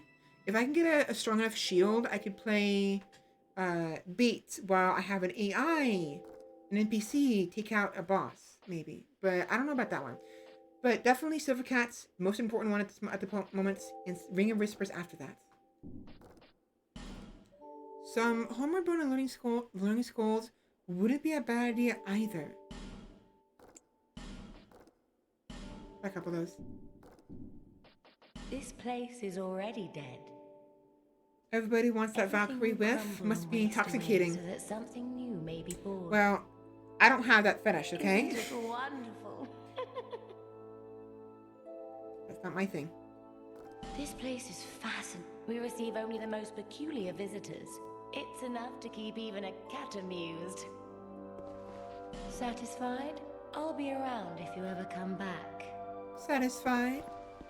I'm trying to repeat what they're saying to kind of get used to talking, because again, I don't know, I'm shite at talking, clearly. I want to get better at talking in general. Yes, it's shard. Avoid the hole, give the hole wide berth so we don't accidentally fall down and die. Oh, Hello there. Hello. Welcome to my shop. I'm Morlin. Mullen. And, I sell armor. Oh, sorry, Please do have a look at my wares. I could really use the business. If you'd be so kind. Sure. Not now. I don't have any money. I don't have any money. So, next time. Possibly. Or for one of these shields, if anything. Well, I do hope I see you again.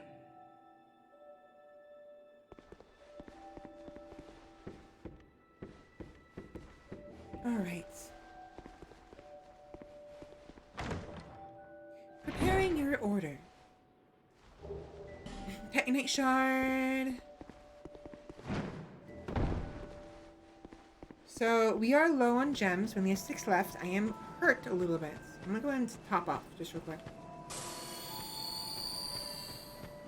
I'm gonna go ahead and inquire. There should be a homeward bone up here, I think.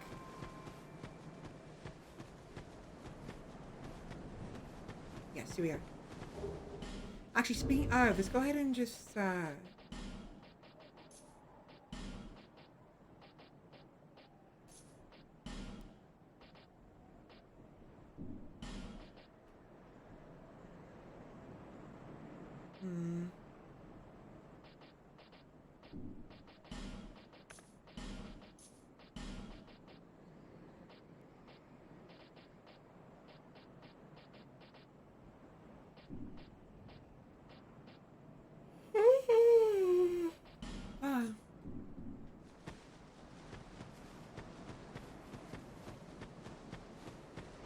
Now, I can get a shield over here. Go this way. I'm gonna go for the shield first. It's gonna be imperative we have at least something to help us help defend us. As it stands, we have nothing. They're bare fists, arms, whatever. A nice free shield over here. That actually should be right here. Just...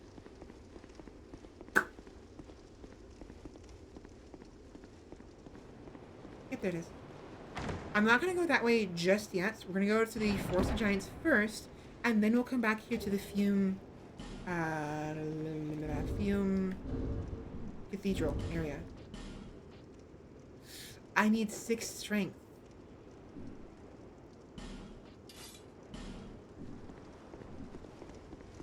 Let's go ahead and upgrade. Level up real quick with the Herald. Oh, I was gonna use the dark sign to respawn, thinking it'd take me to the Herald faster, but I forgot. No, it's not gonna work because my spawn point is at the very beginning of the game.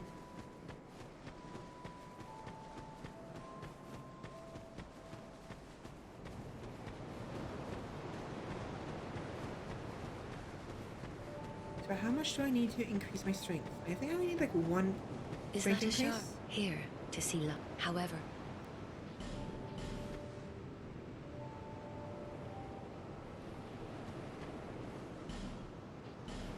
Let's see.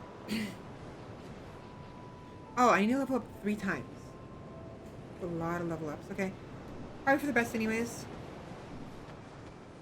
So...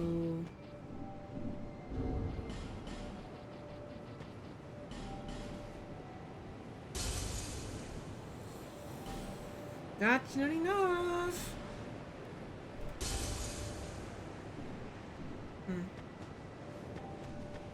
there.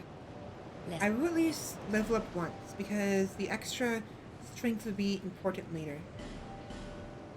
Important. Yeah.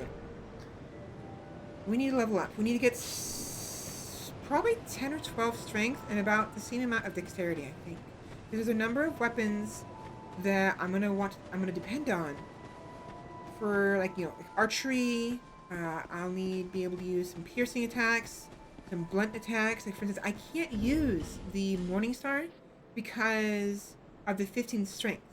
And even if I two-hand it, I still won't be able to use it. So I need to have some better strength in order to use that at the very least.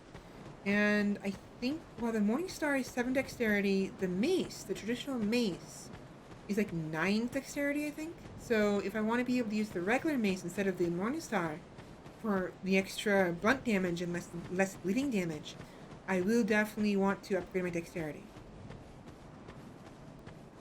Hello, Benhart. Have you business with me? The way under's all blocked up, you see, by this god-awful statue. She won't be happy to hear that. Heavens above. Who thought it a good idea to put it there? Definitely not hers, that's for sure. Oof, I'm in quite the pickle now. So I see. See that statue? Gives me the willies. You stare at it for long enough, it starts to look alive. You don't say. It just doesn't seem quite right. There are no craftsmen round these parts. Mm-hmm. Not true. You don't There was on think the other every side of live the door. person was turned to stone, do you? Maybe. And maybe there's a quote-unquote craftsman on the other side of the door who created such a wonderful statue. See that statue? Gives me... Hey, Move it out of the way, break the statue. If I remember correctly, this isn't the real Moonlit Greatsword. I think it's a fake one. Like a replica.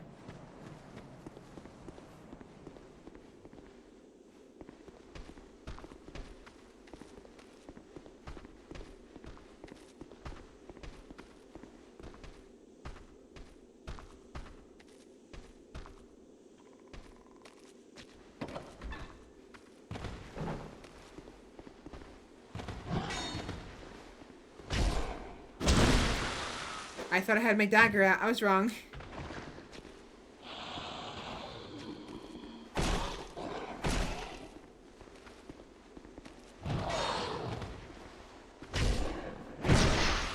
Just shove that dagger up his ass.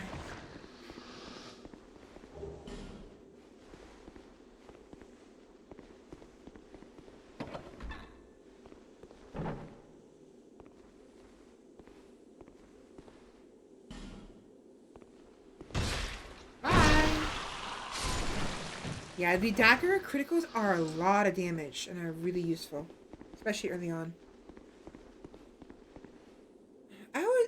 I wonder. There's these explosive barrels here. I wonder if this is important. The black ones are explosive.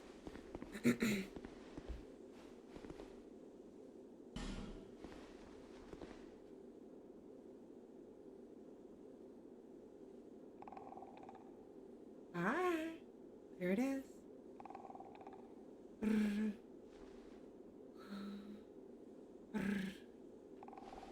That sounds like the craftsman. I doubt a regular guy is carrying the real thing, but it's still a heavy weapon. He should have the strength. Actually, you're not wrong. I think it's probably just because he's worried it will break, because it's solid stone versus a sword. And even though stone may not seem that strong, you can break a sword on a rock. It's not that hard, you know? And just because you have a strong sword, or maybe, you know, it's just a rock can be broken eventually, sure, but it's more than likely the sword itself will either crack or, at the very least, go dull.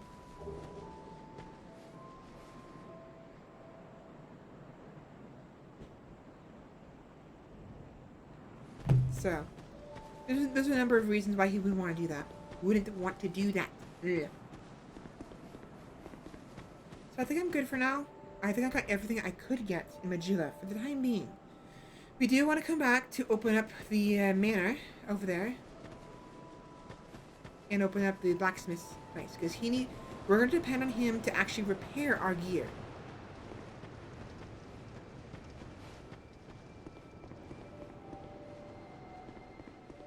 We can always repair it with repair powder, which is right here, I think. But... oh, it's rustic coin, never mind. Repair powder is hard to come by.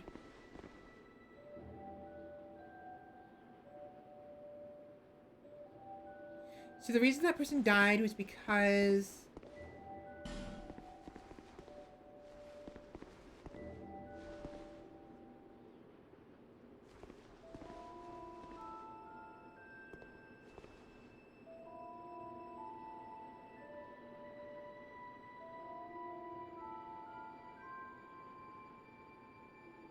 There's no trap here. What trap?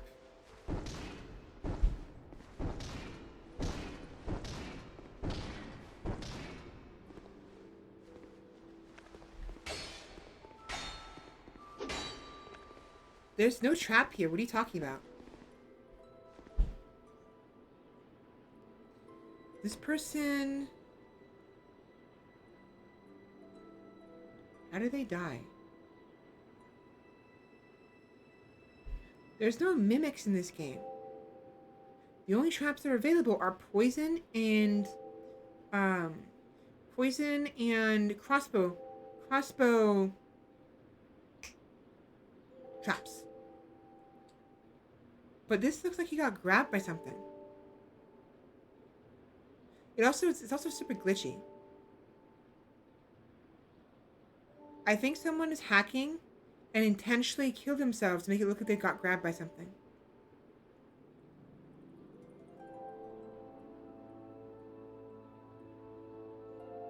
There's no way this is a trap. Huh.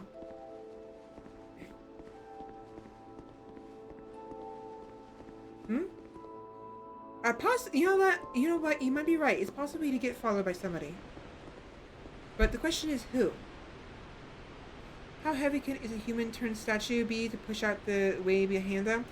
Well, imagine 160-pound woman, 50-pound, turned to stone, and she'll become even heavier.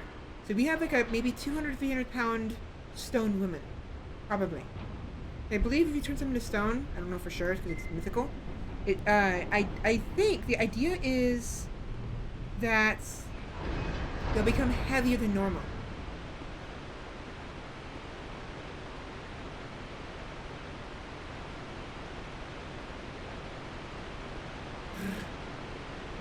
So I'm not entirely sure.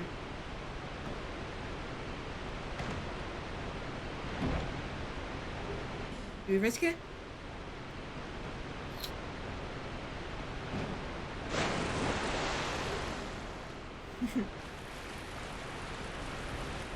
I gotta move fast.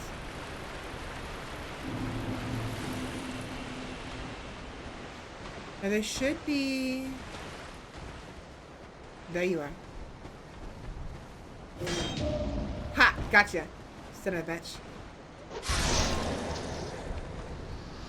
Got that time.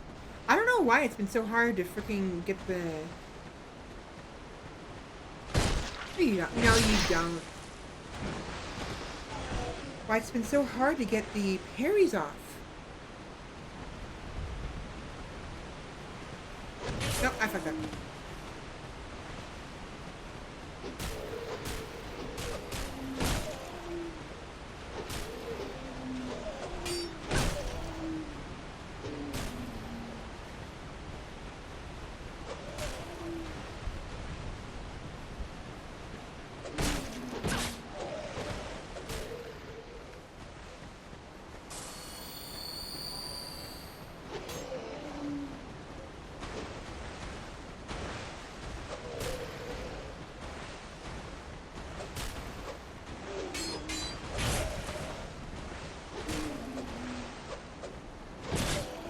Those should be hitting.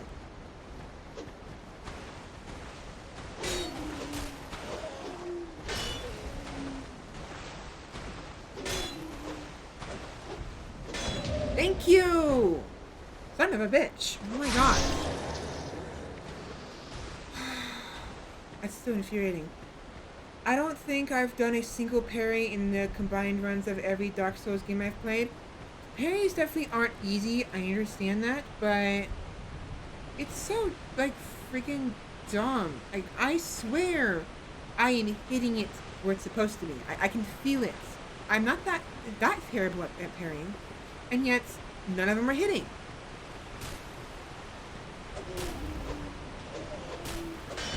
You see? I can do it just fine.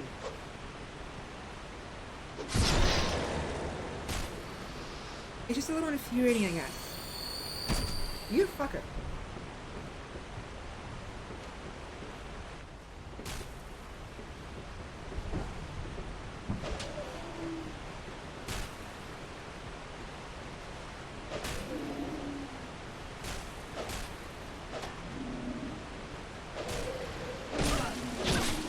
Really?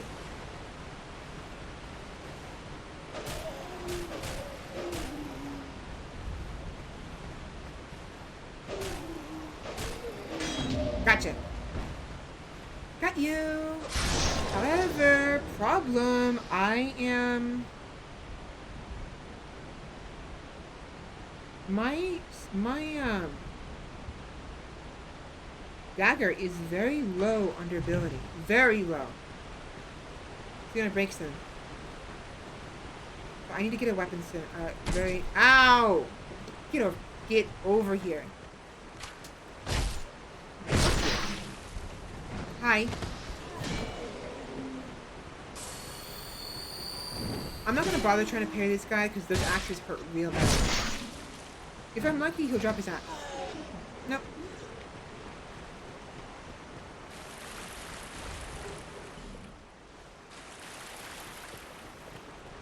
Yeah, we need to find a weapon soon. Really soon. I'm gonna start fisting them with my hands because I can't afford to lose these daggers.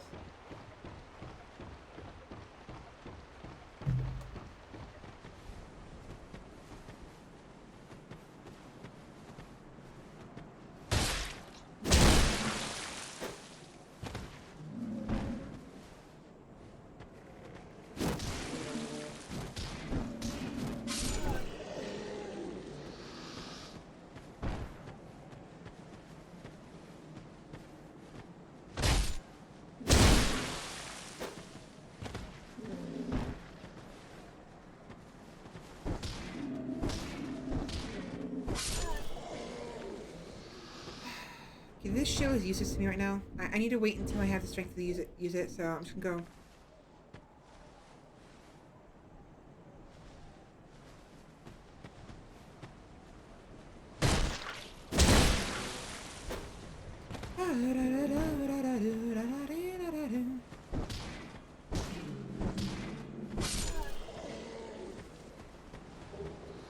Bean Blossom? Now, one of these things is a weapon. I want it, but I need to be careful.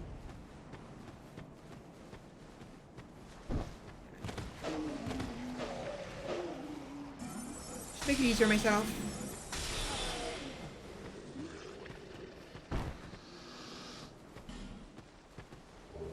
Here we go. Now, question is, oh, you little shit. I gotta stop spraying as much.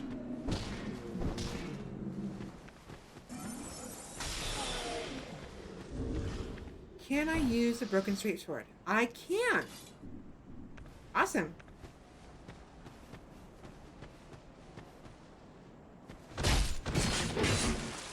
Not as much damage, but definitely some good critical damage. Let's go. I was gonna go upstairs, but I accidentally aggroed this guy.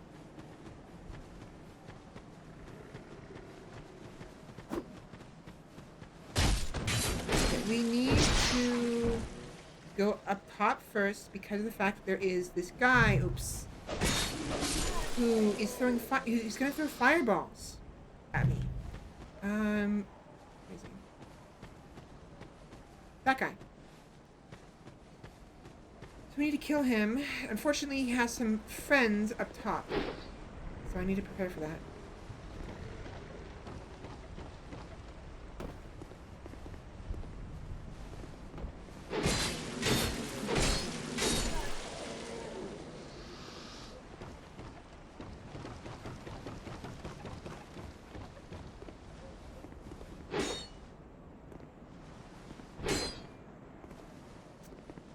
I need some stabby stabs because the swipes are gonna you're just gonna keep hitting the walls.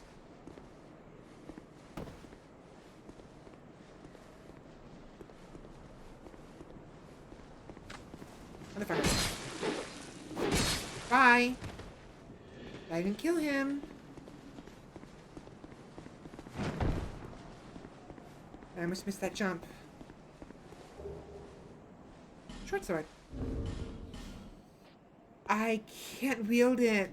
I can wield it if I have the dexterity for it. I can wield it in two hands, but 10 dexterity. Ouch. Big ouch.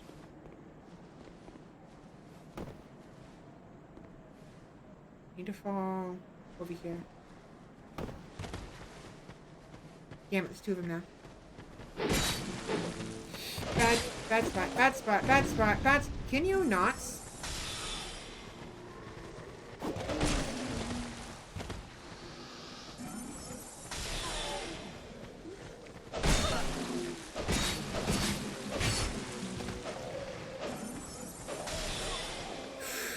Right. That could have gone better. Gone a lot better.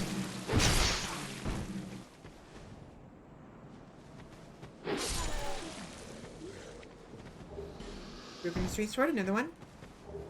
All infantry helm. I don't really care for that, actually.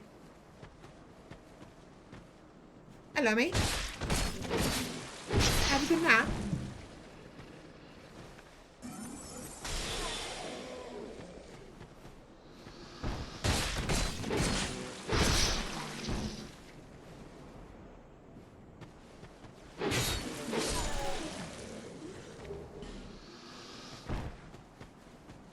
Just top off my health real quick.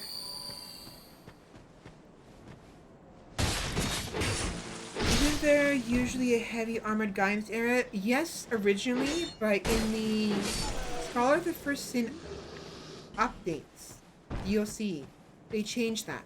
So, originally, right here, visions of tough enemy, but not here. Yes, so there used to be a tough enemy right here. These enemies can actually be encountered in the Fume Cathedral area, which is the other side of Majula, the opposite direction we went.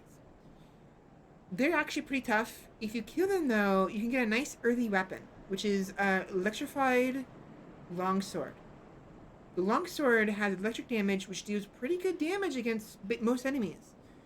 Not particularly useful against enemies with lots of armor, because you need blunt damage for those guys, but still a nice weapon to have.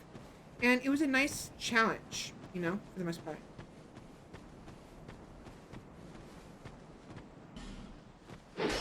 I wish. I wish it was some kind of, just like up amp.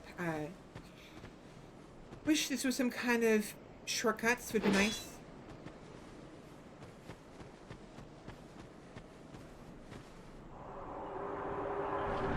My food's almost here.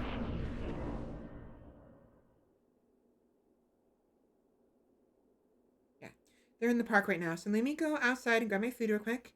And when we come back, we will go ahead and continue. Now, just for the safety of my character, I'm going to go ahead and quit the game, just in case. I don't think anyone can invade me here, but it's been a long time since I played this. I don't remember the exact details of what can and cannot happen. So, anyways, give me a couple minutes. I'm going to grab my food, use the restroom, and then we'll come back and continue. See you back shortly.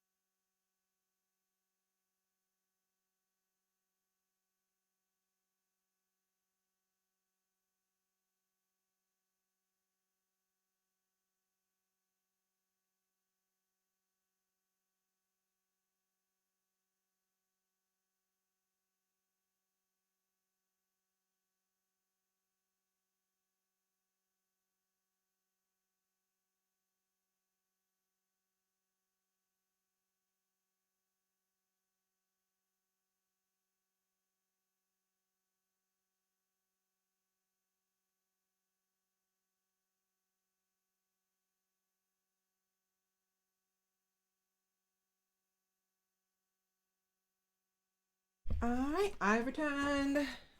I've got food. Food.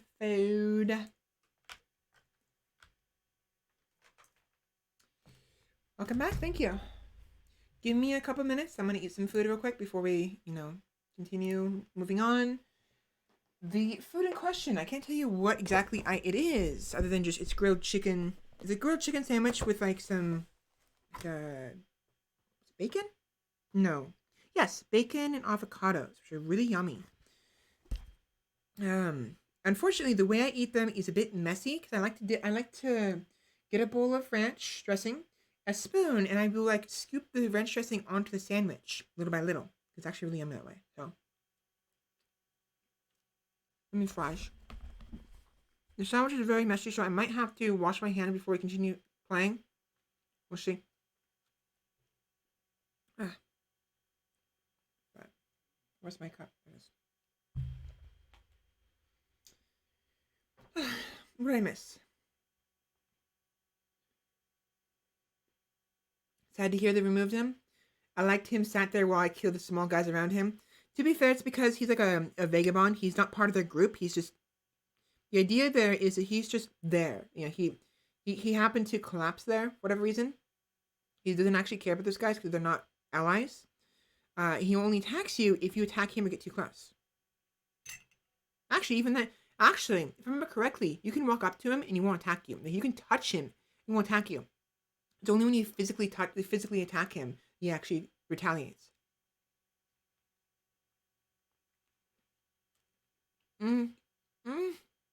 That's good.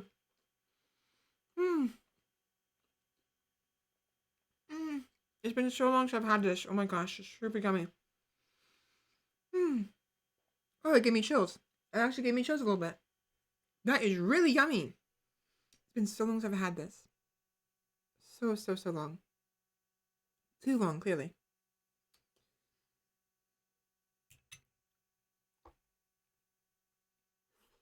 What's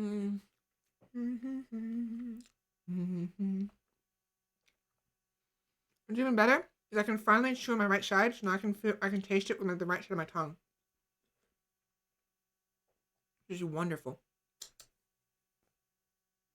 That's what I love. Here we are killing everything, and he just doesn't care as long as we leave him be, pretty much. I liked it too.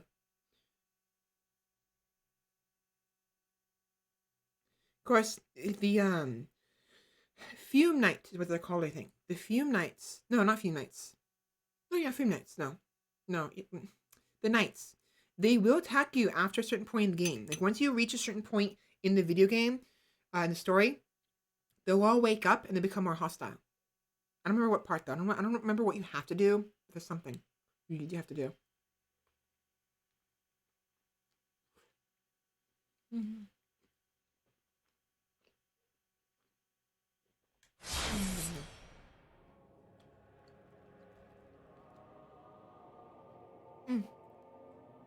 Swallowed a little wrong. This is really yummy. Holy shit, I didn't realize how hungry I was. I was really hungry. Not gonna start just yet. Don't want to take some more bites first. Eat it while it's warm. Eat most of it anyways. Half of it, I guess.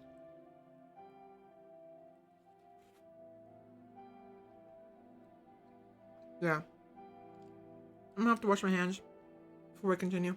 Look at what sticky. Not sticky. Greasy.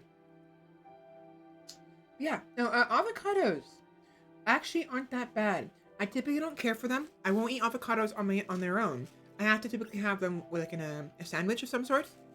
Or like my best friend, who moved to Tucson from California, to Nevada or wherever. I don't know. It's like near that place. I don't know. Probably shouldn't have specified what city. Have to deal with that later. It's not that big of a deal. You won't know who they are. You won't be able to see them. It's whatever. Point is, they moved to Nevada and from no, not Nevada. Arizona. I don't know. They moved somewhere. I don't remember where they moved. I have to look it up again. Maybe I was wrong. Maybe it wasn't that place. Oh wow. I don't remember where they moved. Point is, they moved like a state or two over, and because it's cheaper to live there. But they one day when I was at their house when they lived near my place, they made like a toasted bagel with cheese and avocado spread. Excuse me, spread on top of it, and it was actually very yummy. I normally don't like avocado, but ever since then I've been more open to trying avocado on food. And the place I got this food from has this avocado, grilled chicken, bacon, cheese, and like lettuce concoction, sandwich, and it's actually really yummy, especially when you add ranch on top of it. Mm.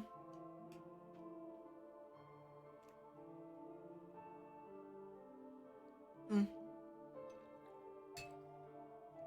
Nom, nom. I do have a bad habit of eating too fast, so I'm trying to take my time here, because otherwise I will upset my stomach.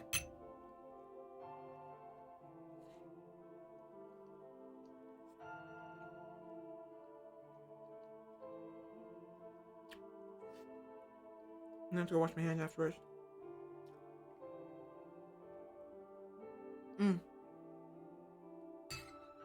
Yes, I'm gonna probably finish half this sandwich.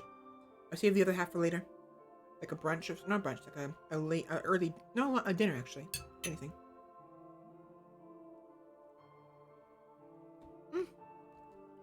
No, come back here. Come back here. No. Where'd my napkin go? I tossed it already.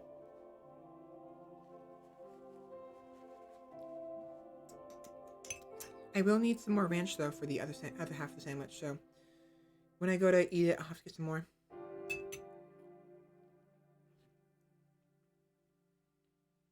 Nom nom nom. Nom nom nom nom nom nom nom. Nom nom nom nom nom nom nom nom nom nom nom nom nom nom nom.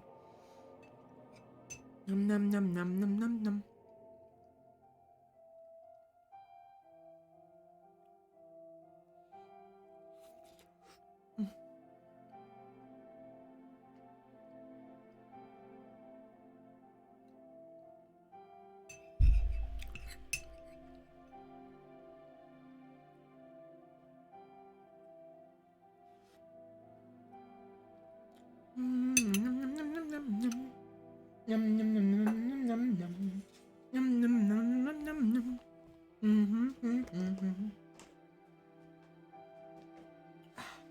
Let me go wash my hands real quick.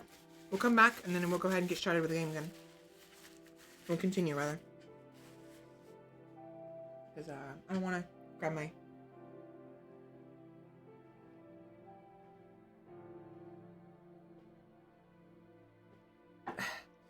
Don't want to grab my controller with greasy hands. So I'll be right back. Give me another minute or two. I wanted the Nom song for a while. I have it as a clip forever now. Well, I'm glad I was able to entertain you, I suppose. So much so that you kept a clip of it. I'll be back.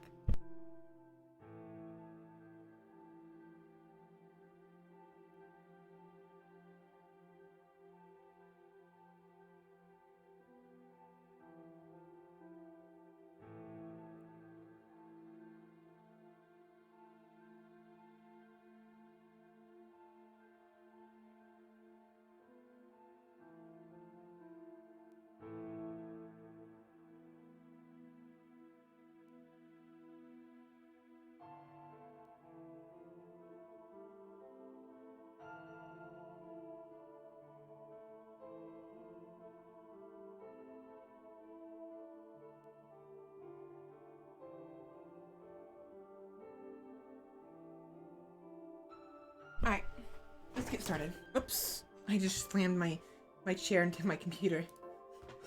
Uh-oh. Not that big of a deal, it's just it made noise. Excellent clip choice? Well, I suppose it is. Right. Back to the grindstone. Back to the bones. I don't even know what that is. I don't know where Back of the Bones is from. I just remember hearing Vinny have a noise clip of someone saying Back of the Bones. Or something. Hi.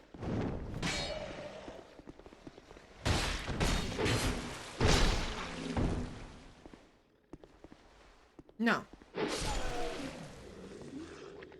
How's my model doing, by the way? Is it okay? Let me test it out real quick.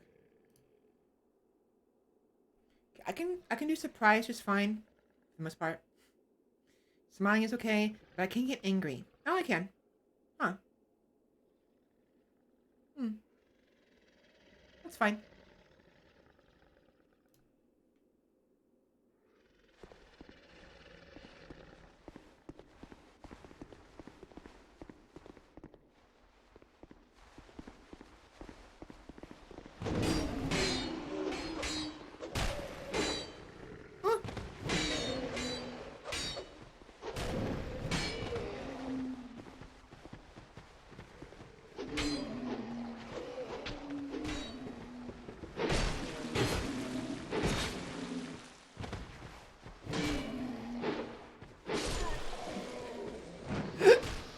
Hiccups. Come back here, you little shit. Really? I missed.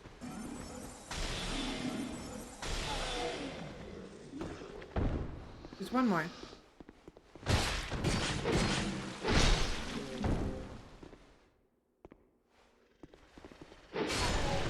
One of the things I really like about this challenge is you have to ration out your weapon durability. So, normally you can just, you know, like, use... Oh, I have to go back real quick. You can use just the bonfires to heal up your weapons. So you never really have to worry about durability, ever. Sometimes you do, but typically not.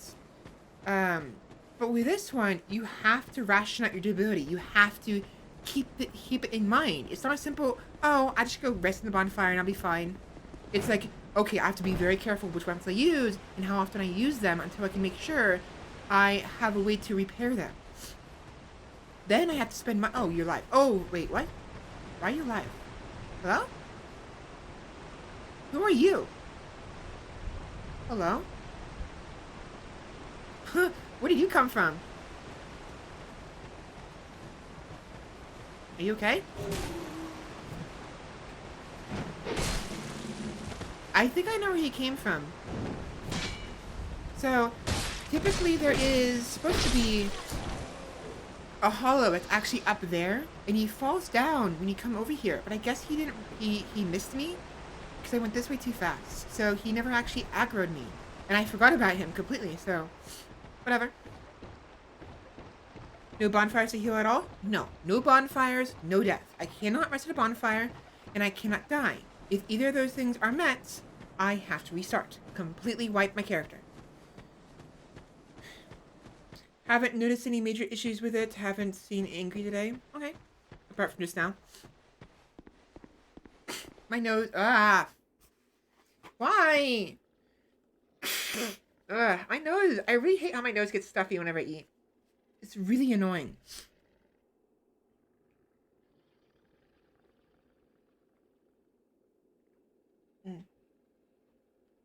There we go.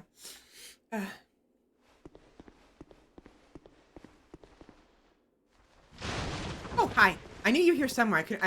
I forgot where he was. He legit made me jump. You son of a bitch.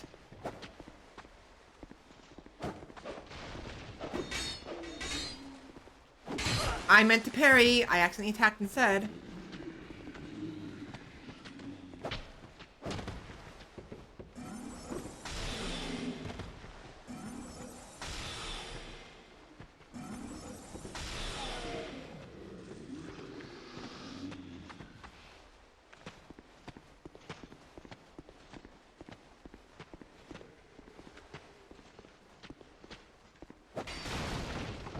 Chance. Awesome. Awesome chance. That was perfect. Oh, do I have a sword? Firebomb. Actually, firebomb is not that bad of a thing. It's actually useful.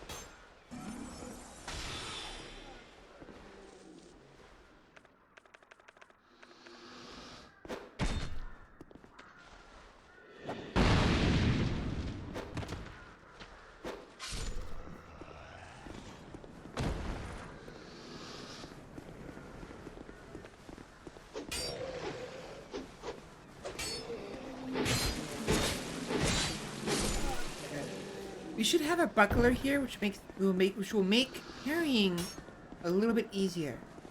Yeah, here we go. Not the best, and honestly, I shouldn't be depending on parrying too much. I should more focus on moving and running, and like, you know, getting around enemies than I should parrying. But parrying can still be very useful, especially if I am confident I can pull it off. And I am backed into a corner. Actually, I don't even want to be backed into a corner ever. Backed into a corner is going to be the worst thing ever.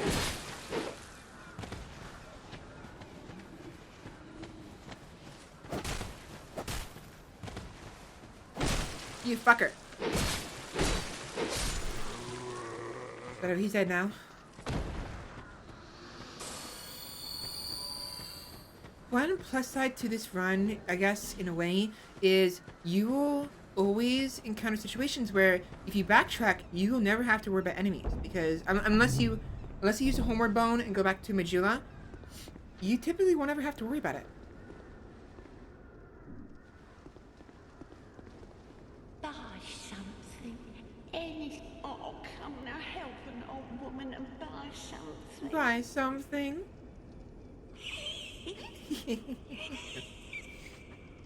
Sure. Club is useful. Lemongrass.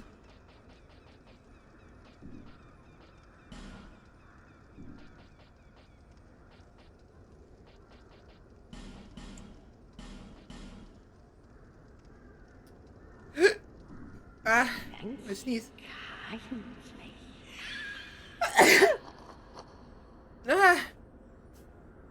Sorry. There we go.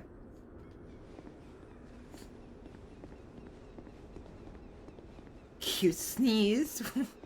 I guess I'll take that as a compliment. Thank you, I guess. What kind of weapons do I have? I don't have a. Oh, nothing. I'll take that as a compliment.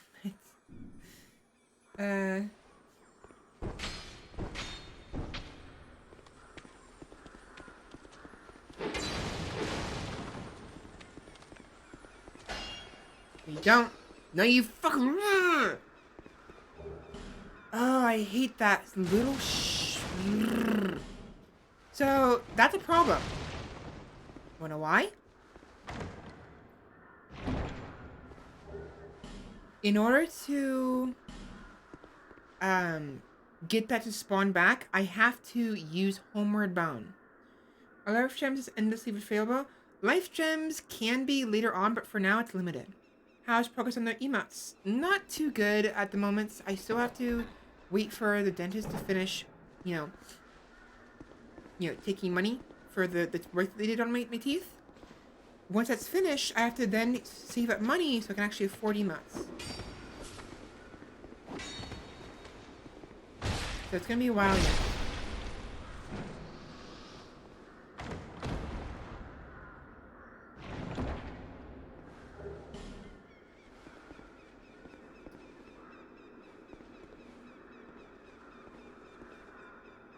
I can die from this fall if I'm not careful.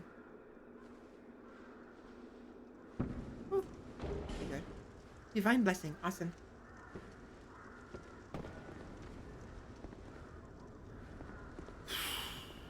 As much as I want to call someone for help, I'm not gonna bother. Not yet. For a boss fight, yes. I'll be fine on my own for now.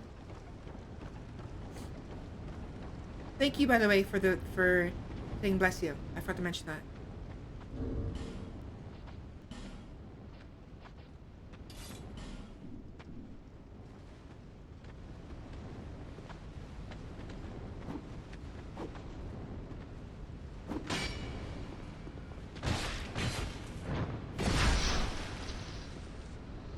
Yeah, we have to be very careful with how we use our weapons, because I only have so many weapons, and half of the ones I can actually use are already at the lowest durability. We have a dagger that only has 10 out of 60 durability left. The other one has 4 left. We have a straight sword I can't use. A broken straight sword that has 40 durability. It's at full so far, but I can't. Another one at 11 durability out of 40, and of course we have this axe that has 40 out of 50 durability. Everything else, aside from the sorcerer stuff, we can't use at all. So yeah. Peekaboo. Come on. Wake up. Wake up.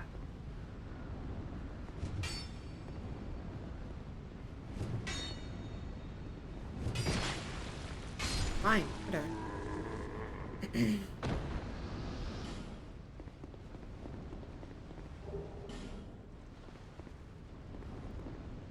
Yeah, I really like her. She's really cute. I really like how she came out.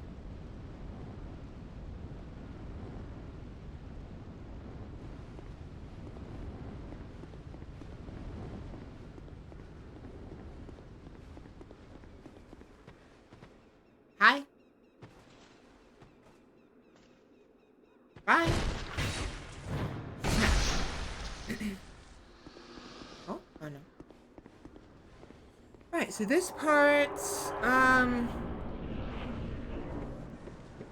now there is this weird cheese you can do in order to, you guys, gonna be a problem if I don't cheese the, pursuer.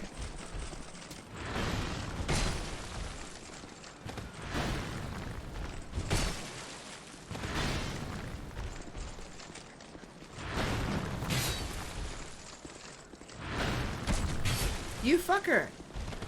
You're shooting arrows at me. No, no, no, no, no.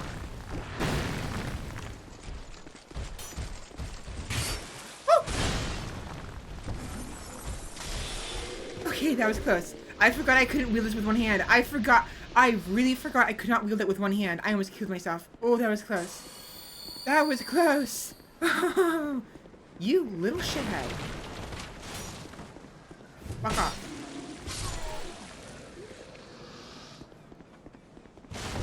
So, there's a cheese you can do. After you open the way, can you not?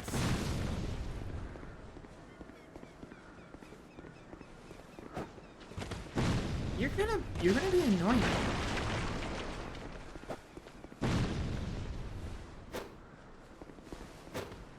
Oh, how? Hi, hi, hi, hi, hi, hi. No. What is with these bastards scaring me? Stop it. Where the fuck did you come from even? Excuse me? Oh, I'm gonna start getting jumpy now. I'm gonna be so freaking scared of ghosts now as well. Wait. Haha, fuck you. Haha, fine. Fun. So, okay, now, there's a cheese you can do where you run from here across here. You jump up across the gap here, and because you jump from here to a little higher where the ladder is, it procs the pursuer to actually spawn. He will come down and land here. Now, the moment you jump across, you must run back and jump across again. You don't even have to jump, you just have to run back as fast as you can to the bonfire, rest of the bonfire, and by doing so before he despawns, it kills him instantly, giving you the souls and the ring of blades. Now, I can't do that cheese because I can't, rest at a bonfire, so it's useless to me. But I want to let you guys know what you can do.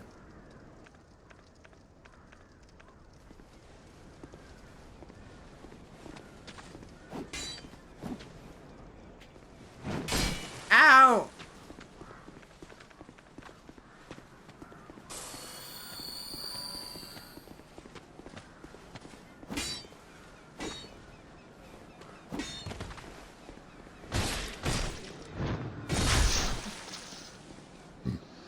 Yeah, the reason why it happens though is because when you I mean, I don't know the exact details, but typically when you what's the word? When you rest at a bonfire, it forces everything to hard reset, right? But bosses typically don't have a hard reset when you sit at a bonfire. They are alive until you kill them. However, because the pursuer arrived outside of his boss room and he's treated like an enemy, a regular enemy, and he's not always here. He's not like just sitting there constantly. He only arrives on the eagle. Wait, can you stop? When you do a hard reset, just for some reason it treats it like he dies. You know, like it fuddles with the code or something. I'm not entirely sure why, but the point is, it's it's gonna be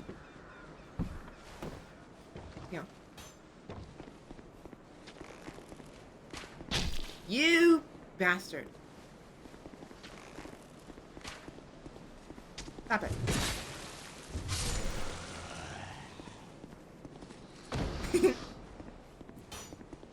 Can you not? Please?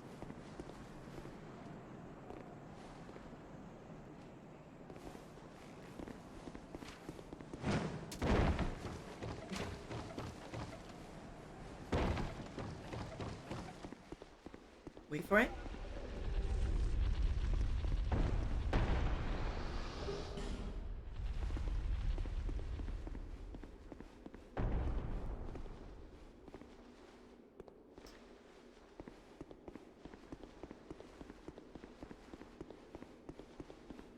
Hello. Oh, I'm sorry. I was just daydreaming, I think. You think? My name is Kale.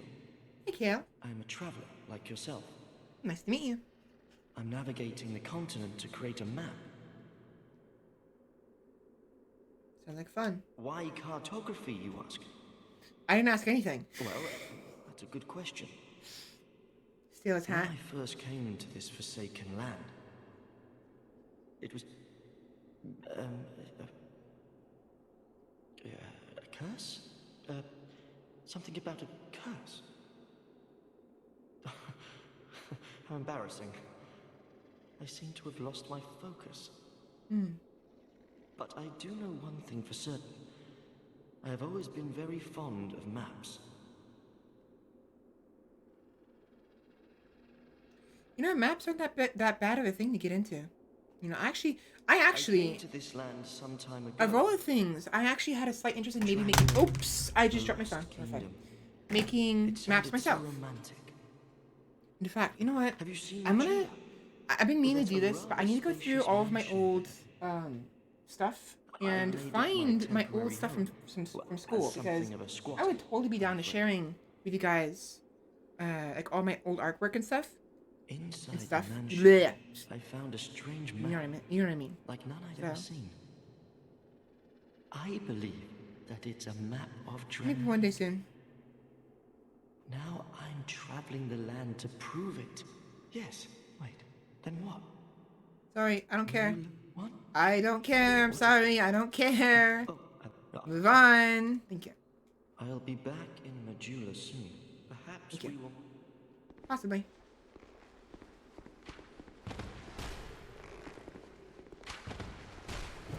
Fuck off. No. So we'll get his hat eventually when he finishes his quest, but for now, we'll leave him be. He's a good fella. Again, sorry for swearing so much. I know it's not that big of a deal, but art corner with fella, yeah. It'll be like old art. I won't really necessarily be drawing art because it's been a while, and I don't know. Maybe I'll draw again one day. Stop it. We'll see.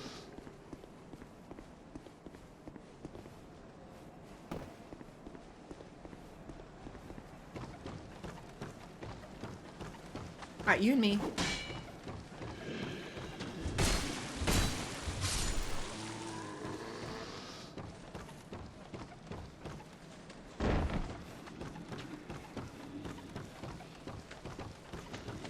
Whoa, fast fucker. Very fast fucker. Fast fucker. Oh my gosh. He's gonna kill me. That actually kind of scared me. He went really fucking fast. Okay, okay, we're good. You.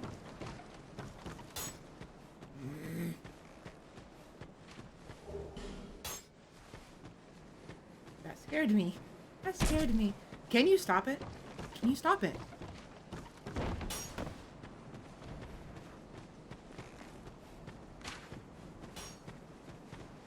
Come here. Come here. I'm not going over there. You come over here. Alright, so we have a fair number of souls. I want to go back in order to talk to Lenigras, now that we have his key. And I want to,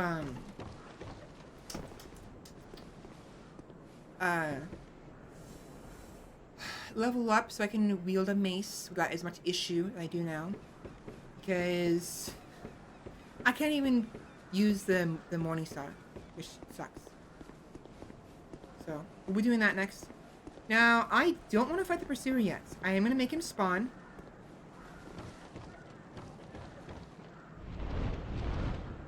And then I'm going to have him despawn. So I can get the loot. We'll fight him later.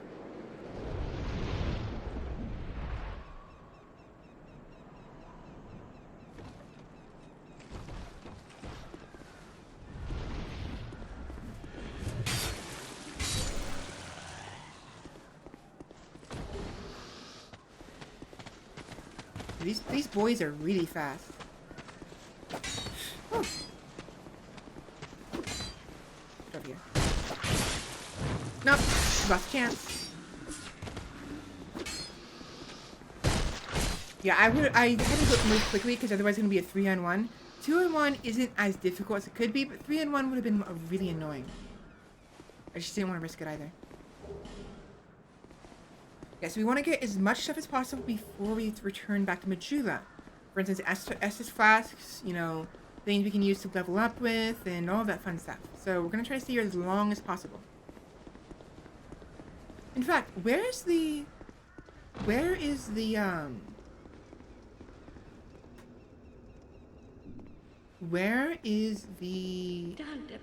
soapstone? The small one. She doesn't have it. Who has a small soapstone? Oh, wow. Wait a minute. Oh, 3 dexterity. Oh, okay, I'm writing this down. Thanks. That is actually immense.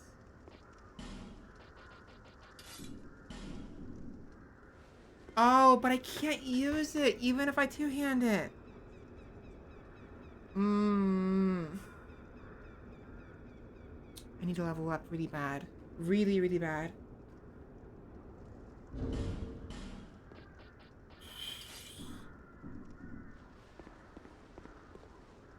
This way.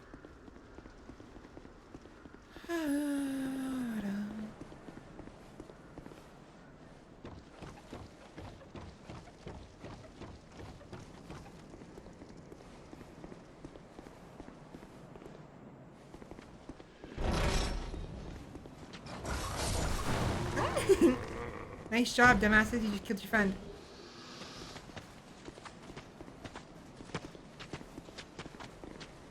Drop it.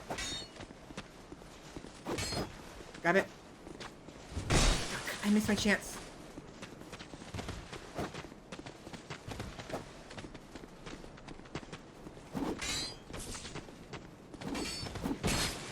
Fuck you. Get up, get up, get up, get up, get up, get up.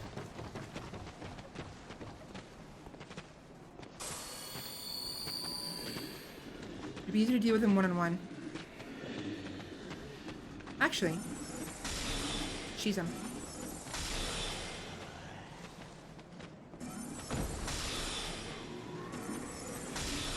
There we go. Okay, that was actually pretty close. Those guys are so fast and they hit so hard that I could have died right there. Very, very easily. Definitely could have died.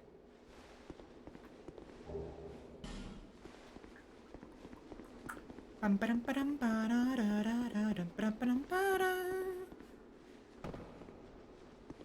there's a trap in here. Question is it gonna be the poison trap or is it gonna be the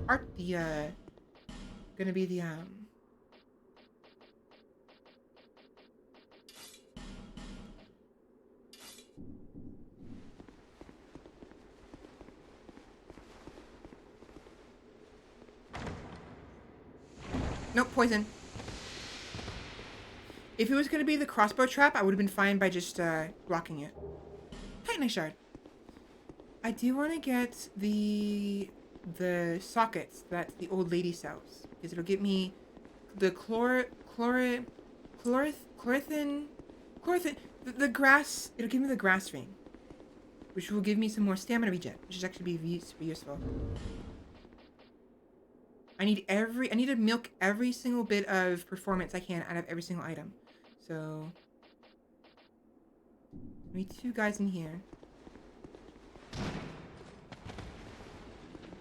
Knock knock. Jehovah's Witness. We got cookies.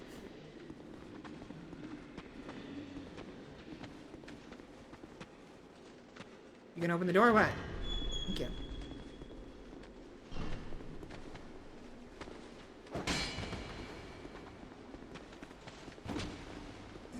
Just keep myself safe. Keep him at a distance, shall we? God, please. Oh, I'm out of throwing. Ooh, a winged spear. How much do I need for that?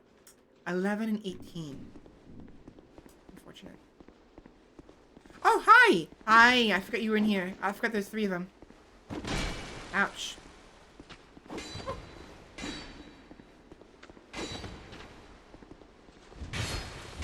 Whatever. I'm trying to backstab him, but it didn't work. Hiccups. The undead remember magic, weapon art, loyalty to their friends, but nobody remembers doors. Apparently not. Life ring, large titanite shard. Okay. I mean, that one remembered it at least.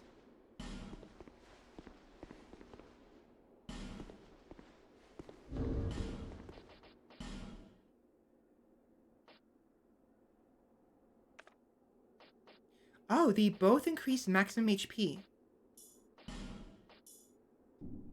That's actually really good. It's not, well, actually, I'll take that back. It's not really good, but it's just straight up good. It's not, like, tremendous, because it's small amounts. But early on, you could definitely use the hell. Oh, okay. Ragdoll. It could definitely be useful for the time being until I can get some proper leveling under my belt.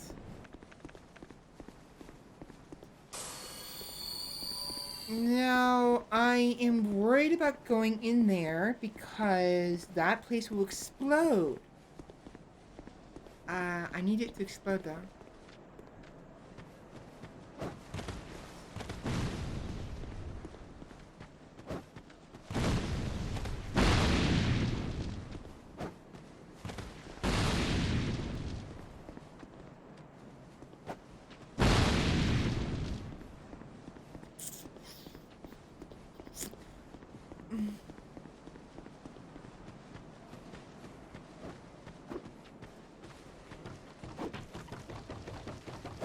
Make sure nobody follows me. Oh, somebody did. Figure as much. Come on up. Come on. Come on. Come on up. Come on. Do you not know how to climb ladders? These guys don't know how to climb ladders. Fine, I guess. I want to destroy those. Light crossbow. Don't I have both? I do.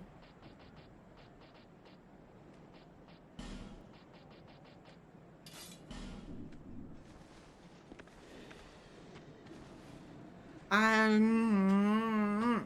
still can't use it.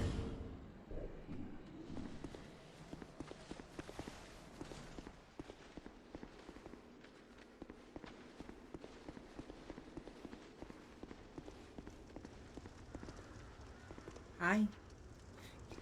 Did we ever determine what the invisible hollows what their importance was. Dark Souls 2. Nope, 2, not 1. 2. Invisible hollows. Like, why are they there? They're a new type of secret that was introduced in Dark Souls 2 Scholar. I'll look at first Sin Edition, which is what I have. They become visible upon nearing them with a torch. When attacked, they become visible, taking the form of a naked hollow enemy, and randomly drop something within a specific loot table. Currently, it appears that at the very least there is one in most areas, though all have yet to be discovered. They do not respawn upon being killed. Tip: wearing any piece of the moon butterfly set can be extremely helpful as the poison procs when near, and thus finding them much easier. I have already discovered 2 more hollows not mentioned anywhere in this way. Force of Fallen Giants, up in the area where the light crossbow can be looted, and where the 2 firebomb mobs are. He's sitting down by the lit brazier at the other end. He has a chance of giving either 1 petrified something or 1 smooth and silky stone.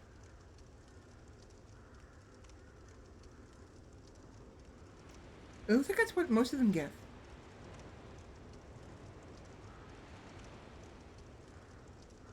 Most of them just give either smooth and silky stone or petrified something.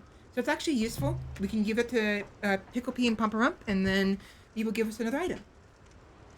I don't think they ever had an agreed upon reason. It's just there because they're there, I guess. Sorry, sir, but I want your items. Smooth and silky stone. That's gonna be useful since we'll be able to give it to... Can I say something else different? Why is my repertoire, my vocabulary so damn limited right now? All I'm saying is, oh, very good, oh, useful, it's all I am saying. What the hell?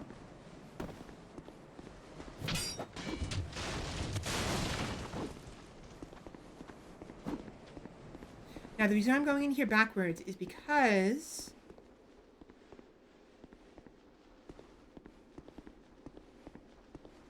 I want to kill these enemies carefully.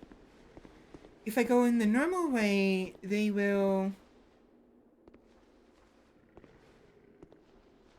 They'll mob me. They'll still mob me, but at least take one of them out. Nope, I can't take them out. Okay, never mind. Never mind.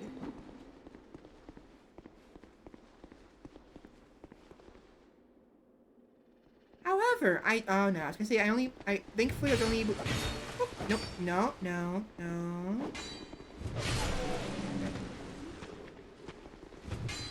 Really?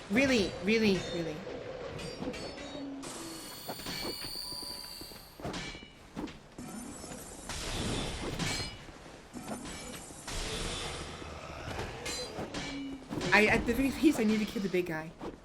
The big guy was a problem. Cool. Yeah, so normally when you talk to Peyton, this fellow. Hello there. Traveling all alone in these treacherous times. Mm-hmm. Well, I hope you have a very good reason. It's the challenge. Gosh. Who am I to judge? My name is Pate. Oh, Peyton, sorry. I Pate. journey hither and thither on Peyton, a sort of it's Creighton and Pate, that's what it was. hunt, And mentioned her names. Be careful out there. There's talk of unsavory bandits who prey upon travelers like yourself. From whom? Who are you talking to? Who is there? Wait. Who is there for you to talk to? There's talk of bandits. Excuse me? Who are you talking to is telling you this? What? Fuck. There's no one else alive except maybe the old hag, Ben Hart, everyone in Majula, but like you're here and they're there. Oh yes, you be cautious if you go any farther. Sketchy motherfucker. There's treasure in there for certain, but the entrance locks from behind. You're not I saw wrong. the same design earlier, and it's the same contraption, I'm sure. I was with this warrior, you see, and he insisted that he go inside first. The rather brusque fellow tried to swipe the loot for himself, but it trapped him inside. I still have the gent's ring. I do hope he wasn't harmed. He's telling the truth. It will lock you behind, but not everything he tells you is the truth. It's not the whole truth.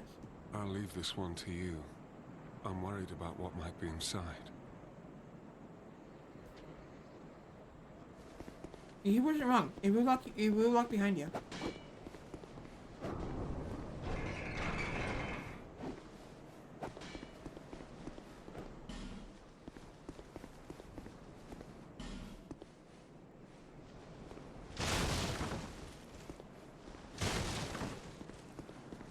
Oh, that bug.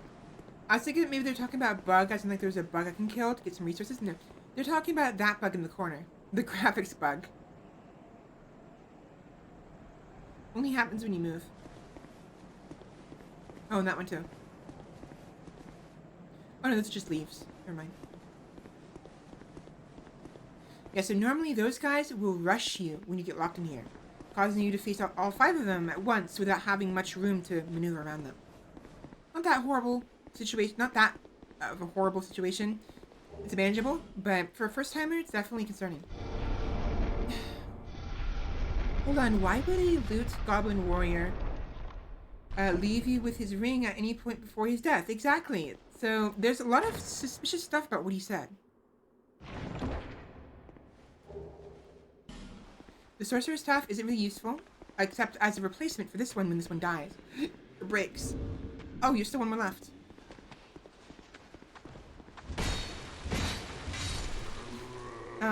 But you know, it doesn't hurt to have another one. You see? Again, the downside to this run, one of the many downsides, is you cannot attune you can't attune anything. No what pyromancies, no spells, no miracles, nothing. Because you do that at a bonfire. So in order to actually use a spell or miracle, you have to start with one. So that's why I chose the sorcerer. At the very least, it gives me soul arrow, which isn't that bad. It's actually a really good idea because it gives me some early range damage, which can still be used later on. Not that bad. I think it's replenished when you use a homeward bomb. Don't quote me on that, but I'm almost positive homeward bomb will replenish the soul arrow. You will find out soon enough, I suppose.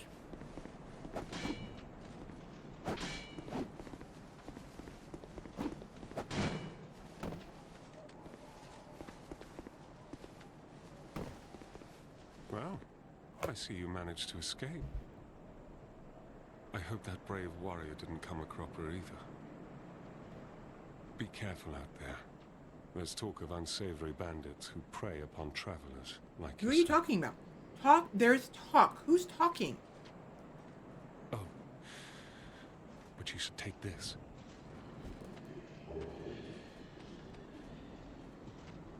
It allows undead to call out for help to one another across the fissures between worlds. With luck, somebody will lend you a hand.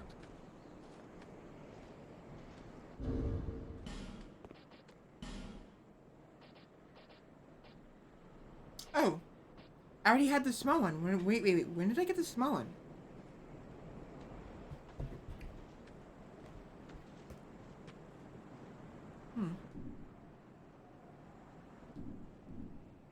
Well, I hope that. Be careful. Let's go get a firebomb, throw one in there, and then clear the area.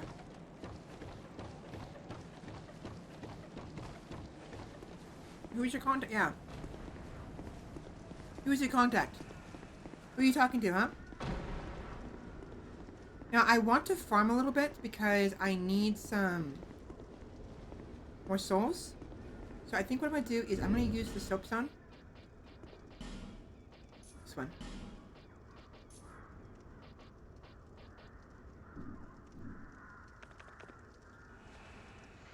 And hopefully someone will summon me, and I'll be able to get something out of it. Firebombs. Just one is enough. Unless I miss, in which case I need more. Thanks. How many healings do I have? 6 life gems.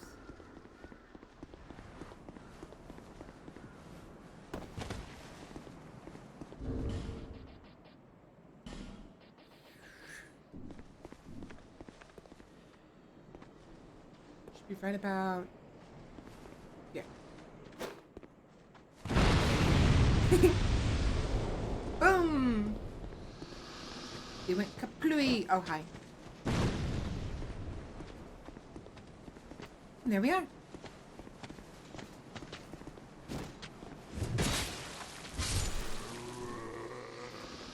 Alright. Well, wish me luck. So hope I don't die miserably. Because if I die as a spirits, it still counts. So I just have to not die. That's my point. I cannot die. At all.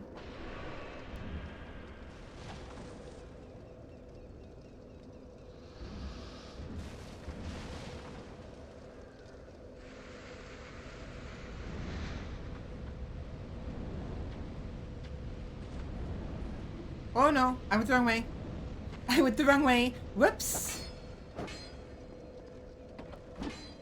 They're upstairs.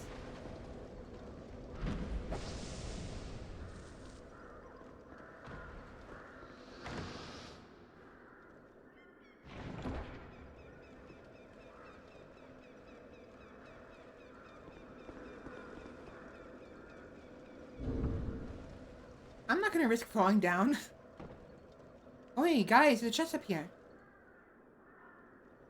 Whatever.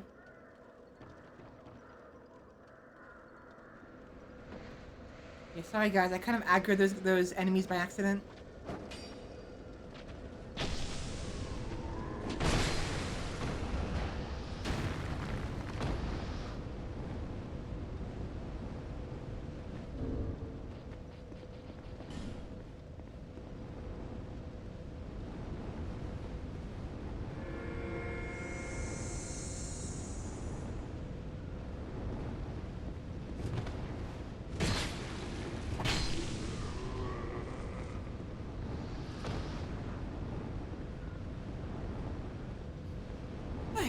Should be...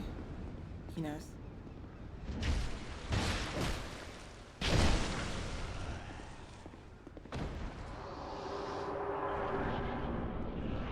I'll be honest, using the small white soapstone is better due to the fact that I'll get smooth and silky stones from it, and I'm only here for a limited amount of time. I don't have to worry about...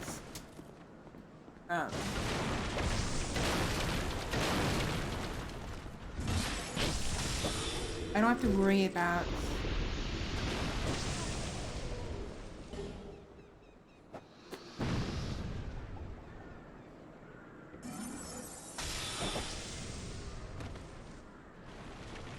oh. Sorry.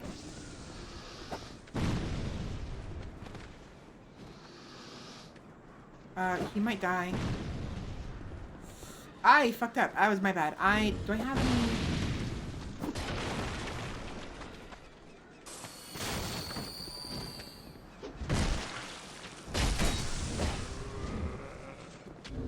do I have any firebombs left? No. I've got nothing. I didn't realize he wanted to break that open. That was my bad.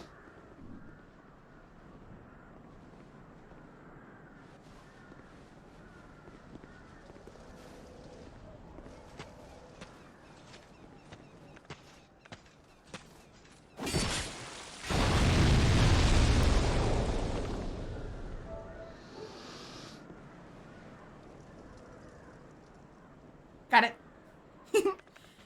Take care of it. NBC can't set of that wall explosion candy. NBC's, the enemies, the actual, like, enemies can. But, players can't. Like, the hollows can.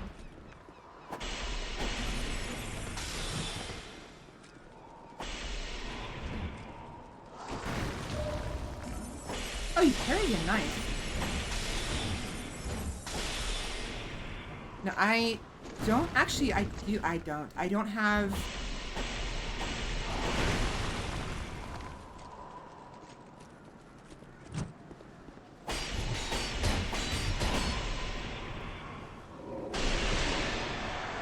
Oh, what is that? What?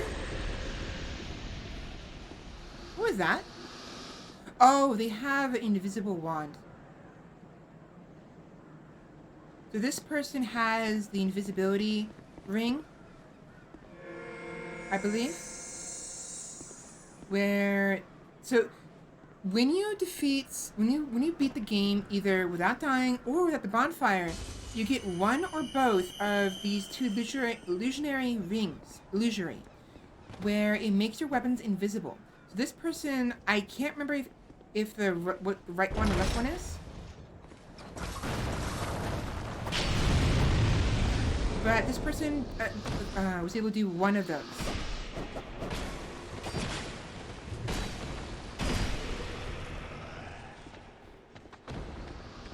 Come on. Come on. Duty filled. Fulfilled. Awesome. Now, I don't think I'll get a refresher on my soul arrows unless it is what happens. But I know see smooth and silky stone. But I know it's either duty fulfilled or using a homeward bound. One of those two should refill my soul arrow uses. 30. Oh, awesome. Yeah. So okay. So if I want to refill my health and my my soul arrow uses, I'm gonna want to get summoned. What's that noise? What was that noise? I heard something. What was that? Okay. A magic cleric heresy. Press the break, thank you. Yeah, so regular people and some of the NPCs, they just break barrels. You have to have the monsters, the hollows. They're the ones that have to break them. Oh, also. I got a refresher on all of my items.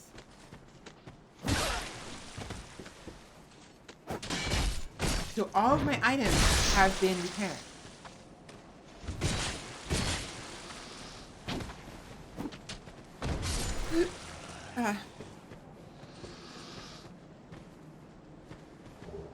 Again, another reason why you want to use the soapstone, the small one, so you don't have to be stuck there the entire time. Pretty generous to refill our spells that way, yeah. Of course, there's the risk of you dying in that other world. In your own world, you can take things slow. But in someone else's world, you probably want to be like keeping an eye on them, trying to help them out. So, you know, it's like, otherwise you'll get kicked out. They're gonna kick you out for just standing there. They don't want you to be AFK. You have to actually be of use to the summoner.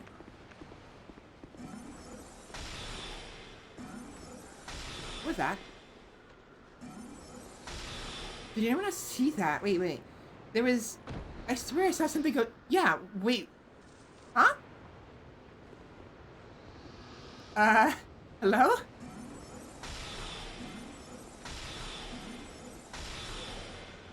What is going on over there?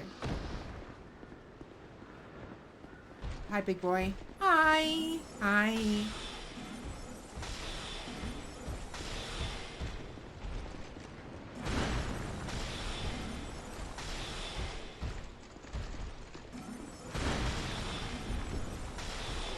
Apparently 2 hollows just killed themselves.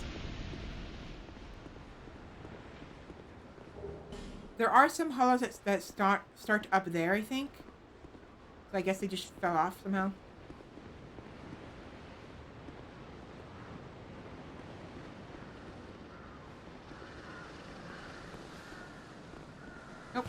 Nope.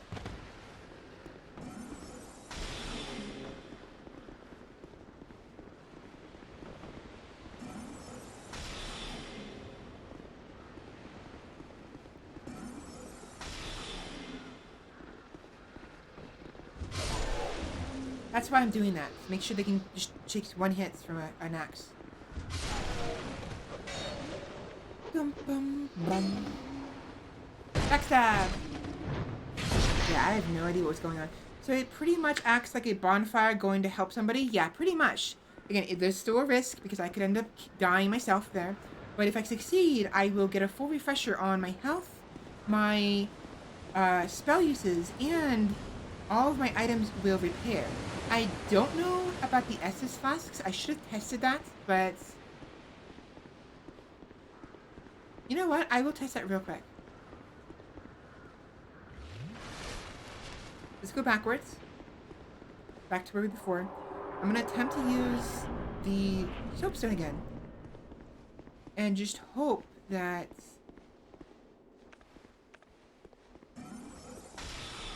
Wakey. No? No?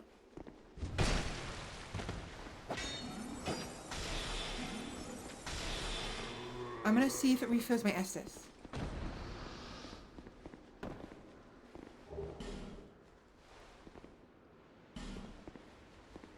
Hopefully it does. We shall see. We shall see.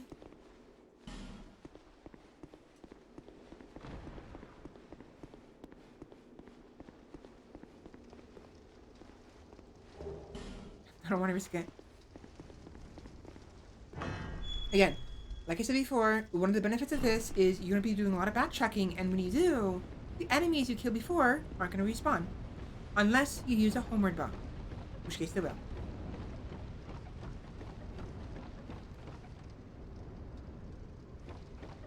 There we go. Motto was being weird. Just go ahead and use that again.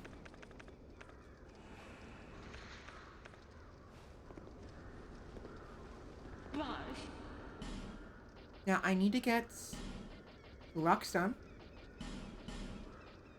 the Fragrant Branch of Yore, and the Amber Herbs. Because even if I can,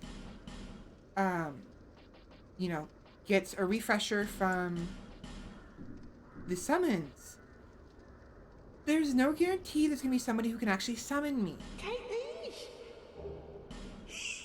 You know what I mean? Lonely. So I need to make sure I have a way to replenish my soul arrows on my own. Especially if I'm in dire straits. Like if I've used all of them up and I am desperate for more.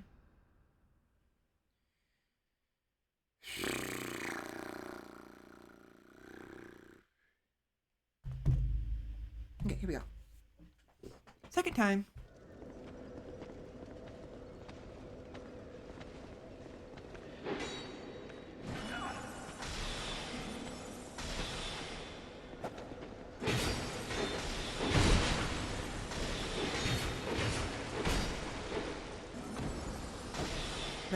Really?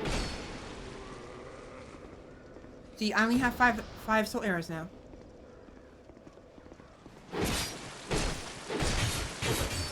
Why do you have such a bad sword? Have you not? Oh, well, I mean, I guess you started with that. But don't you have better swords than this?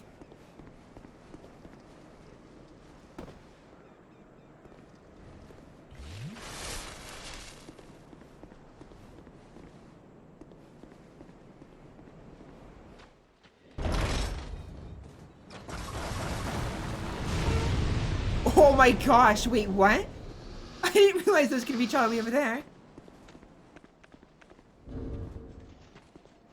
Where's my fire bombs?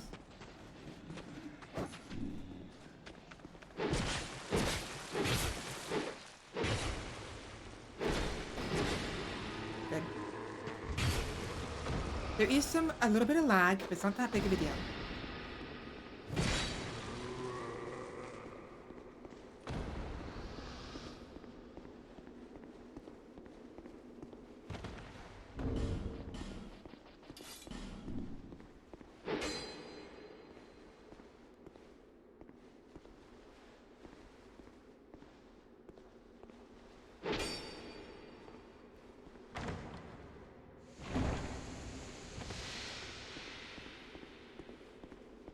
Good.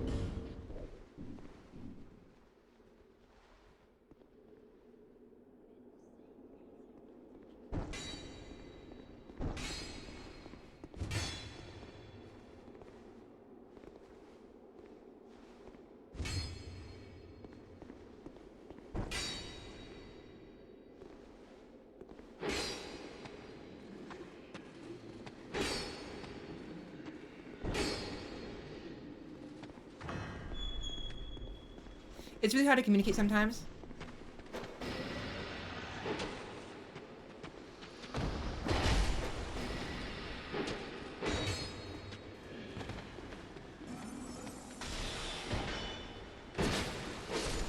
one more. One more right here. Ouch. Stop it. There we go. It can be very difficult to actually communicate with other people online when you're playing together, if you're not in a voice call, so.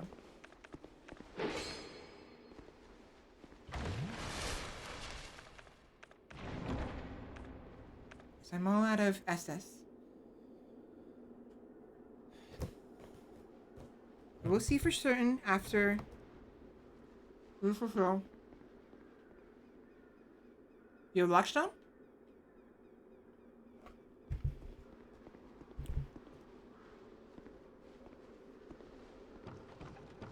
No, here's another one.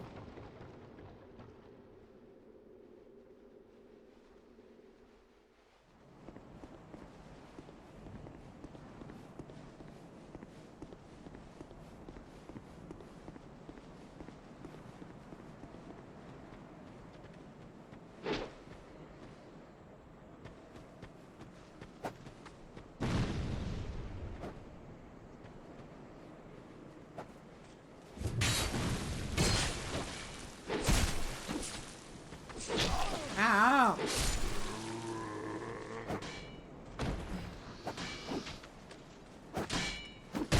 Ow!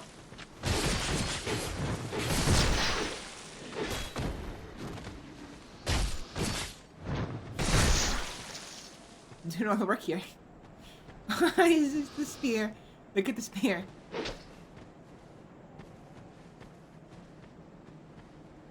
Bum, bum, ba-dum, ba-ba-dum, bum, bum.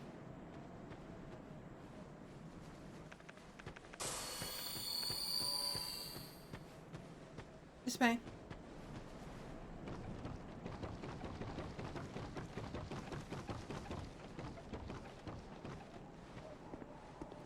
I'm about to despawn in a minute.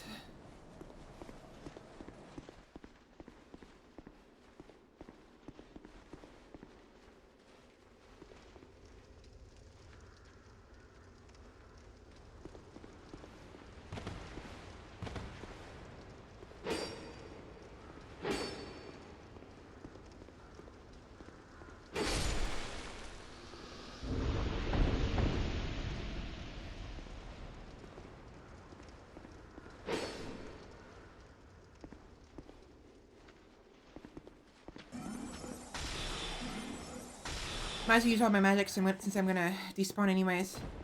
Walk onto him. Last one's over there. Where is he? I just got parried. Help me.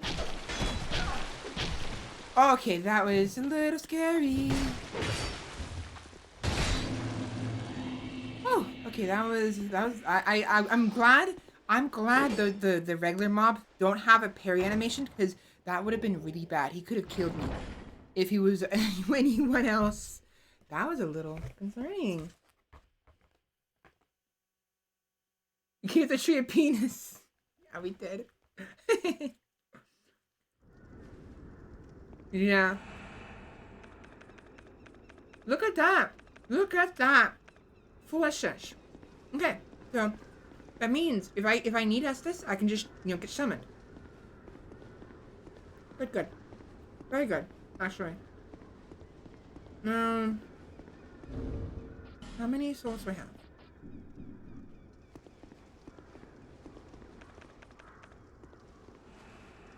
I'm gonna do it a couple more times so I can stock up on souls. And then I'm gonna go back to Majula. I need to level up, get some strength, and get some dexterity.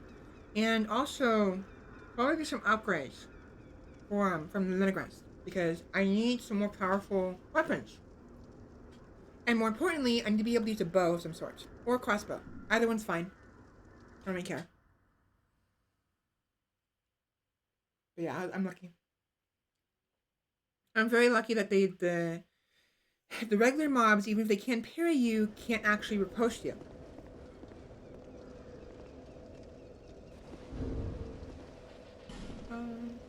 Hello.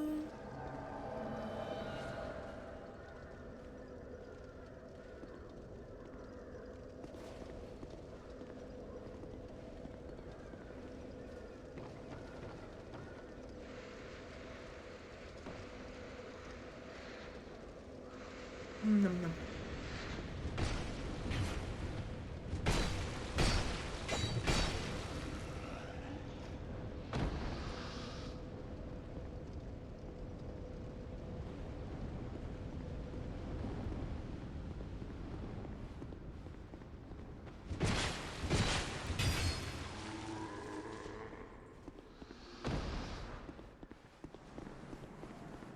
I do need to stretch, honestly. Can you not?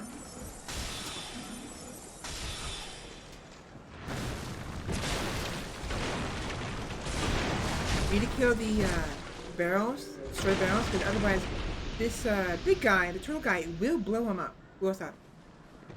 Before we do anything else though, where are my fire bombs?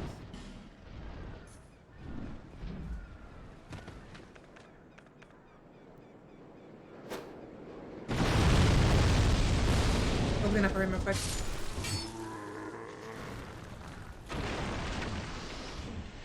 You're gonna be a problem. Oi! That was...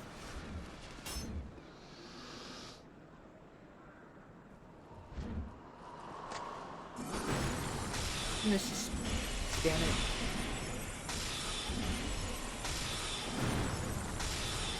Since I know for a fact that my soul arrows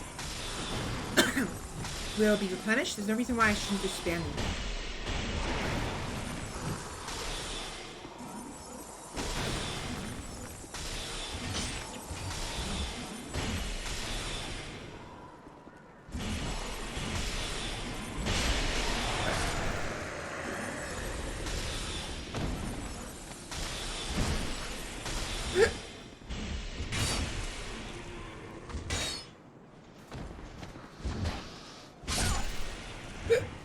Like,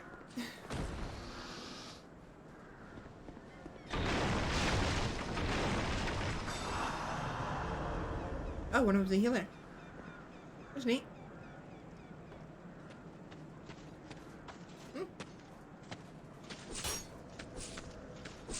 You fucker. Stop swearing as much. I don't know. I just...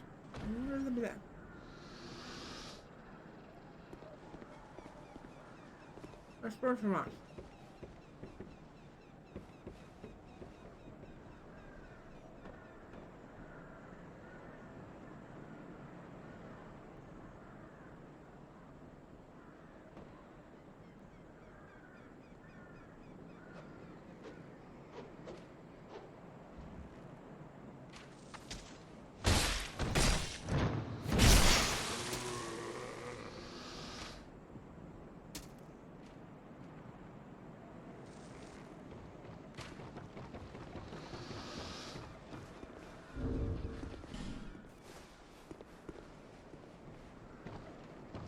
Posture check and breathe.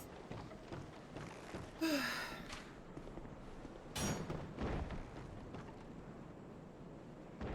let them do that, deal with that while I deal with this stupid guy.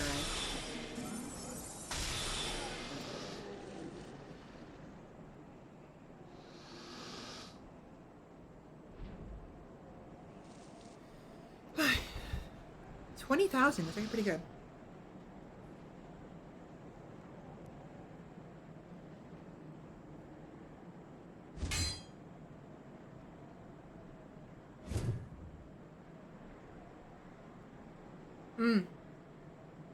He's talking with what's his face? Probably.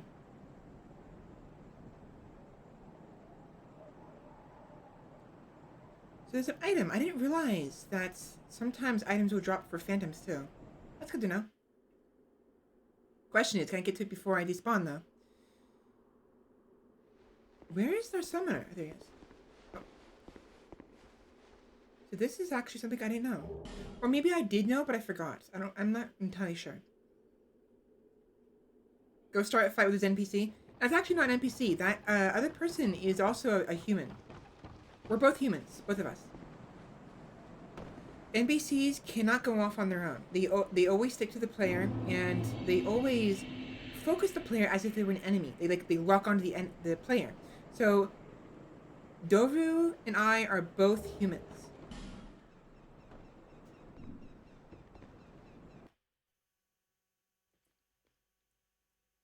$20,000 ideally should be enough. Probably not, but we will see.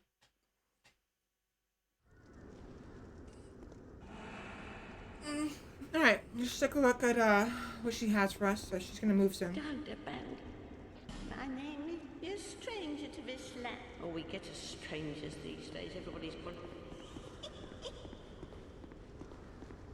Blossom. My name is Melentia.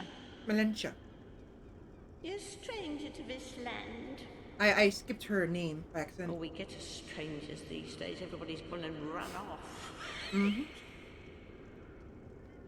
Dranglake's been a pile of rubble since the war fought long, long ago. And the giants crossed the sea. Seemed like the battles would never end. Poor folk like myself have nary a place to sleep. That's why I keep all me things right with me. You may travel light, but methinks you bear a burden of your own. They say these trees grew from the remains of the giants. From each carcass, I'm eating some of the fries. new life growing. I only have one fry left. That's one. But you know what they also say? Don't believe what I an think. old hag says. Which one's hiding? No. I still have half a sandwich to eat. It's high time that I pick up Eat later. I've a bargain for you. Next time we meet, my love. Don't open. The container is opening. It's high time. It's high. Let's see. Let's go ahead and buy.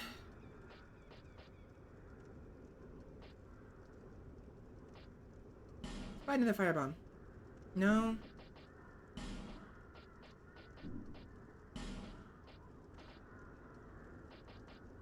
Let's buy it. I already have everything. I will buy some of these. Say 10 of them. Thank you. Also, actually, now that I think about it, I wonder if maybe because my Estus gets replenished. Does this guy? No, he doesn't. Never mind. I was hoping that maybe he would respawn, but he doesn't look like he does. So unfortunately not. I was hoping he would. Alright, so we're going back to Majula. No, we're not. No, we are not. Not yet. There's one more thing, one more area we have to scour through before we move on to Majula. This place.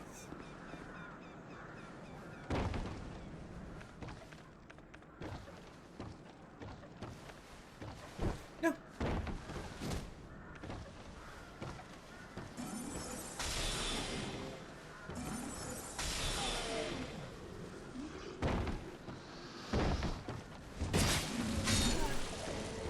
Yeah, I knew there was an ambush. Wasn't risking it. Just two guys, but you'd be surprised what two guys can do to you. And they can gang up on you and you know, throw fire bombs at you or shoot with arrows or stuff like that. And all of that. And it's not pretty. Because I don't want to be burned to a crisp. If I die, I have to start all over again. And I actually really like this character, so I do not want to lose her. You son of a bitch. Can you not?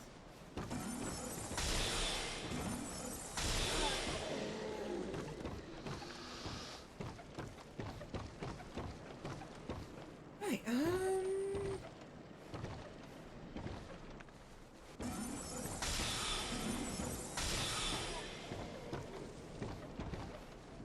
now I could make it over there, but I want to clear out the enemies first.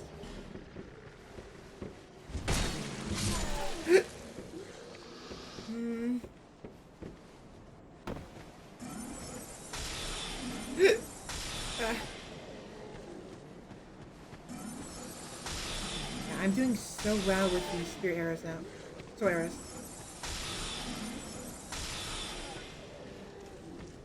Alright, so there's a cleared way. We should be able to get across without issue. Should being the keyword. I don't remember exactly what the jump part is though. Right here? Maybe. Yeah. Prism stone is kind of useless, but whatever. If only. If only. Hurrah for pointless. Actually, not that pointless. Use it at vantage points.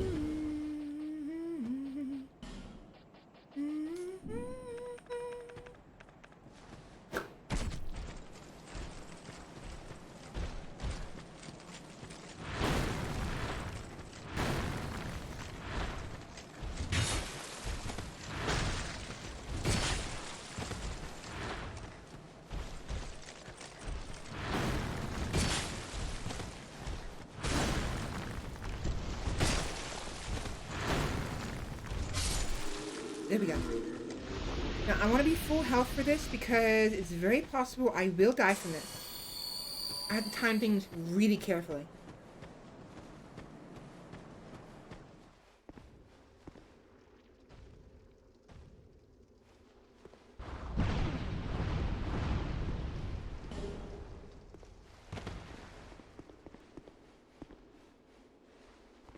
One, two, three.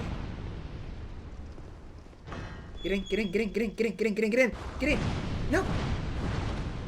Okay, we're good. We're good. We are okay. We're okay. Who doesn't love singing the Tetris song? It's really hard not to sometimes. Alright, we have 5 longsword. There should be nothing else in this place we need, so we can probably just bone out, I suppose. I think, is there anything else? Not really. We're good. Now, this will cause all enemies to respawn, unfortunately. But we need to go back there. This will be faster, and it'll also cause the crystal lizards to respawn. Again, we have to respawn all the way back here. Unfortunately.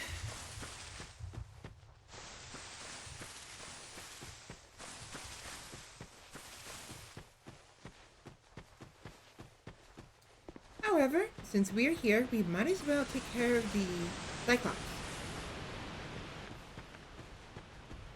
11 soul arrows to our name. A few fire bombs and some knives.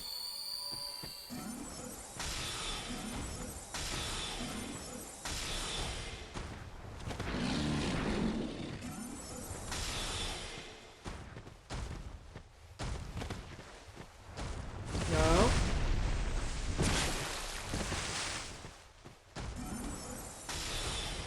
No eating.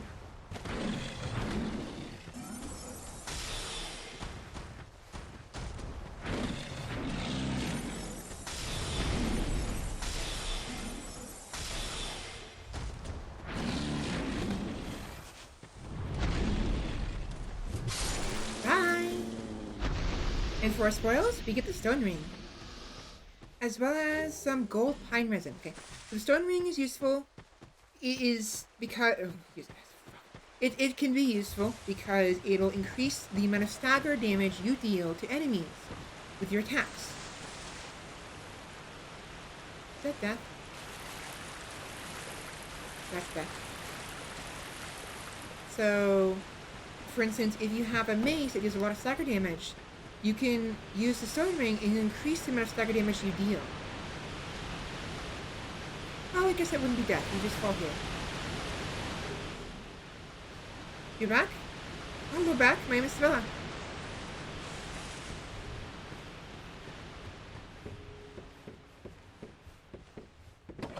Nice to meet you back. How you doing today? Yeah, you do. Alright, so we're good for now. We just have to, we'll want to get another, summon, because I am out of soul arrows. The question is, do I want to waste the fragrant branch of yore on this hollow, or come back later? The only thing I can get from defeating freeing the fragrant, going in this area is to defeat the two Cyclopses. Maybe. I don't think I want to do that. No, I don't want to. I don't care about it. Although, Pickle Bean Pumper should be able to get a few decent things from them by depositing my smooth and silky stuff.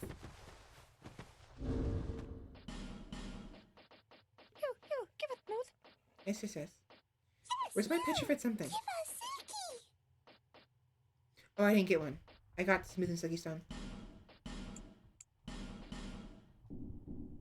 Yeah. So nice. So smooth. Yeah. Yeah.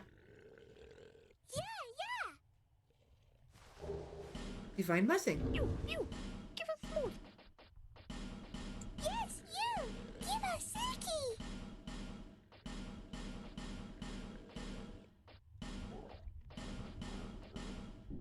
Yeah. So nice. So smooth. So nice. So smooth. Yeah. Silky smooth. Human effigy. You. Twinkling Titanites. Silverpad Knights. And Amber Herb. The Amber Herb is actually super... not essential, but it's definitely of use. I almost said it was super useful again. There's a lot of super useful things in this game, okay? A lot of things that are super useful. I just can't think of any other words other than useful. You know? Nice. I guess it's nice. The Amber Herbs are nice because of the fact that they can replenish my soul arrows. I don't need them right now, but I might need them later. Let's see.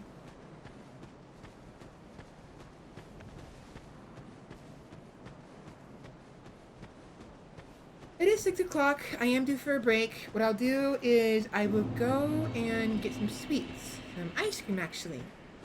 As I go to walk around. We'll come back. We'll continue, as usual. And...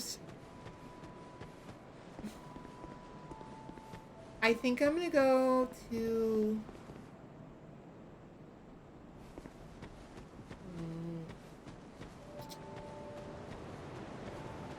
Do I want to go over there?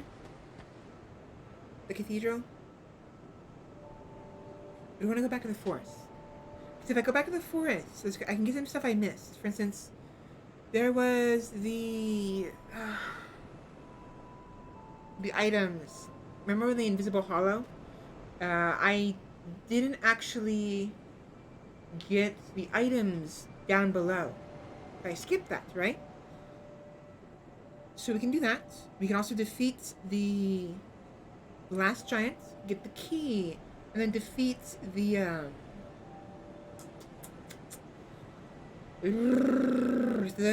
pursuer. Pursuer. Think of the name. First and foremost, we must level up. Is that a shard you found? Mm-hmm. Here, let me see it. Sure. So that I may help you. Sure. To see light. To see hope. You could also help me. Faint it might be. Pillow? Wanna be my pillow? I'm kidding. I find it interesting how much taller everyone else is compared to her. She's actually really short.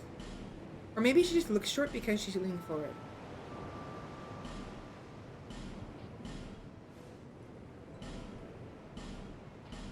Oh, I don't have any more. I wasn't paying attention. 10 dexterity.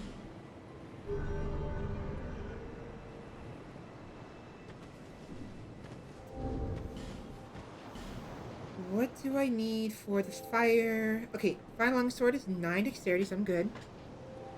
18 dexterity, 14 dexterity, 7, 3, 10 is about enough. About enough. I could get enough for a halberd, but I wonder. Spear is useful.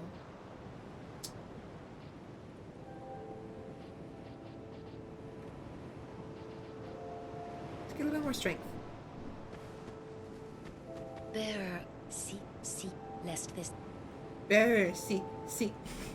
Sorry. Alright, so it's at least 10 strength at the very least, because I definitely want to get some more strength to wield certain items one-handed instead of two-handed. Like, for instance, the hand axe, maybe? Yes, hand axe. Awesome.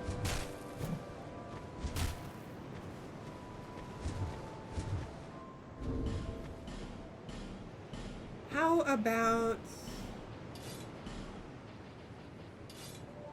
That's nice. Very, very nice. Let's try not to fall doing this. Alright, Benhart. Or Leningrad, sorry. You're not Leningrad, you're Benigras. Leningrad. Roulette. Now, but first...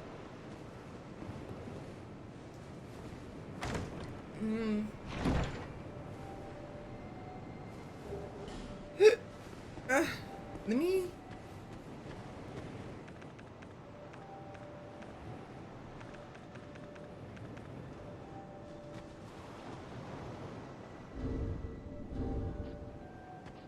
I just have to quit, right? I think. Let me go to my screen first. Take a break. Go from there. So, let's stay in the center, where I'm nice and protected from gravity. And just, just chill.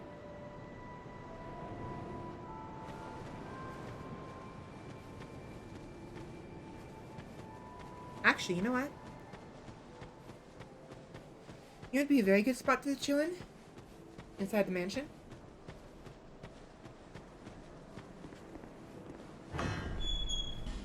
House, rather.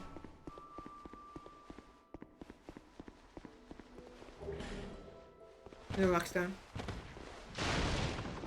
Very big book.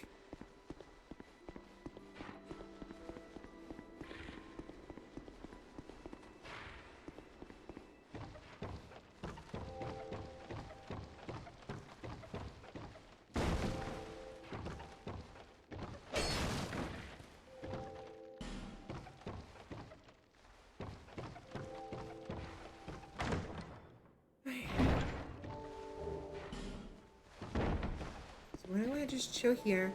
A little concerned about the pits, but we'll be fine. So, anyways. Give me a couple of minutes, and I will return with ice cream and hopefully a little more limber of a body.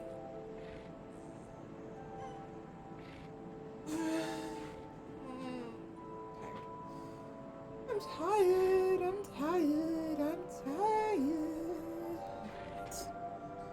Just give me a minute. Be back shortly.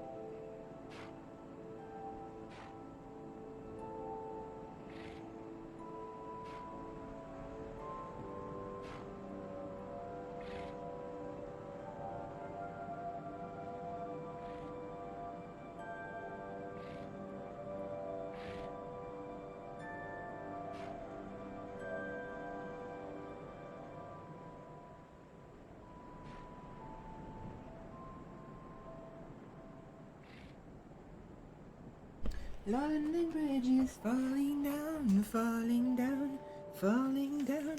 London Bridge is falling down. I have returned.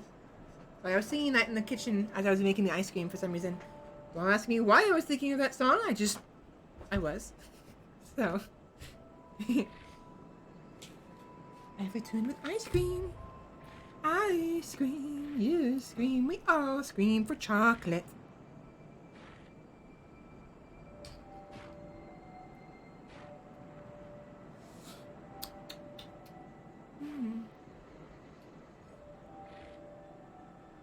Welcome home, thank you. Alright, time to go dance in the moonlit garden.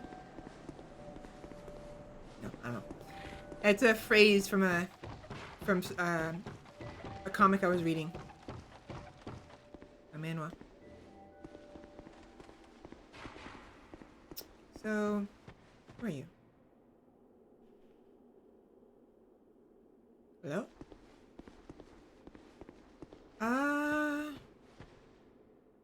He's supposed to be here. What I'll do is I'll quit the game real quick, because I think I need to quit anyway, so Lennygrass can set up shop properly, like he said he would. And then ideally, what's his face should arrive. What's that? Or maybe I'm supposed to defeat the... Maybe I'm supposed to defeat the last giant first.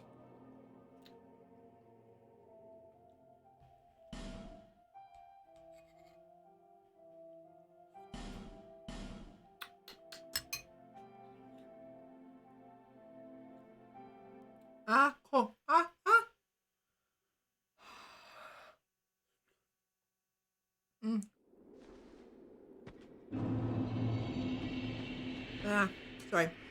I ate that too fast and started to give myself a brain freeze. Or almost did anyways. Oh boy. So, whatever his name is, Kale, I think, he did not arrive like anticipated. However,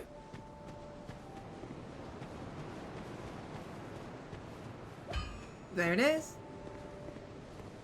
You, stand back. This is dangerous work. Bing. The name's Lennygrass, just a simple blacksmith. And you are,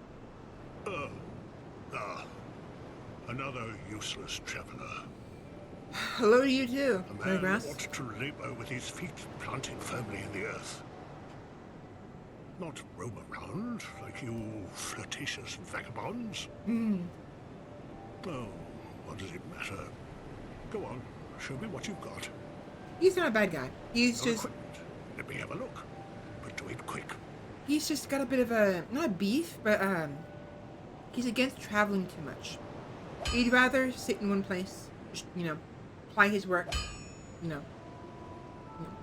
find some roots, But not to it, of course.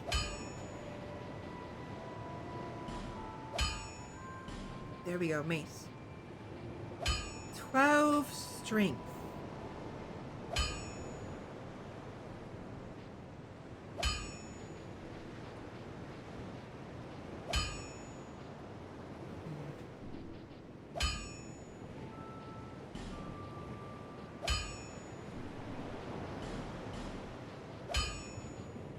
I need 12 dexterity regardless for the short bow. So what I'll do is... Don't waste my time. I'm going to go ahead and reinforce my dexterity. And then by... See, lest this land. Short bow and what was it? Something else. I forgot what it was already.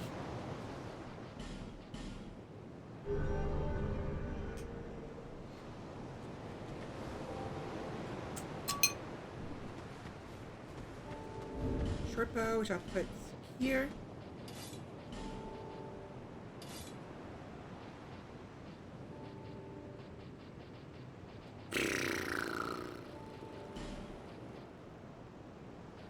What was that near 12? Something else. What?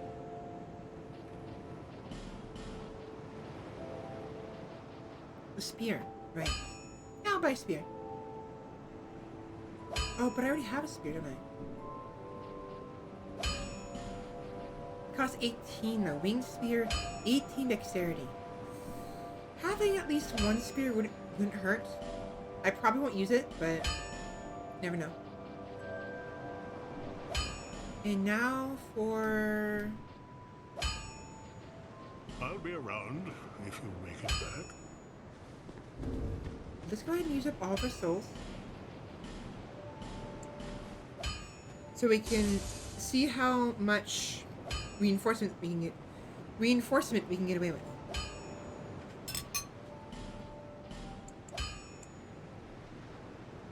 You know what? No.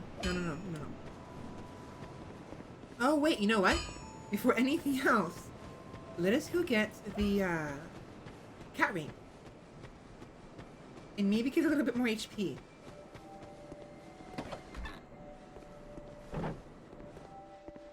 Hello. Oh. Who are you again? No, I'm not serious. You do have a rather pleasant scent. The type I'm quite fond of.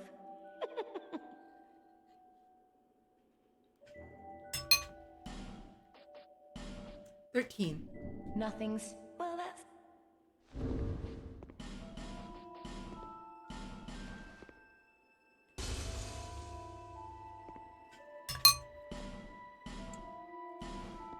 Might as well use all of it. Oh.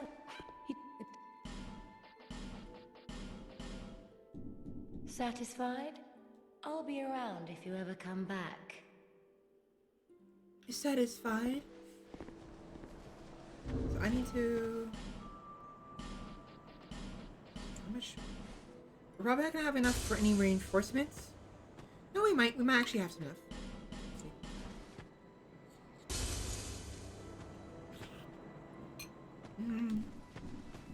Yum, yum, yum. Chocolate is yummy. Hi. Again? Can't you see that I'm busy? Mm-hmm.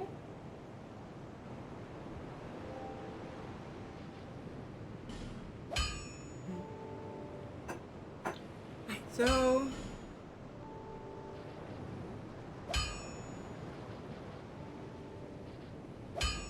I didn't buy the mace yet, did I?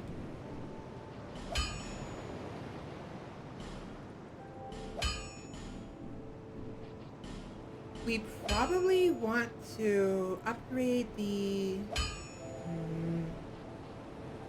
bow, definitely. But unfortunately, these are not renewable. They're not infinite at this current moment. Later on they will be, but not right now. So we can only afford maybe one or two.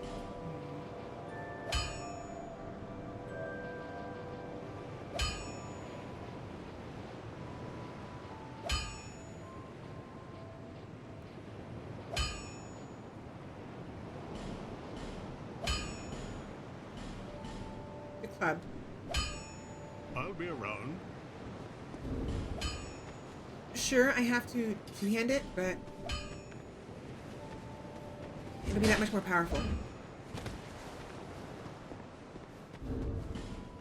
Now, we are at 38% rolling. I want fast rolls if possible, but I'll need a lot of the...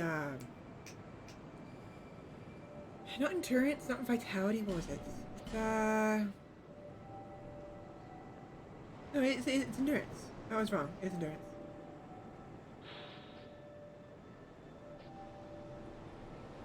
Vitality. So it was vitality. I was wrong. It's vitality. I was being dumb, I guess. I don't know. So let's go ahead and go back to the Force of Giants.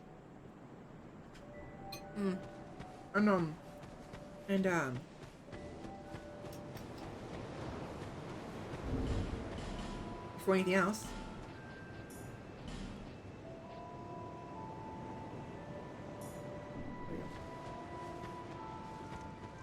We'll kill the last giant. We will go ahead and kill the pursuer. And instead of going to the Lost Bastille, we will... No, actually, If we go to Lost Bastille from...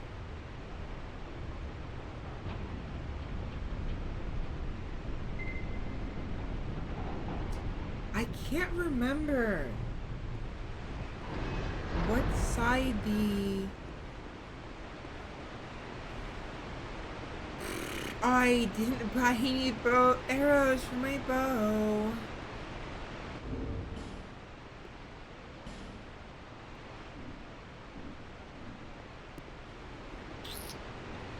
Fine. Go back. I can't remember. So there is a gate in the middle of the Bastille that you can't get past when you unlock it from one of these. Now, what side is it on? Is it on the side where the staircase is, or is it on the side where,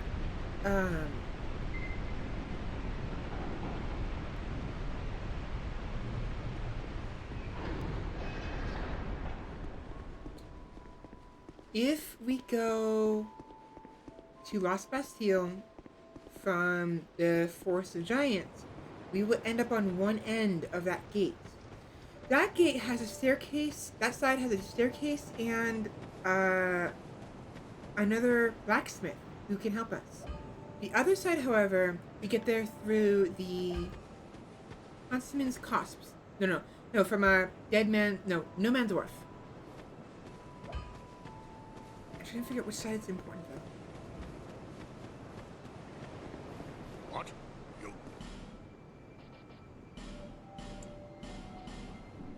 I'll be... So, grab as many of the arrows as we can. Fire would be useful, but I don't want to use it right now. Fire can be used to set off those explosive barrels, allowing me some more reprieve? Is the word, I think? I don't remember.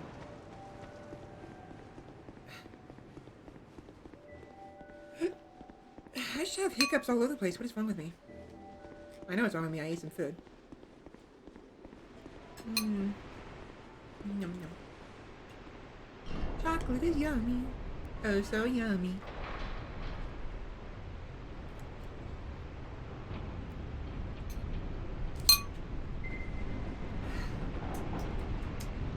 Hickety ups. Yep.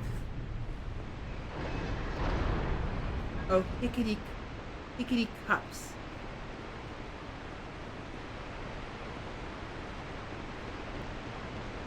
And this fire sword is very powerful early game.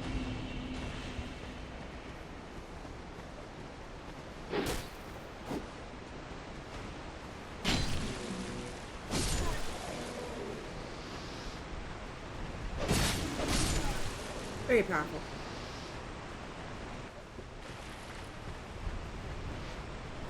Ow! Right, left hand.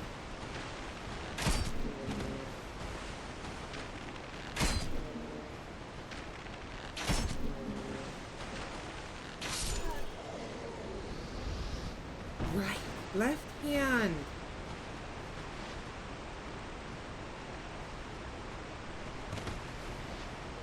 Bastard, your tracking arrows. I don't have those. Why do you have those? You see that? The arrows track you. A little bit.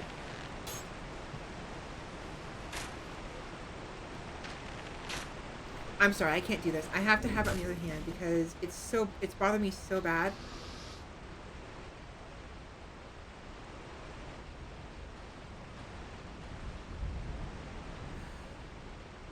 It's fine, it's fine, it's fine.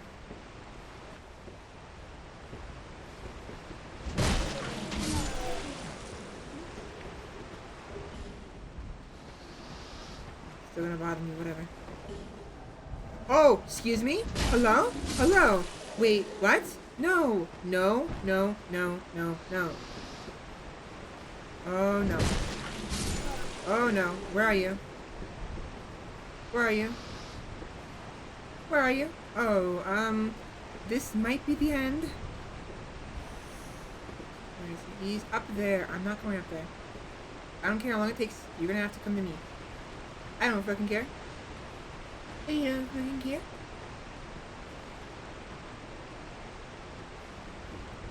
I don't care how long it's gonna take. You're coming to me. I'm gonna sit here and eat my ice cream. Come on. Come out, you bastard.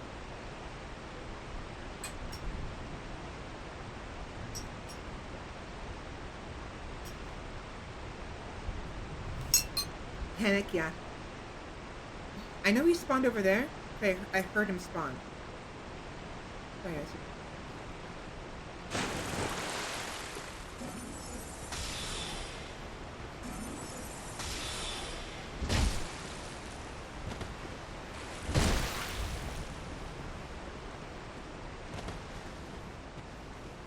I don't have any more spells.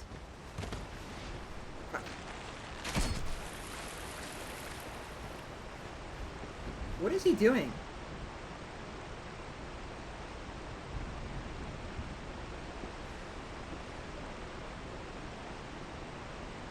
Hello?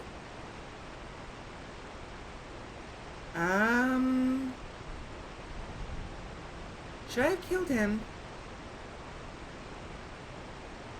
Nothing on with the preference, like which hand the bow is on. I should just killed him then. I'm just gonna chill. I don't fucking no. Nope. We died last time because of some bastard. What are you doing?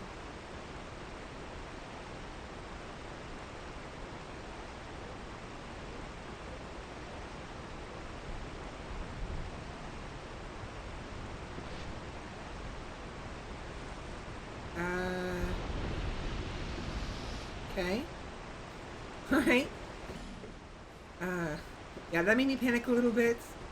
I had to be very careful because last time we did this, we lost the run because some bastard invaded us in No Man's Wharf with, Scorching the Sun. That sun pyromancy obliterated us in like 2 hits.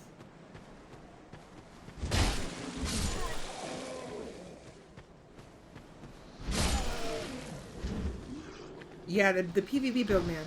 That was weird. I don't know what's up with that guy. He just kind of left us alone, which is nice. That made me panic a little bit.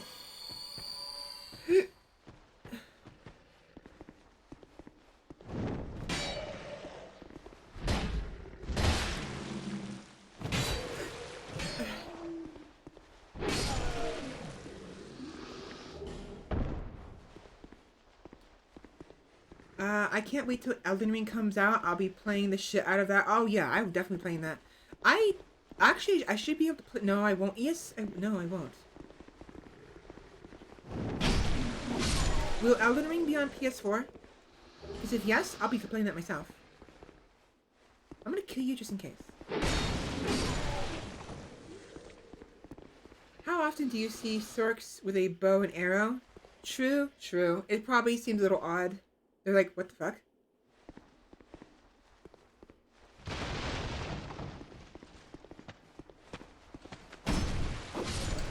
Yeah, this fire longsword early on, it is probably essential, if anything. It's like one of the most essential items you can get your hands on.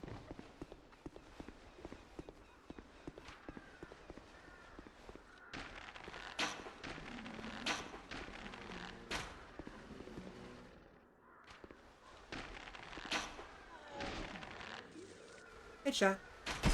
No, back shot.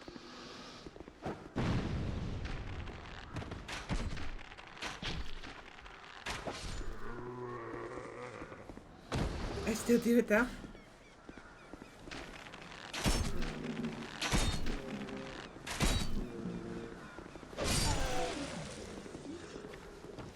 Slow and steady wins the race. I do feel bad for calling him a bastard. It's just like, I panicked a little bit, and he's invading my world. I'm not invading his.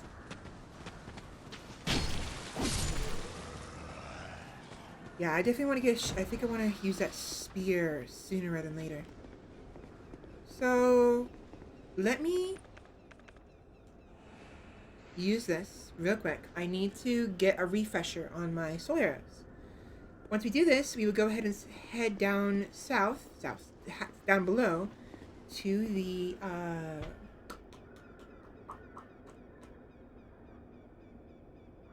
what's it called?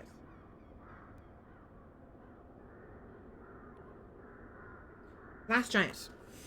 Good think of it.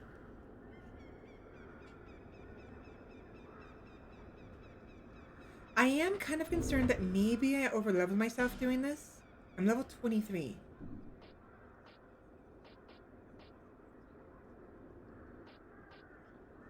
I may not be able to actually get any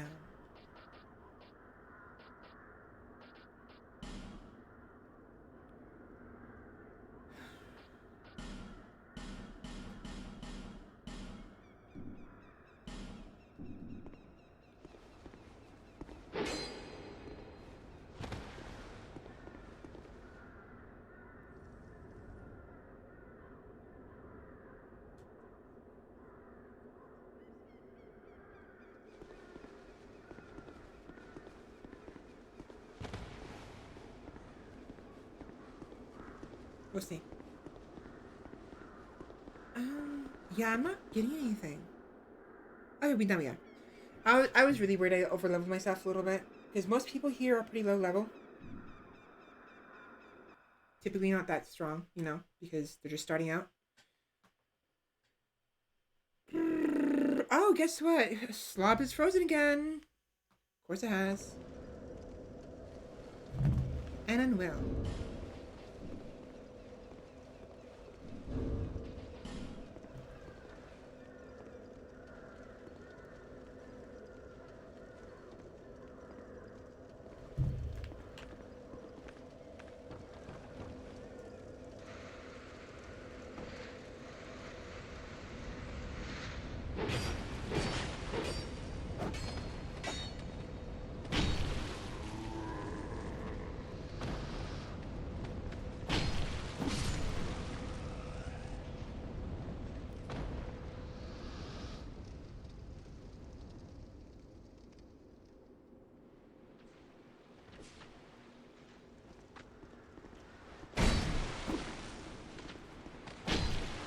Oh, these guys are a little more hefty.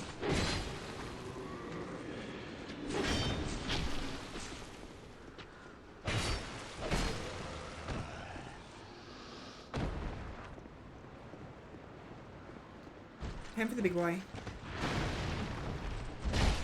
That's a lot of damage. That's a lot of damage on this big boy. Oh my gosh. See, that is why the mace is extremely useful. 2 hits of the mace killed the turtle. Oh boy. I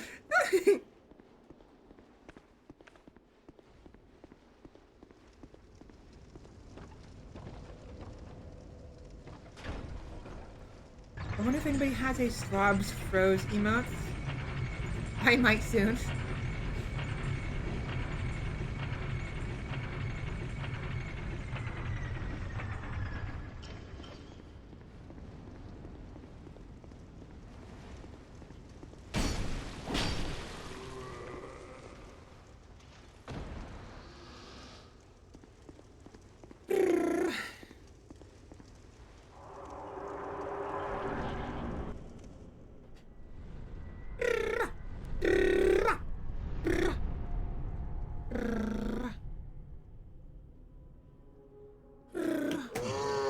I don't know why I do random noises. I just do.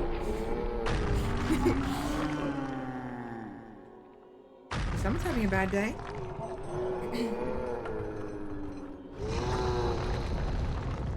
No need to make a fuss. You know, we can talk this out. Or maybe we can't. You guys know.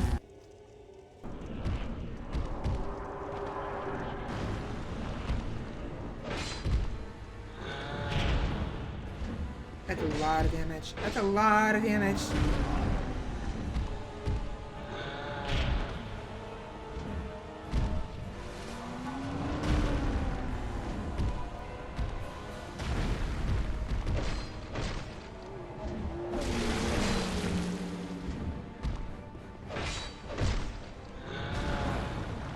Oh, he's done.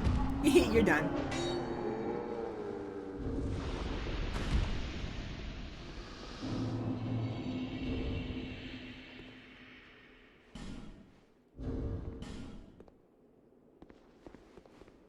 He can talk to the business end of whatever bonk tool we have. Mm-hmm. That was good. That was good. We got a refresher and got another smooth and silky sound we can give to Pump Rump.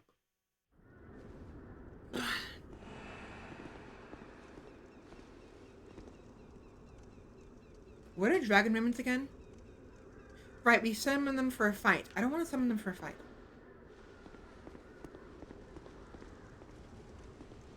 Now, since we've done this already,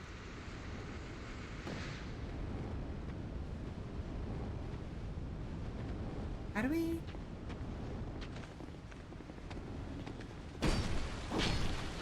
Oh, you're still alive. Where's the key?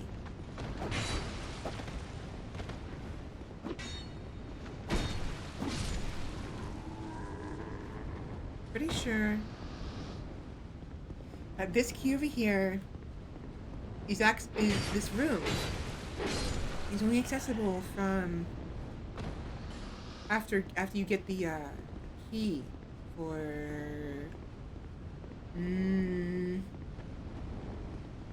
what's it called? Kill this guy. So let's go kill him real quick. Get the key, open the door, and there's an invader we can fight. I actually think I want to fight him because of the fact that he drops some items. If I'm remembering things correctly, of course. Which I might not. Easy clap? Very easy.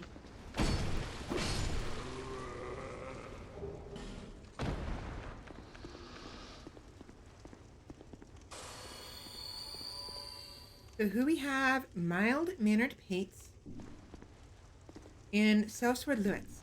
I don't really need any of their help.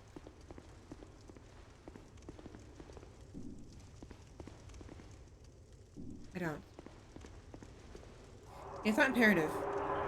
It won't do anything. Like I don't need to summon them. We already saw this. We don't need it. Oh, it won't let me skip. Very well.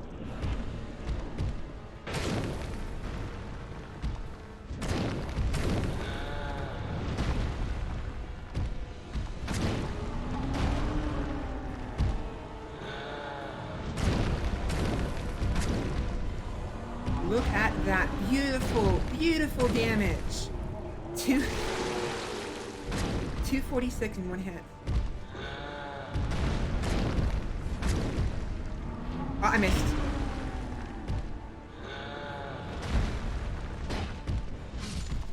There we go. I was a little too close for comfort. I got a little too greedy. I shouldn't have. Oh, it's well it ends well. Strong bonking, big pain. Yes.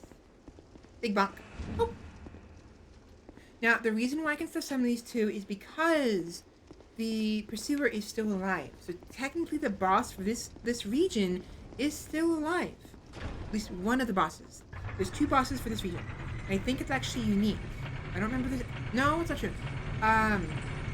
The Smelter Demon is also a second boss for the region. So Smelter Demon and the Demon of the Iron Forge area are a pair. There is also this one, you know, the last giants and the Pursuer. Third, I think there's like one more double boss pair, but I don't remember.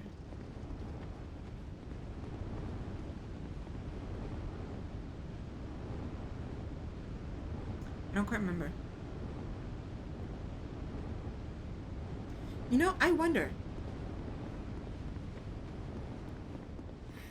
In order to ensure the best possible possibility against this upcoming NPC invader, I want to summon Mild-mannered Pates and Lewis and have them both assist me in fighting the invader.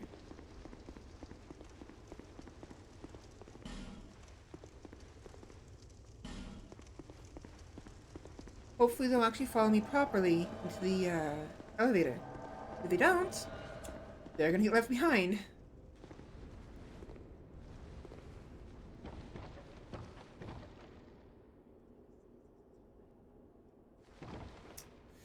They are blocked in here. Oh, they can't follow me.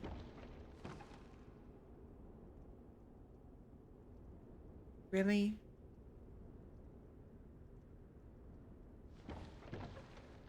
They won't follow me.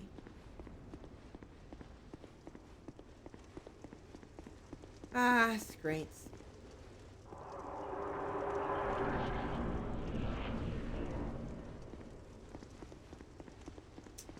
Oh well. Alright, just me and the invader. You know, we could just abandon this area. We don't have to bother with it, but...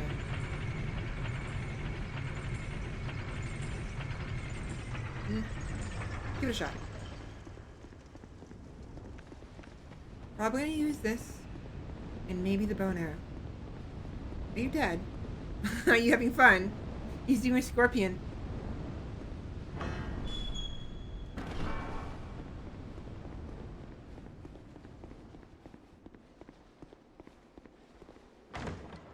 Wait for it.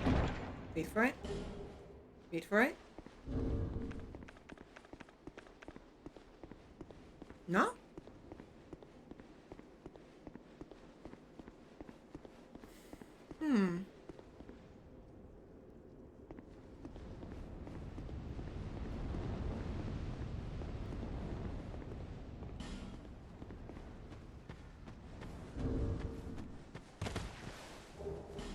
A grand lance.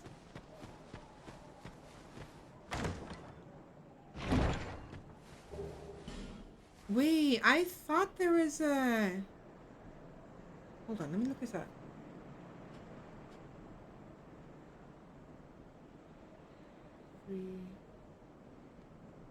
Forest of Giants NPC Invader.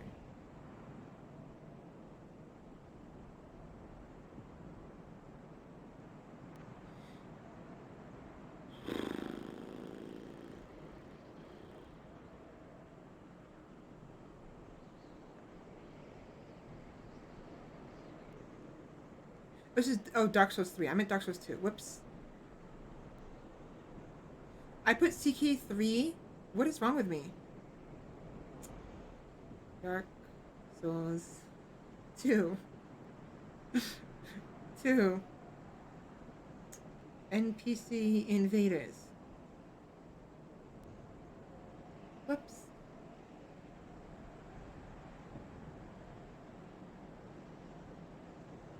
Broom Tower. Here we go. Armorer Dennis, Scholar of the First and Only, Forest of Fallen Giants, and Iron Keep.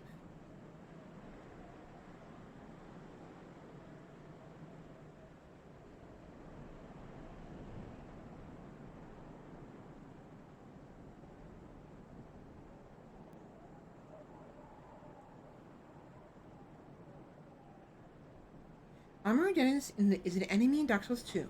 A red phantom with a wide array of spells at its disposal. Only appears in Dark Souls 2 Scholar for Sin. Clear Bluestone Ring.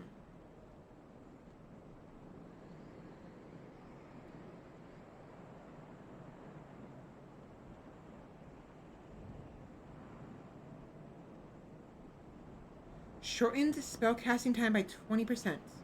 Plus 1, 35%, and a plus 2, 55%. So he would drop a plus 2 crystal bluestone ring.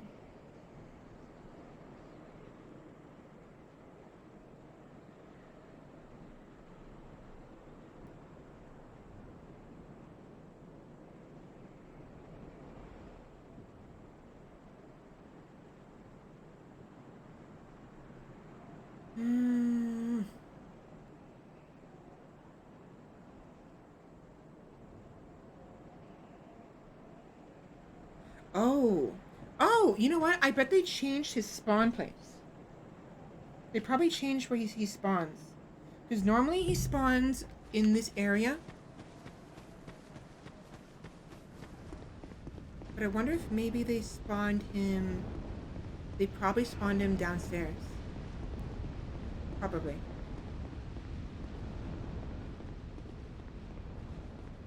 Let me go ahead and kill you real quick just so you're not a problem.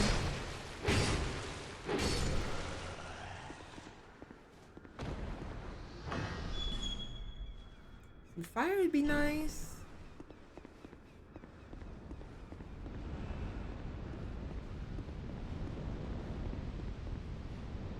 Ah, over there.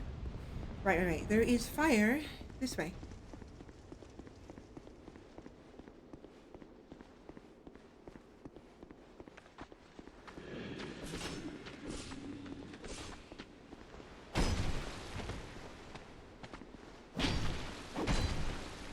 Ouch. Ouch. Back up.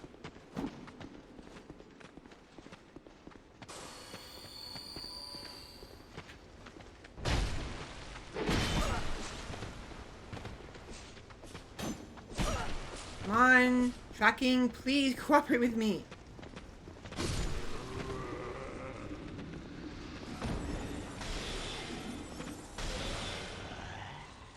That was annoying.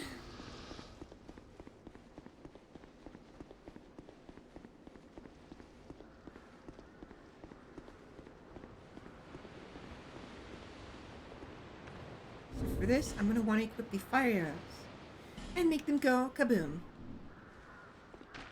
Oh. Boop.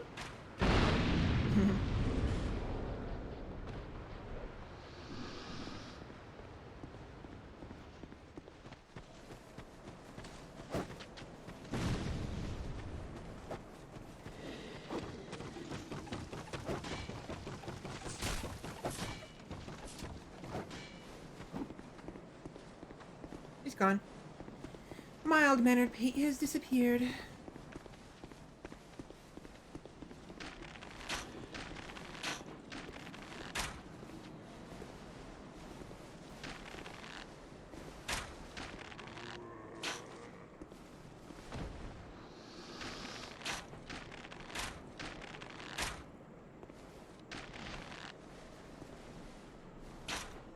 Really?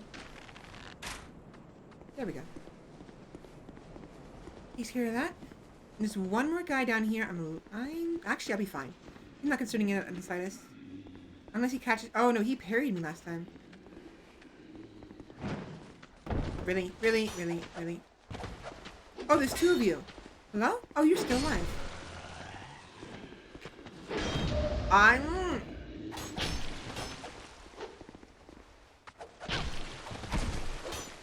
Ah. Thank you. I'm mostly here for the fire, but I did want to grab these items that I was here. Mail breaker, not bad. Use that later, I suppose.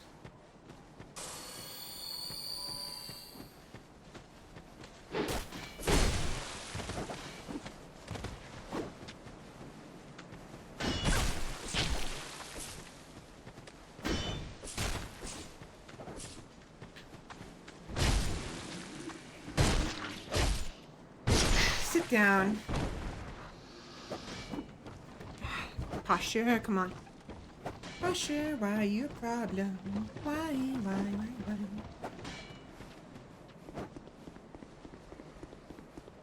But first, let's go ahead, jump across.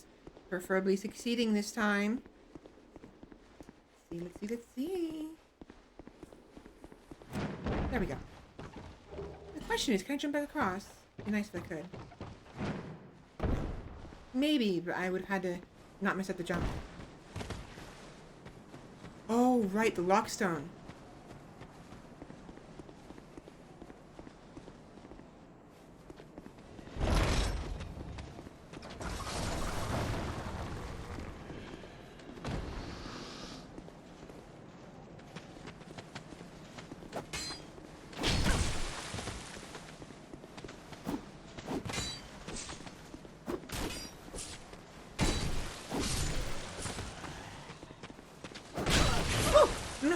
No.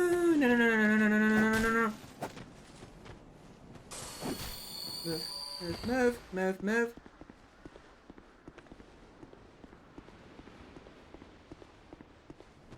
That was scary.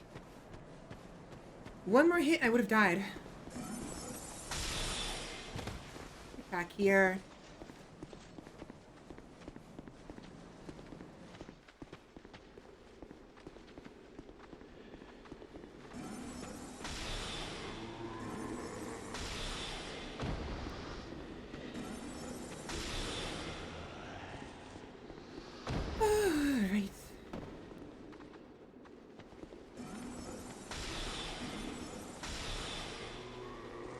The other ones are just doing whatever. Close one, very close one.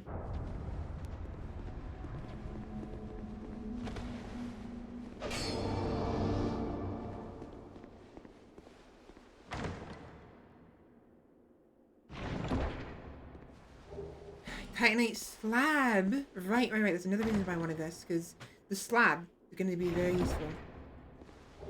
Good thing I don't have to return it, you know? Good thing I don't have to return the slab. It's mine. My slab. I found it and you can't have it.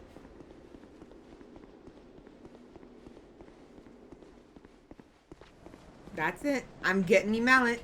Mm-hmm. Return the slab.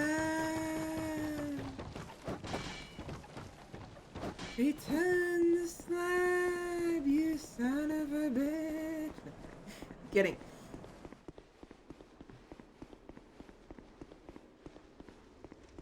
Okay.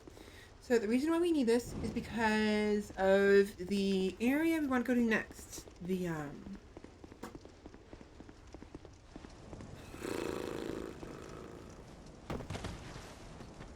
underground area is very, very dark.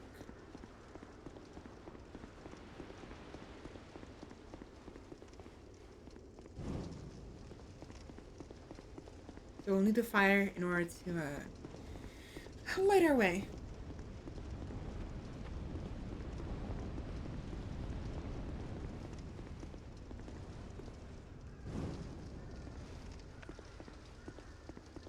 Slight problem.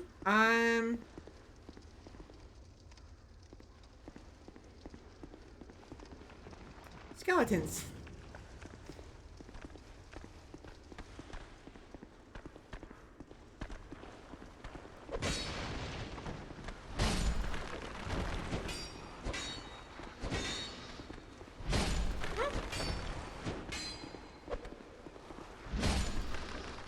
Maybe not that much of a problem. Maybe I'm overreacting.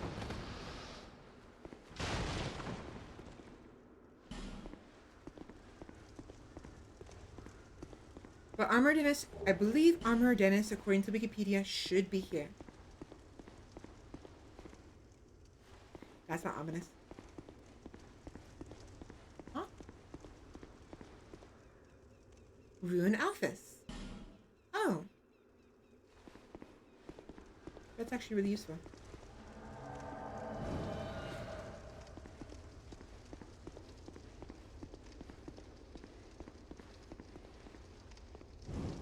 Helpful.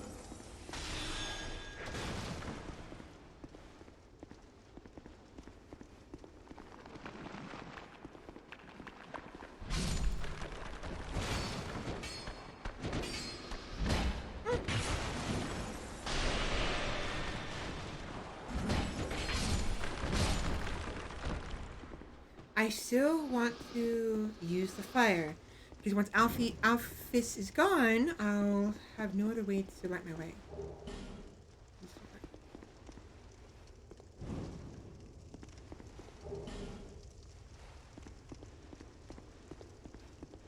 I should be good.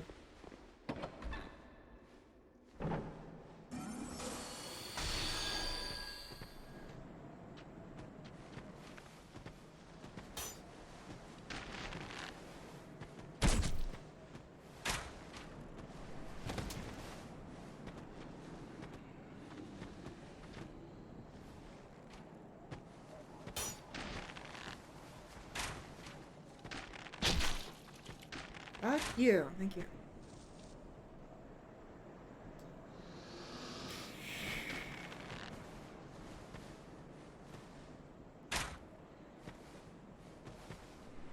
We do have to be careful here, because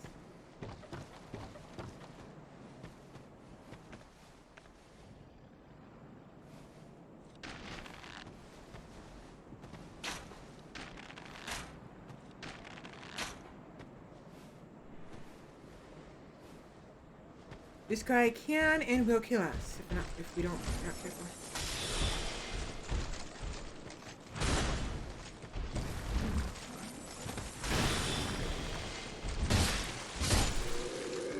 hits. Very good. 2 hits. Very, very good.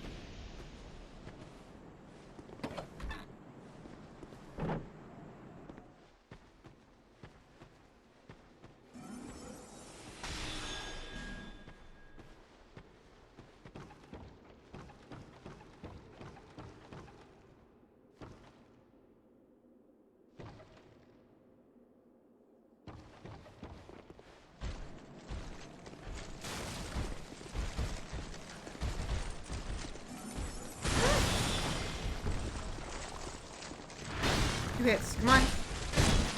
Move.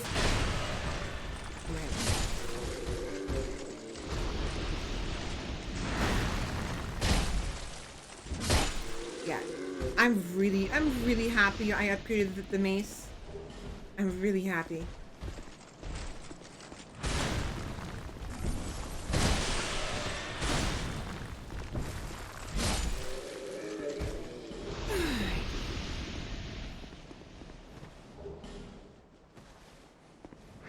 Now there is going to be an invader here at some point, so I need to make sure I make use of Alfie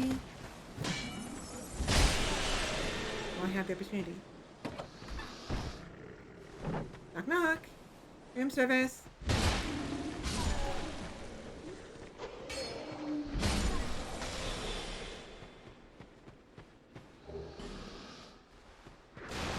Invader. Oh, she's about to disappear.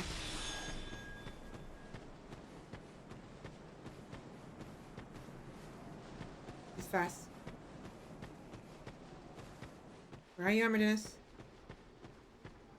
There you are.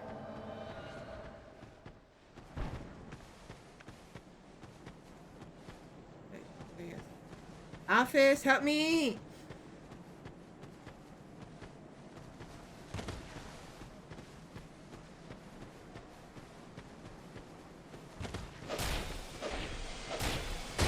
No, you fucking don't. That is a very, very little damage.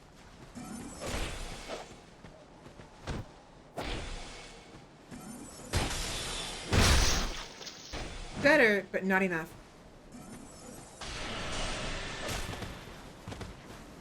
Scheiße.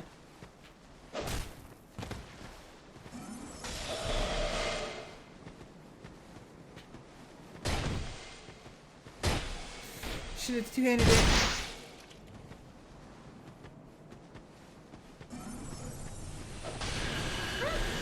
That would kill me.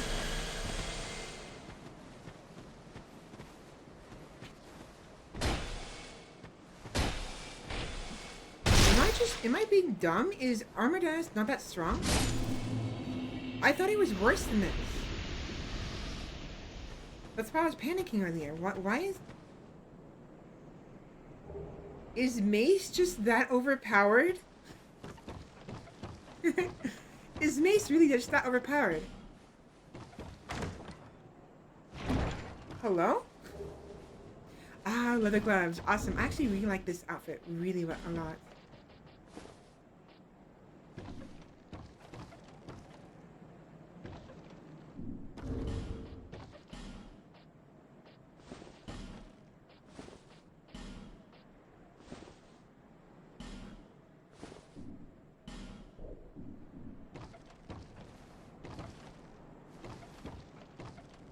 I don't like how wide she looks. It's not a bad thing. It's just I'm more used to my characters being like more lithe.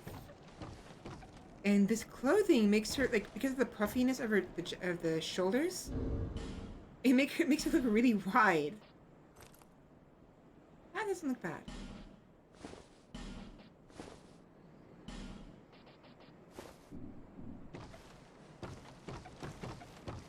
Beefy build? Yeah, very beefy.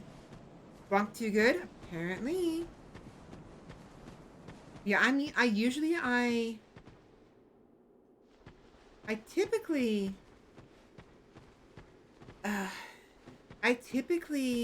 have my characters be lithe of build, but I went average because change it up. But yeah, I don't like the average build anymore. At all.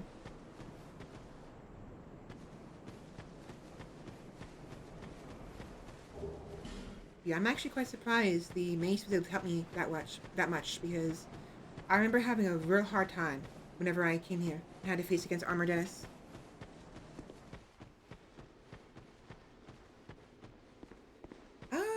I think we're actually good here. Possibly. Yeah, I think we're good. Nothing else here.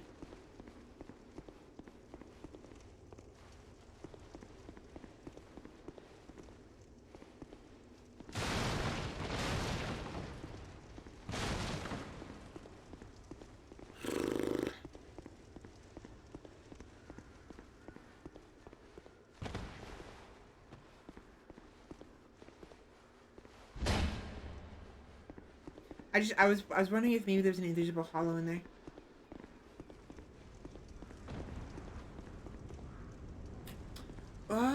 There is one thing we can get real quick before we move on. There's gonna be, in this little jump here, this fall here, there is a torch, I believe. Not the biggest deal, but having a torch next to torch will help extend the lifespan of my fire. Friend request Killian Gonzalez. Appreciate it, but no thank you. That was one of the people who I helped earlier. Who summoned me. I think.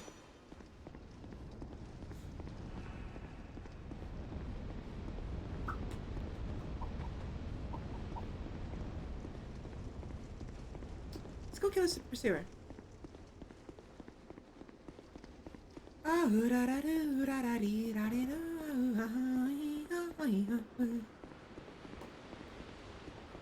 Everything. Strange reason to send a friend request, but okay. Probably actually, they probably wanted me to keep helping them. But the only reason, oh hi, oh these guys are actually kind of, never mind, they're fine, they're fine. They'll hit hard, but clearly, Bonk Stick is OP.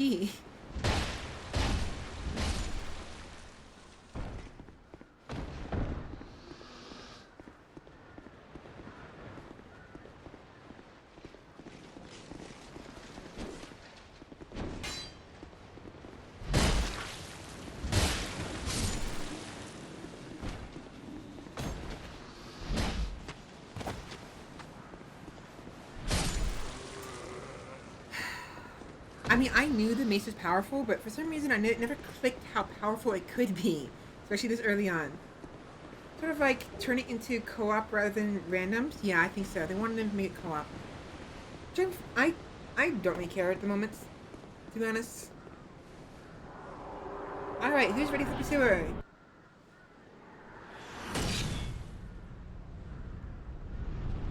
Hello.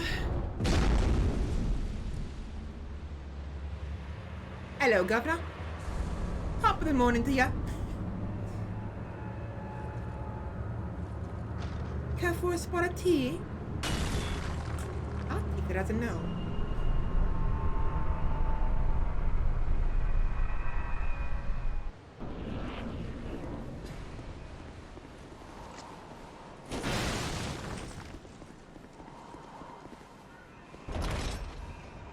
Go.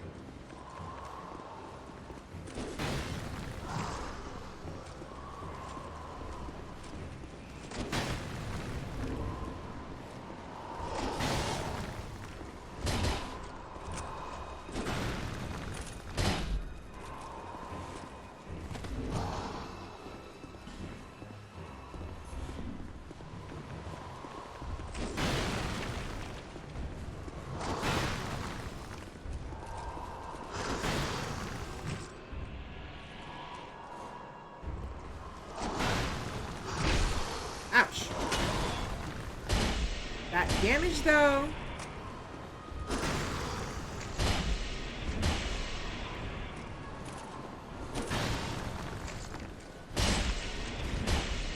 so much damage, I staggered him. Bye. Done and done. Victory. Bring the blades and solo the pursuer. This means we can get his sword shield. If we so wish. His floating Roomba. Staggering the pursuer. Good lord, the bonk is good. Way too good.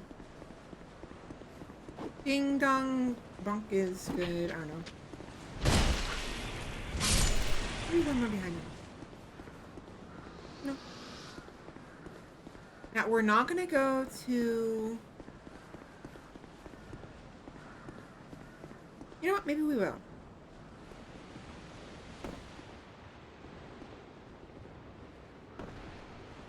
Now, the Drenlake's shield was one of my favorite shields to use in the past.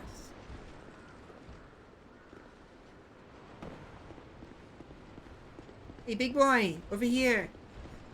Where you going?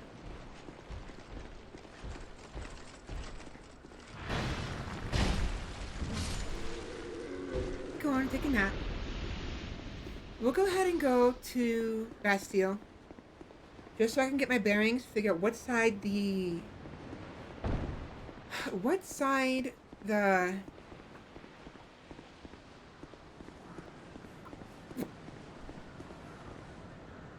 The gates lever is on. I couldn't think of the name. Why can't I think of words? For looks. Stats are also very nice. The stats and looks were both good. Look at this. The Drenlake shield. Look how nice this is. Look at that. Look at that shield. It's a little rusty, a little dirty, but its shields are its stats are nice. With 100% block, 70% magic block, 55 for everything else, 35, 25. But it's a nice light shield. 6 pounds. All it is, 6 weights. And its design is very nice. It's a very well-rounded shield with a very nice design to it. It's like it's the most shieldly shield, if you get what I'm saying, you know? Gorgeous style? I agree. Now, we won't be able to do this for too long because I need to make sure that my, make sure my mace doesn't break. And I have to make sure I don't die. So there's that as well.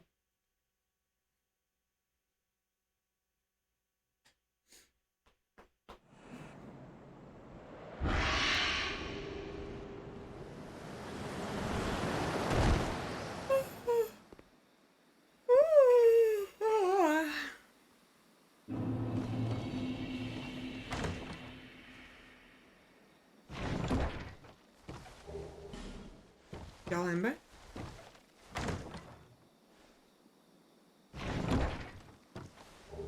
Give me an effigy.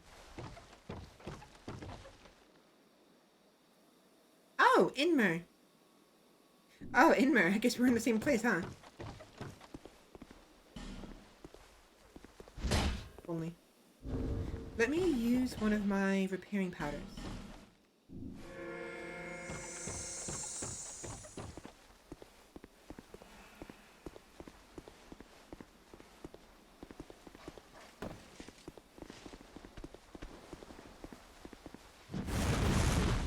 Ow!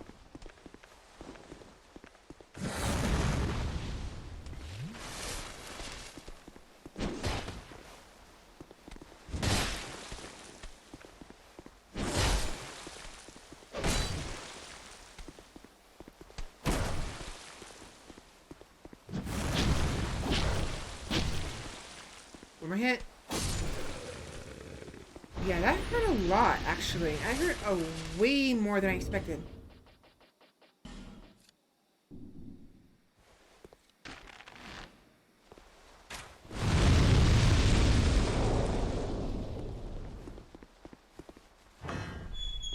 Desert Pyromancer garb for every kind of build. Pure strength 500. Pyromancer gear. Yep. Good looking armor. It's actually nice. I'm not a fan of the skirt too much, but I do like the knee-high boots. Do you guys have a favorite weapon across the Dark Souls games? Bows. Bows and whips. What is it? I don't know you, and you don't know me. Things are better that I way. actually really liked, back in the past when I played Dark Souls 1 for the first time, I really liked the Gravelord sword. You are not one. And in Dark Souls Normally, 3, I people keep really a like the safe halberd. distance when they see this mask. I'm cool from the they say, and so I what is A weapon across the entire an odd series, one though. indeed. One weapon I've I'd have always to made choose. a point of avoiding people. Well, I can see that I come from. Don't hesitate to call upon you. Well, don't. I don't know. I really don't know.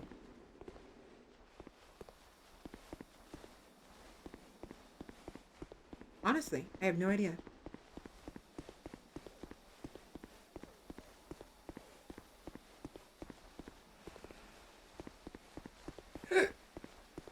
I wish I can go back there.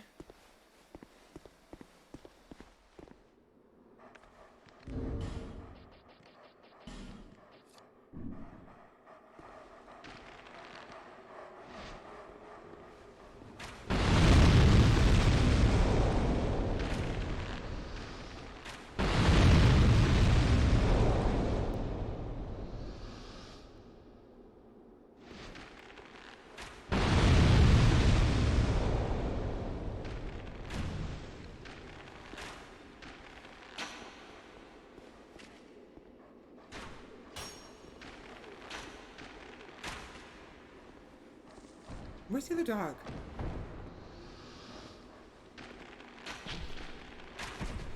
That is not a lot of damage.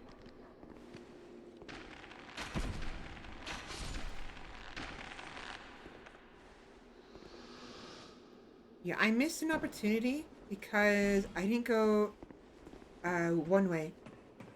I like the Drang hammers from Dark Souls 3, if either of you remember those. I don't remember those very well. Oh wait, no I do.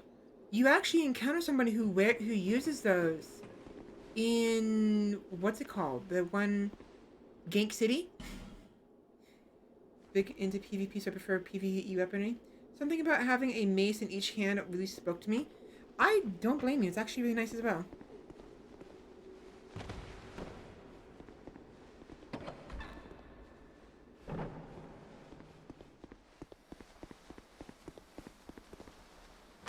Guess who?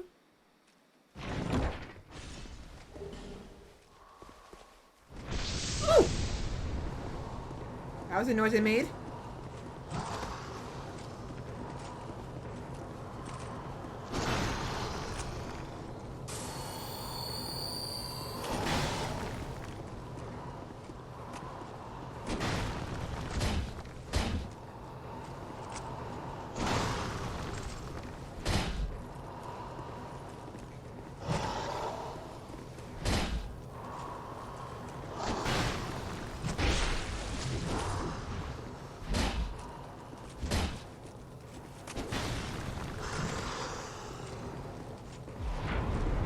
What are you doing? What are you doing? Oh no, no, no, no, no, no, no, no, no. Woo! No. Oh, okay. Good thing I have one of these. I don't know if I want to fight him again. I do have some aromatic ooze. Is he still there?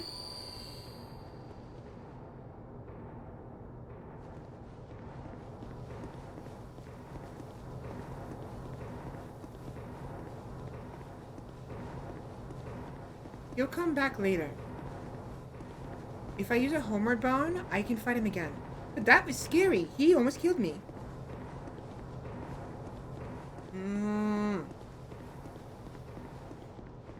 Whoops. That was way too close. If like 2 more of those orbs had hit me, I would have died.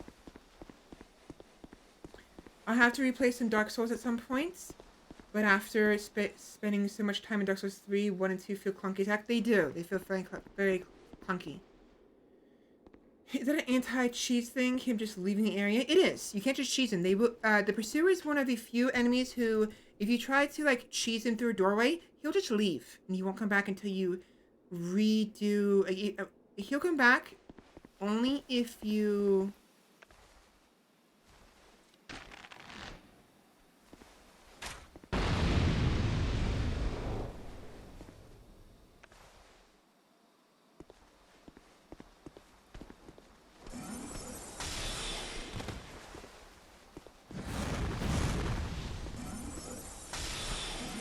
Come on. He's the only enemy I know of who will disappear on you if you attempt to cheese him through a doorway.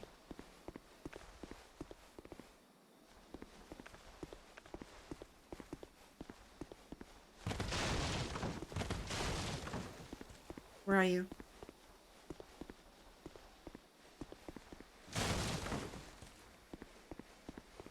There's some dogs here.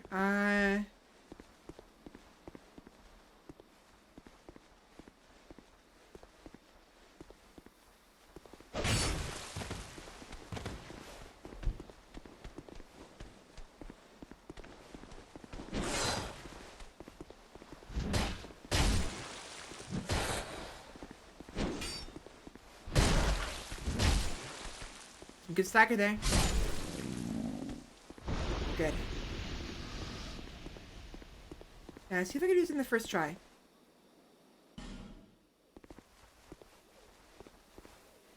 Geronimo! Nope, too far right. Nope. Alright, so there's 2 dogs ahead. I need to kill them. Carefully.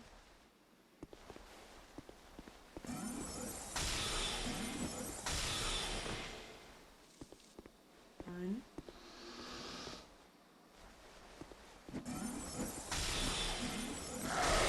Okay.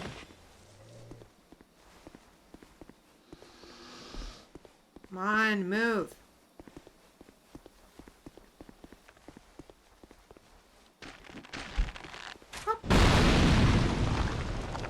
Alright, here we are. Oh, we need to light this though.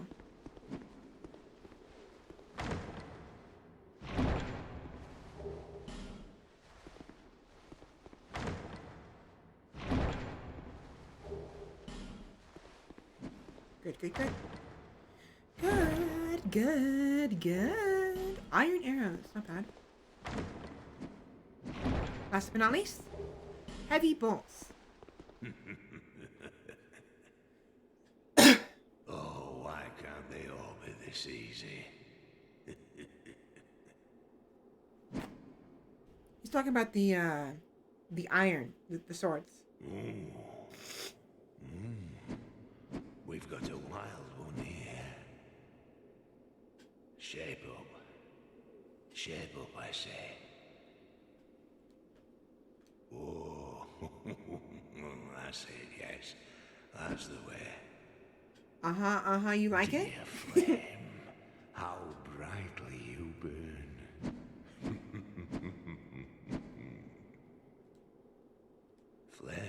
Flame, I smell flame upon you. I'm Macduff the blacksmith. All I want is a little flame. Sure. So, hand that ember to me. Sure. Right now, you imbecile. No, fuck you, no. Okay. What a marvelous ember. You've got stones, I pray. Give me stones, and I'll fortify your gear. Alright, so with this help, we can reinforce weapons, of course. When did I get a whip? Okay. But what's special about him is he can infuse weapons with different elements. If you have the stones for them, of course. Unfortunately, I do not have any of those stones, but I could potentially... Ooh. Infinite large titanite shards. Oh. We could use that. We could use that, definitely.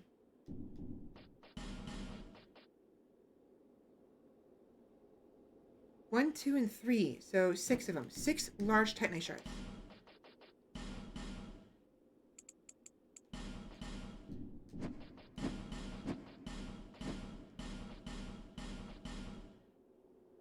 Awesome. Awesome, awesome.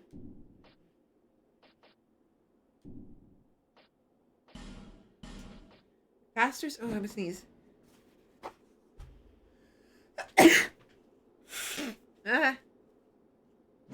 There we go. Katana, great axe, winged spear, scythe, longbow, light crossbow, and royal kite shoe. I will buy the longbow because it gives me more distance, which means I'll be able to protect myself more easily. Some arrows would be nice, but not as important.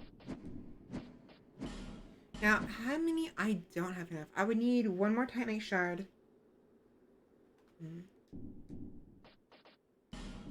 Flame, I give you my all, and you wavered and faltered.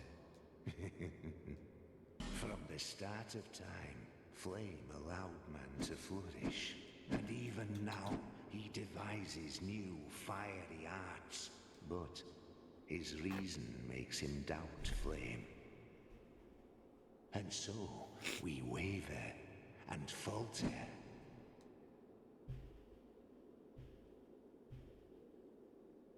The power of Flame, power of the gods. In the end, it is all beyond our reach. And so, Flame allures us. And we attempt to harness its power. Flame, dear Flame. Flame, dear Flame. Flame, I give you Flame. Now, I think because I gave him the ember, he should move.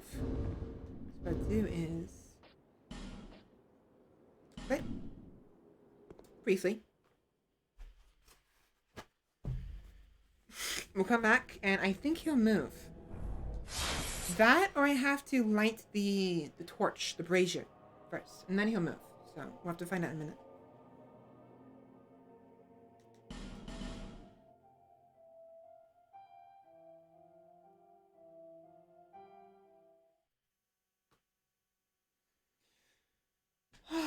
I'm hoping to fight that other pursuer at some point, but maybe I should wait until. No, okay, I have to light the brazier. Wait until I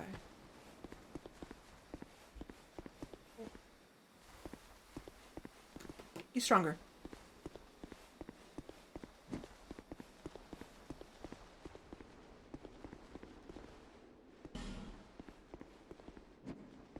So, yeah, actually. So this door, normally you would need a key to open it. But because we open it from this hole here, you know, the key is no longer necessary. The key itself you can actually find deeper in Bastille. But it's going to be a while before we get there anyways. Let me go ahead and buy a couple large Titanite shards. Iota, Flame.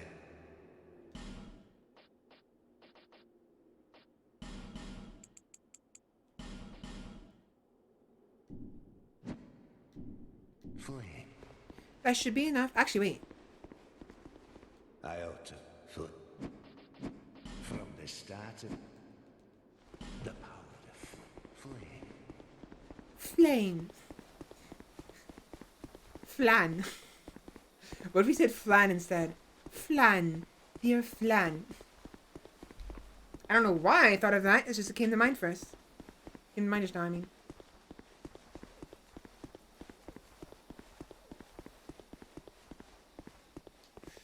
We're precarious, but...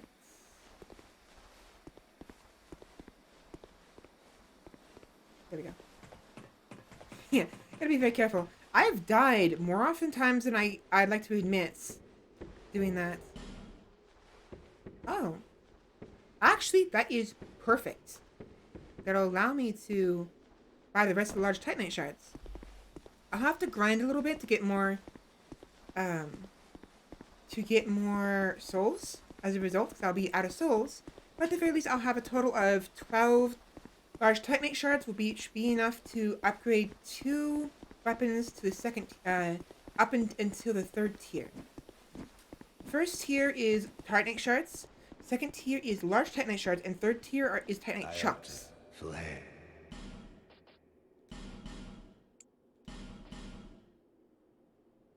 Oh.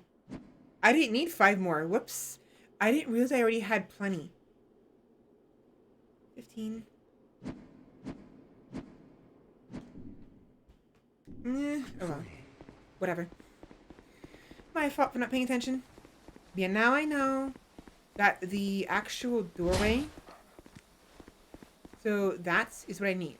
That is on the other side, which means in order to get there, we need to go through No Man's Wharf. Might be a problem. It's where we died last time. So...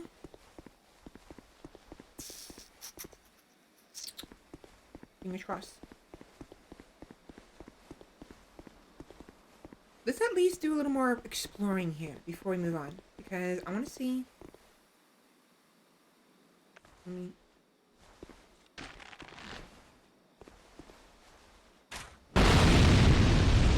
take care of that first and foremost. Move.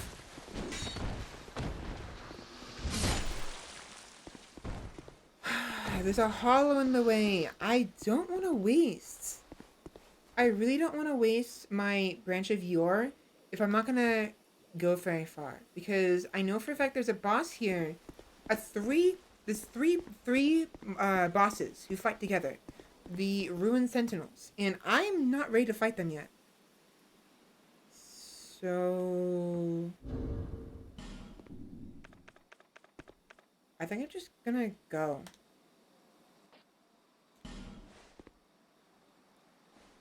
We'll have to come back later to try to set fire to McDuff's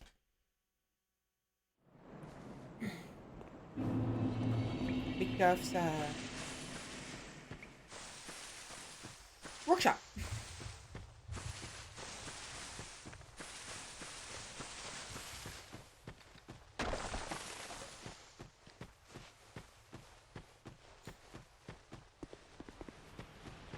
In hindsight, I should have tried to get summoned.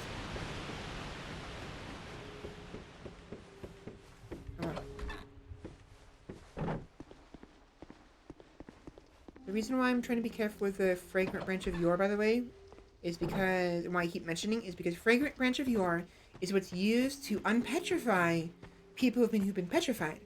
And I only have 2 of them left. And I only ended up with 2, rather. One of them I could use for this hall over here, but it's not imperative, and...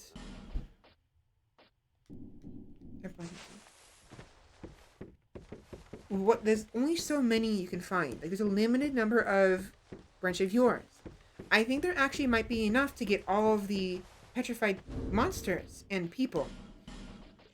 But I know one of the... No! Ah! God damn it. Fuck!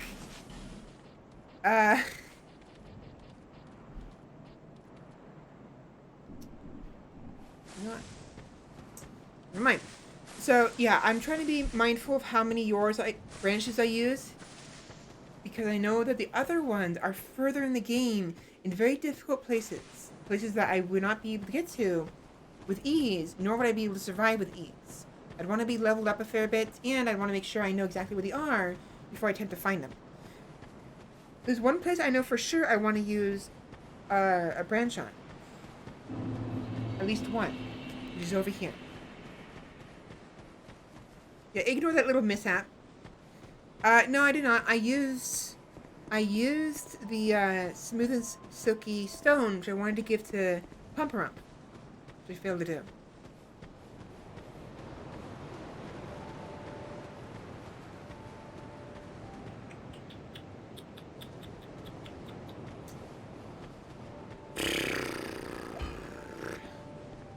I knew you'd be...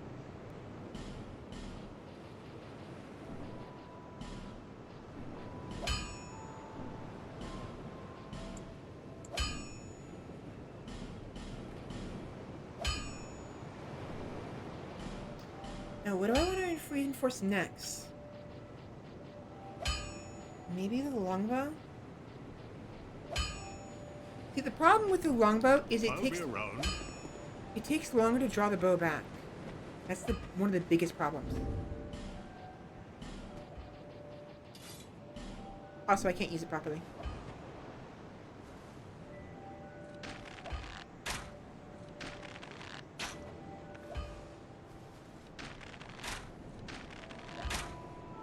See? The short bow is much faster. Favorite weapon is the Moonlight Greatsword.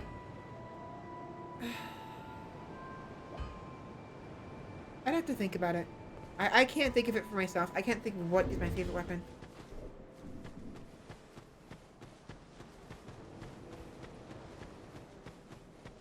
I want to be able to use the mace one-handed, so we're going to have to get enough strength for that. We need...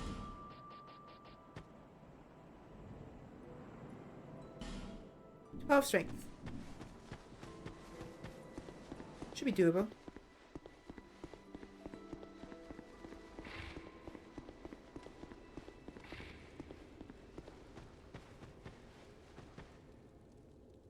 Where is this guy?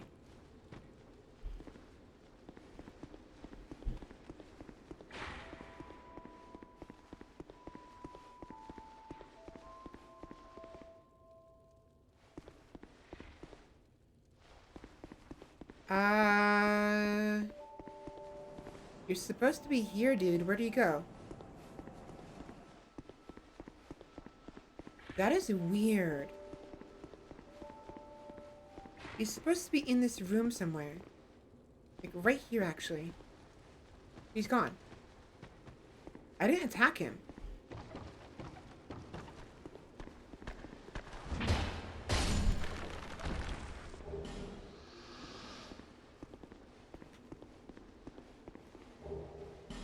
Flask. And...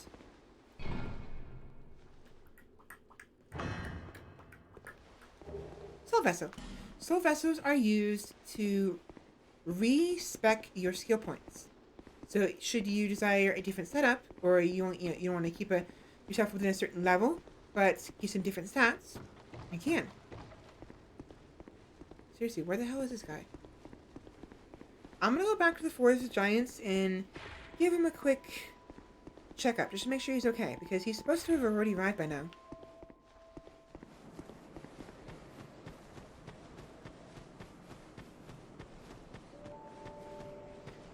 Strength. 12 strength.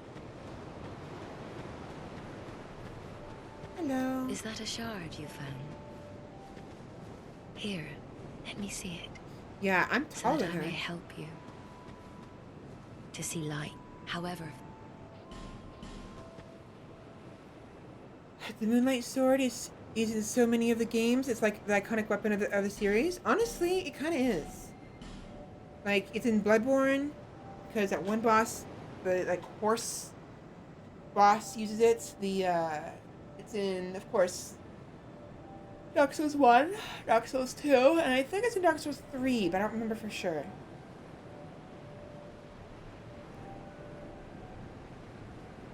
Freaking laser beams, yeah.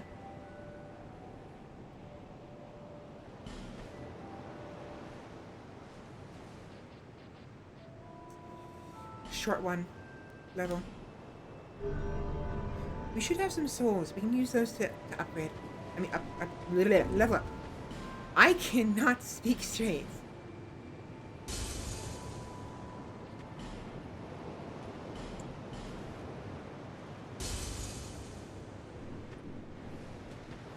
bearer, seek. It is getting very late. I'm getting tired.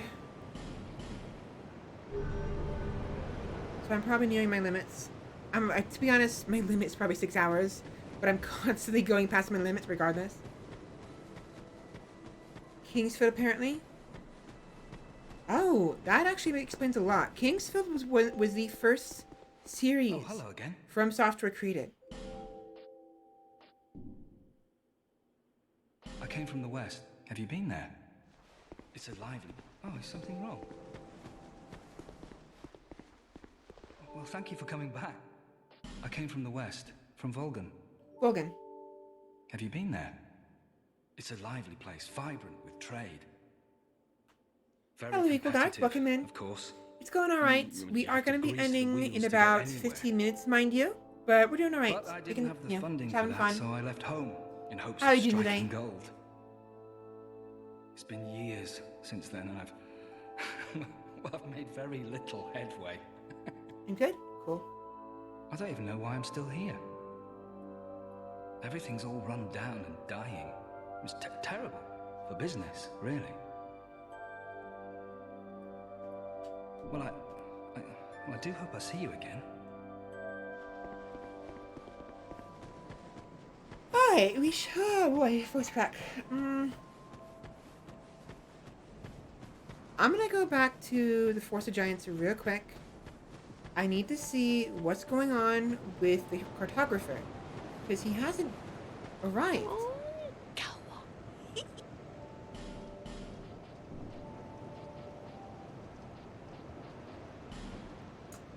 Infinite life gems.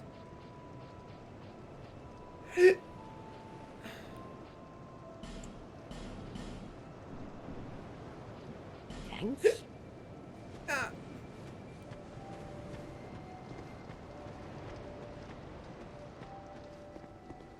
Waiting for 6 a.m. They are almost 5 a.m. I see. Armored core as well. It's usually very difficult to... Really? Armored core?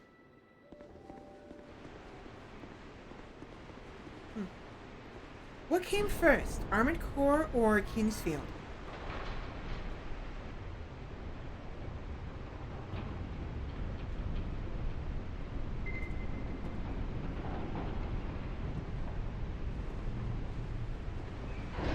Kingsfield came first? Okay. Just don't want to go to sleep? I understand that way too well. Unfortunately.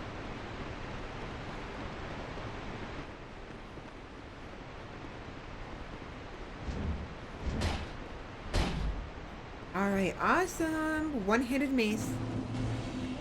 Now, watch this damage. Watch this.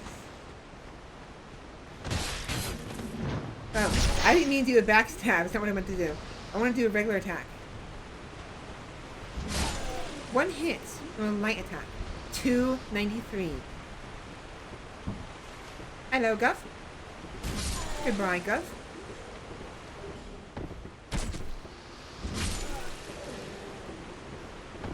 Maces. What is wrong with you? Hello. Oh, you survived that. Interesting.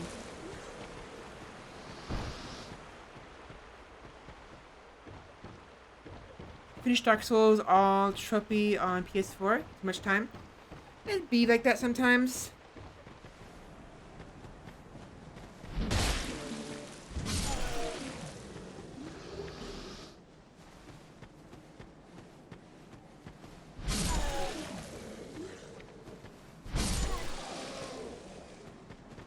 I'm basically bashing their heads in and killing them instantly. Oh, bye. Oh.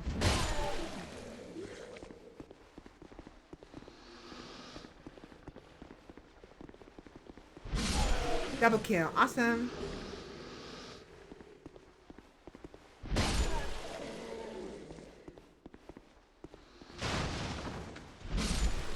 Even these guys are dying in one hit. Can you not? Mace always OP. Yeah, it's oftentimes OP. And it's mostly because these guys are armored. When you're facing armored foes, maces and blunt trauma are typically the best way to go. Because their armor will usually protect them from things like piercing and slashing damage. Both in real life and just in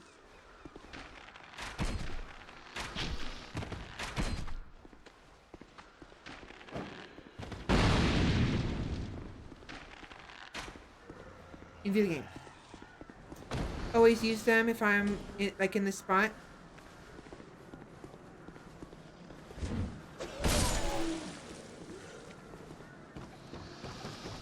definitely. I usually kill the seller in Majula early. What he becomes later.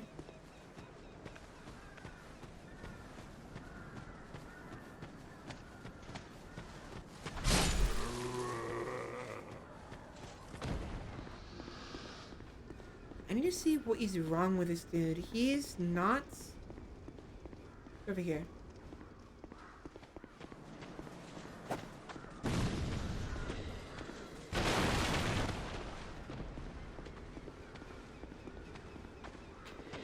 Boop. Bye. Oh, really? It didn't let me repost.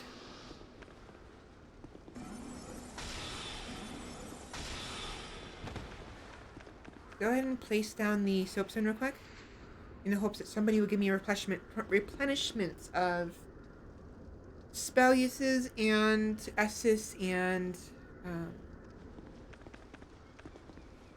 durability.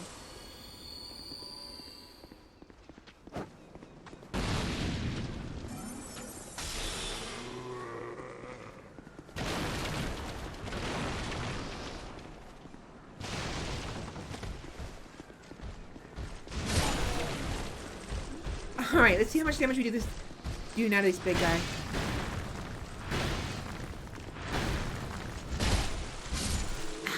Oh my gosh, you guys are dead. You guys are nothing to me. You guys are paper. I'd love to see it. Absolutely love to see it. Just thought of a game idea, but it may be stupid. A Souls-like Armored Core game, but instead of souls as currency, you collect scrap metal. That sounds nice.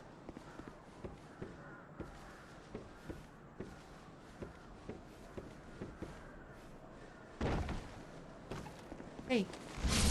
Bye.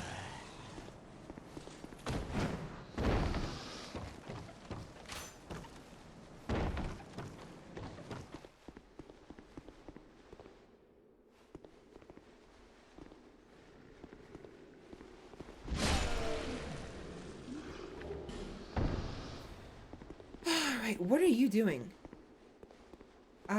He's missing.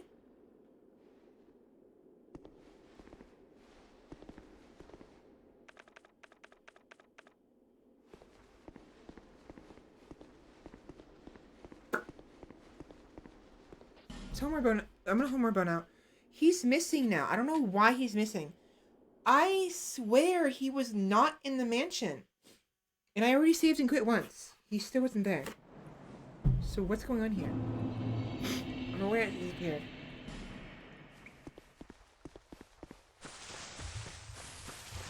Pretty decent. You can customize your mech as usual. But it's set in open world, and you can have enemies drop into your world from rival corporations. Invaders. Honestly, I wouldn't be surprised if From Software already had that in the works. Like, they want to do, they just haven't quite gotten there yet. You know? Because, I mean, look what they're trying to do with Elden Ring. They've stated multiple times that Elden Ring is supposed to be an open world environment. Like, with horses and shit, you know? And stuff. Sorry.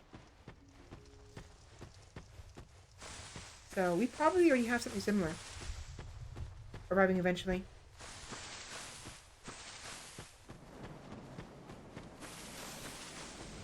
Yeah, it's almost 8 o'clock. I'm gonna figure out what's going... I'm gonna check the mansion real quick. See if he's there. If he's still not there, I'm gonna leave him be. I will instead move on to the tower. The Fume Cathedral Tower thingy. Make my way to No Man's Wharf, cross my fingers and hope to die. No, kidding. Cross my fingers and hope that I don't die.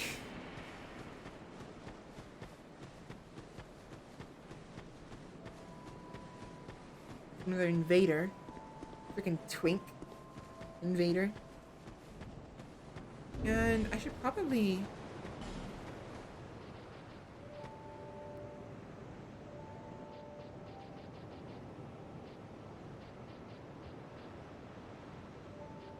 The Dread Lake sword is very nice. Let me see about the shield. What do I need to... 16 strength for the shield. 16 strength. Bear, see, let. I already have 12.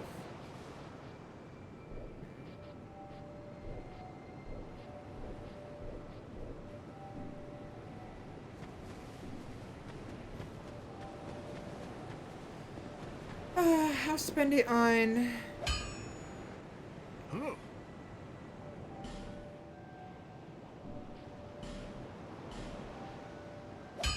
Reinforce. Let's have him reinforce the short bow.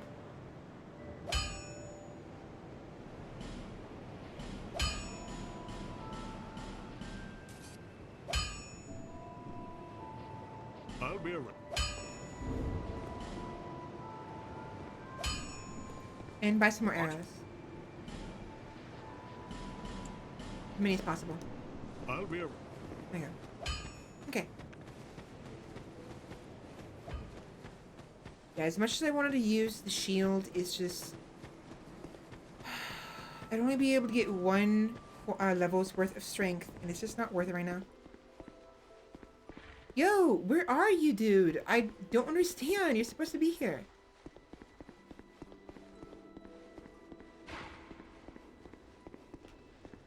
There you are. Where the fuck have you been? Oh, hello again.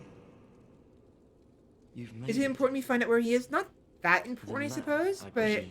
it just bothered me. It's like a pet peeve Of kind of, not course. pet peeve, Take a but it was good look. it was making me feel peeved that I couldn't find him. Even more flames have appeared. I don't know what causes it. Did you see the flame on the map? It wasn't there when I came here before. I don't know what to explain.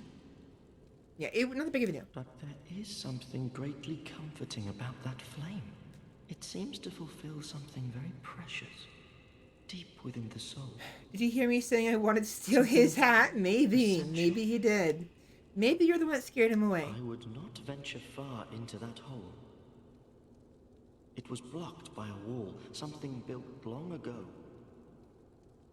But it was crumbling, and I finished the job.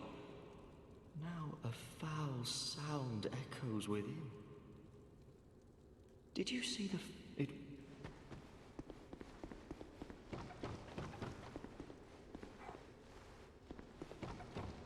Yeah, he was talking about the skeleton.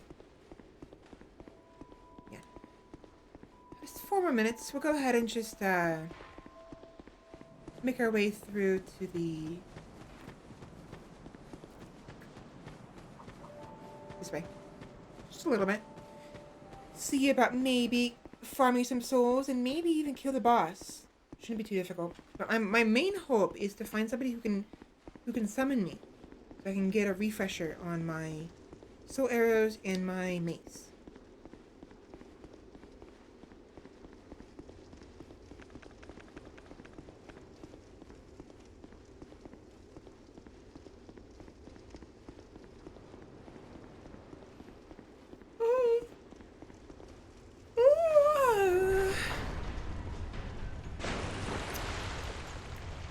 I'm tired.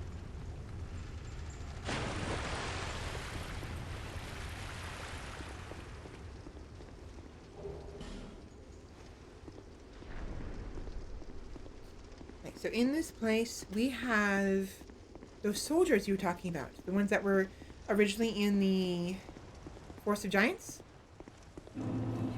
Hyde's Tower of Flame, that is. These guys. I think I will fight them. No, I won't. I'm not gonna fight them. Not worth it.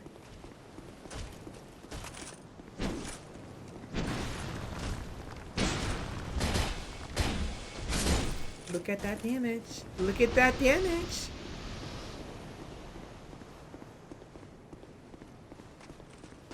Hello. Ouch.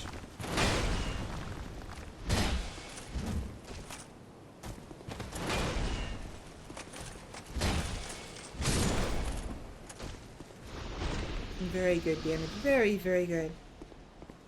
It's, yeah, you're right. It's nearly a 2-shot.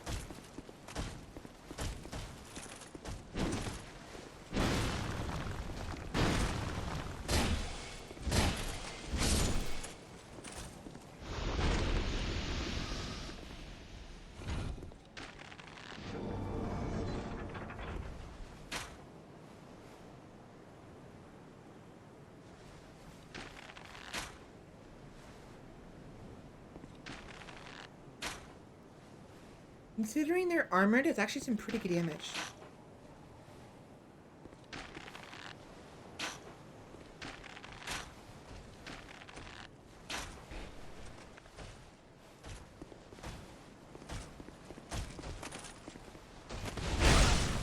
Oh.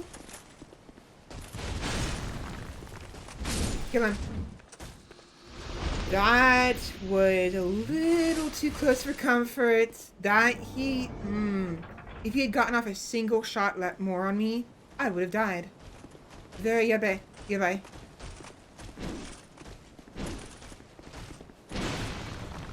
Bye! It's always fun to see.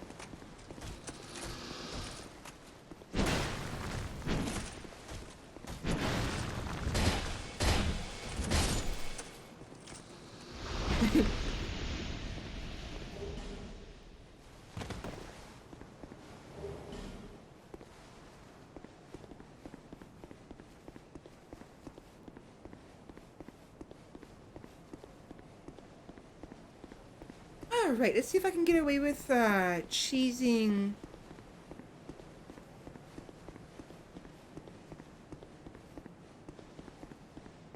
the boss. Oh, I forgot I was gonna put I forgot I was gonna put I'll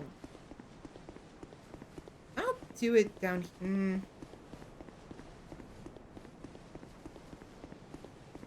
I'll do it down here.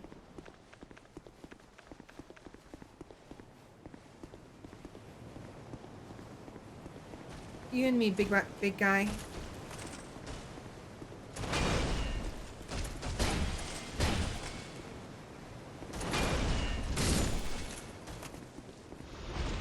I'll do it here.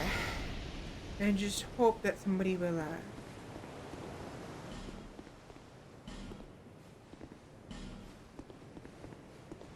summon me.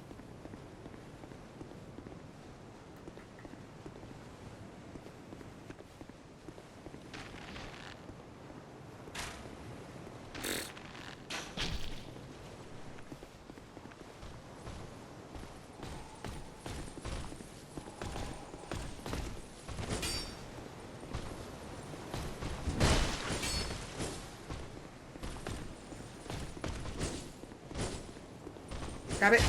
Got it. Yeah, these guys are actually pretty hefty. They're taking a lot of hits compared to the other ones.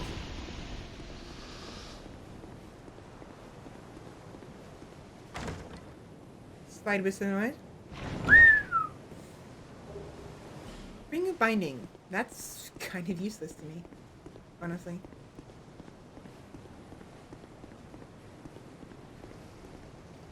I do wonder if someone will be able to actually summon me. Maybe not.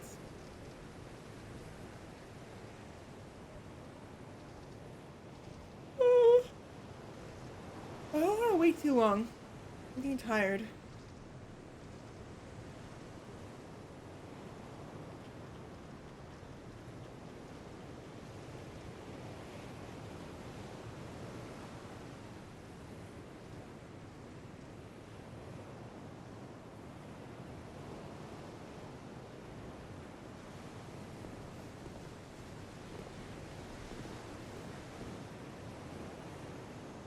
What's the difference between yabai and yabe? Yabe. I know Fubuki, she likes to say yabe. Yabe. But yabai is like, you know, not good. This is bad. This is oh no, this is not. You know. But like, what's the difference? Is it like formalities or like seriousness? Because I know Fubuki likes, she likes going, yeah, I bet. And I don't remember the difference.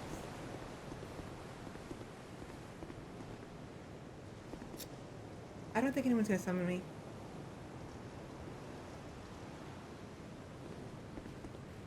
No. Oh, next time. We'll deal with it next time.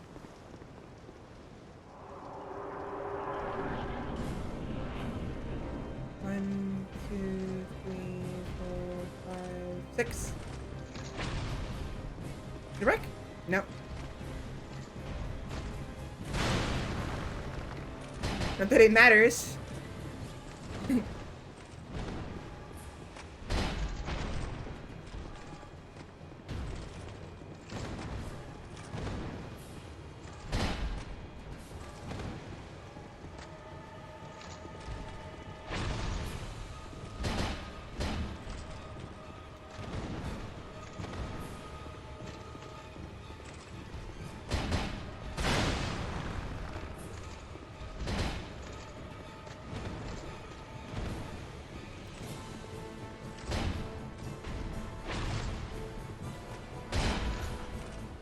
Bye. Victory achieved.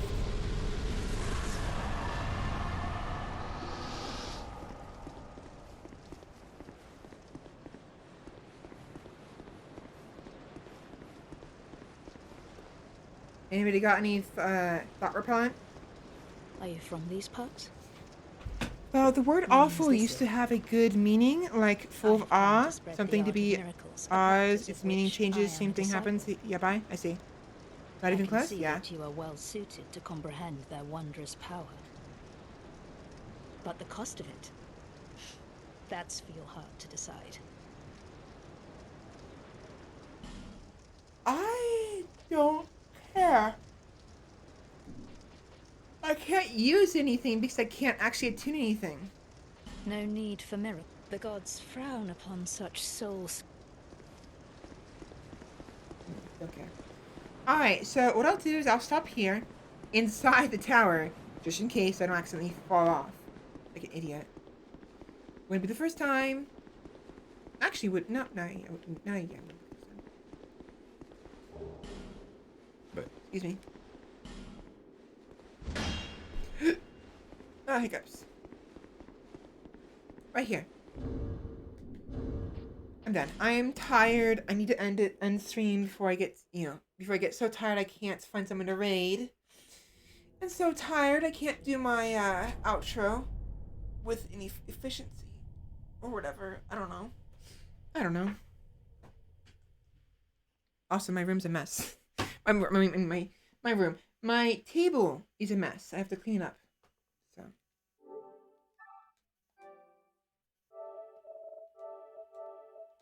Anyways, this time we didn't die yet. We did get invaded one time. A little concerned about that, but then the invader was being weird for some reason. I'm not really sure why. Not sure what they were doing. Just standing there doing nothing. But whatever.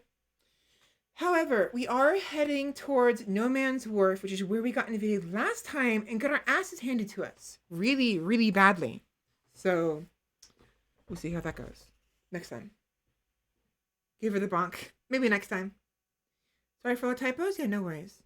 So let me move things around. I need to move the plug so that I can see you guys in front of me instead of to my left.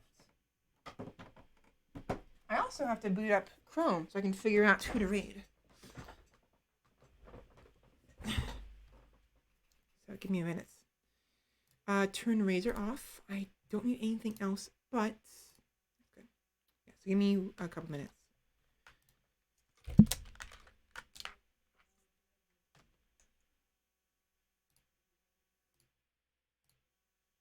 There we go. All right. My model is lagging a little bit, so let me also reset that so we're on a good situation. I mean, oh wait, no, it's fine now. It's fine now. I don't know why I was lagging. Whatever. Oh, let me go ahead and just... there we go.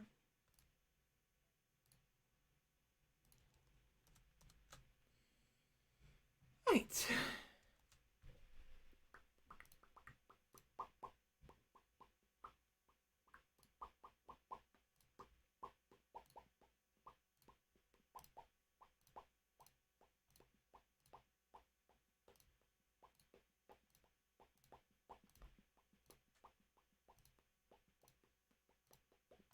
Can you please just end all these tabs for now? Just kill them.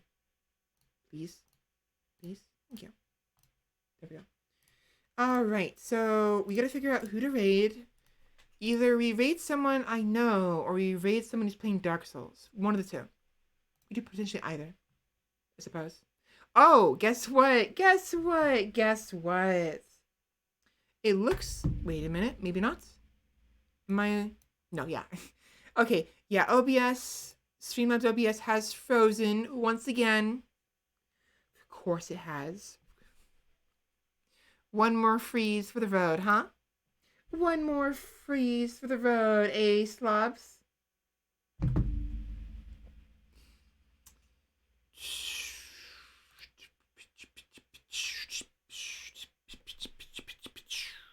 Hmm.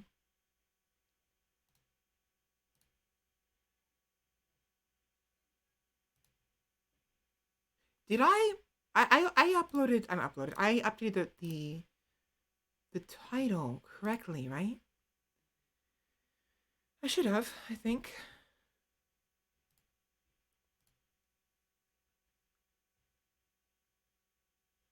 Let's see. Nini is doing Legend of Zelda again. Kyokuber, Dead by Daylight. Laprio, Hatoful Boyfriend.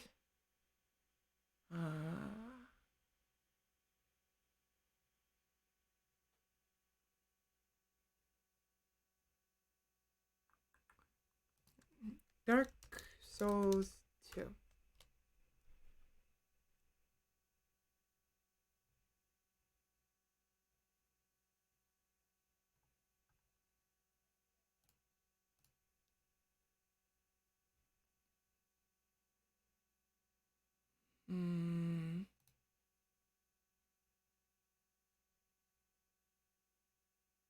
I don't know. It feels weird. It feels like weird reading someone I don't know. Like, I'm almost not comfortable with it. Living up to the name Slobs? Oh, yes, it is. Like, I want to read more people, and people, it's like, it feels weird, like, awkward. Like, I'm hesitant.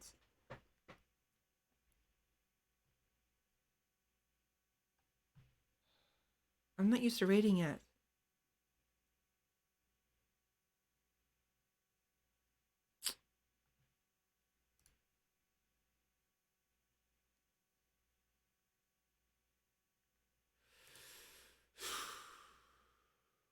Who do I raid? Who do I raid? That's understandable. After all, with strangers you don't know how they'll really be with friends you do. True. Very true.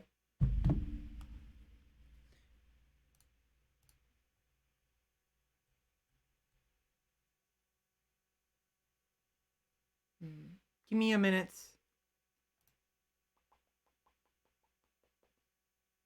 You know what? I might raid Kyokuber. She's playing some Dead by Daylight.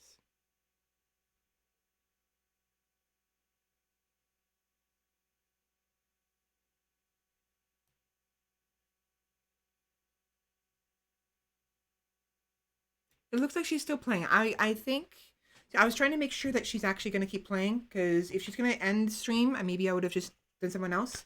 But it looks like she and her friend, I don't know who she... Oh, Star Habit are both going to continue playing Dead by Daylight for a little bit longer. So what do you guys think? Okay, now, even though I say people I know, in truth, I mean like people who I'm following. You know, people I'm a little more familiar with. You know? So, because Kyoku Bear and I doubt we're friends. We don't know each other that well, but like I'm already following her, and I'm familiar enough with her. I'm comfortable with the idea of rating her, I guess. Sound like a plan? Okay. Anyway, so before I do anything else, I'm going to raid Kyoku Bear. Okay. All right. So first and foremost, thank you all so much for coming, as usual. Thank you very much. I actually enjoy this a lot. I've said this, I always say this all the time. I really do like reading. I like streaming a lot, obviously. Now, next week, we'll be playing some Soul Reaver to keep up with our Focus Friday streams. And I'm going to try to make another collab next week with Fenris. We'll see. I'll message him again throughout the week, see how things are going. And hopefully I won't be late for stream next week. Either on Friday or Saturday. We'll see.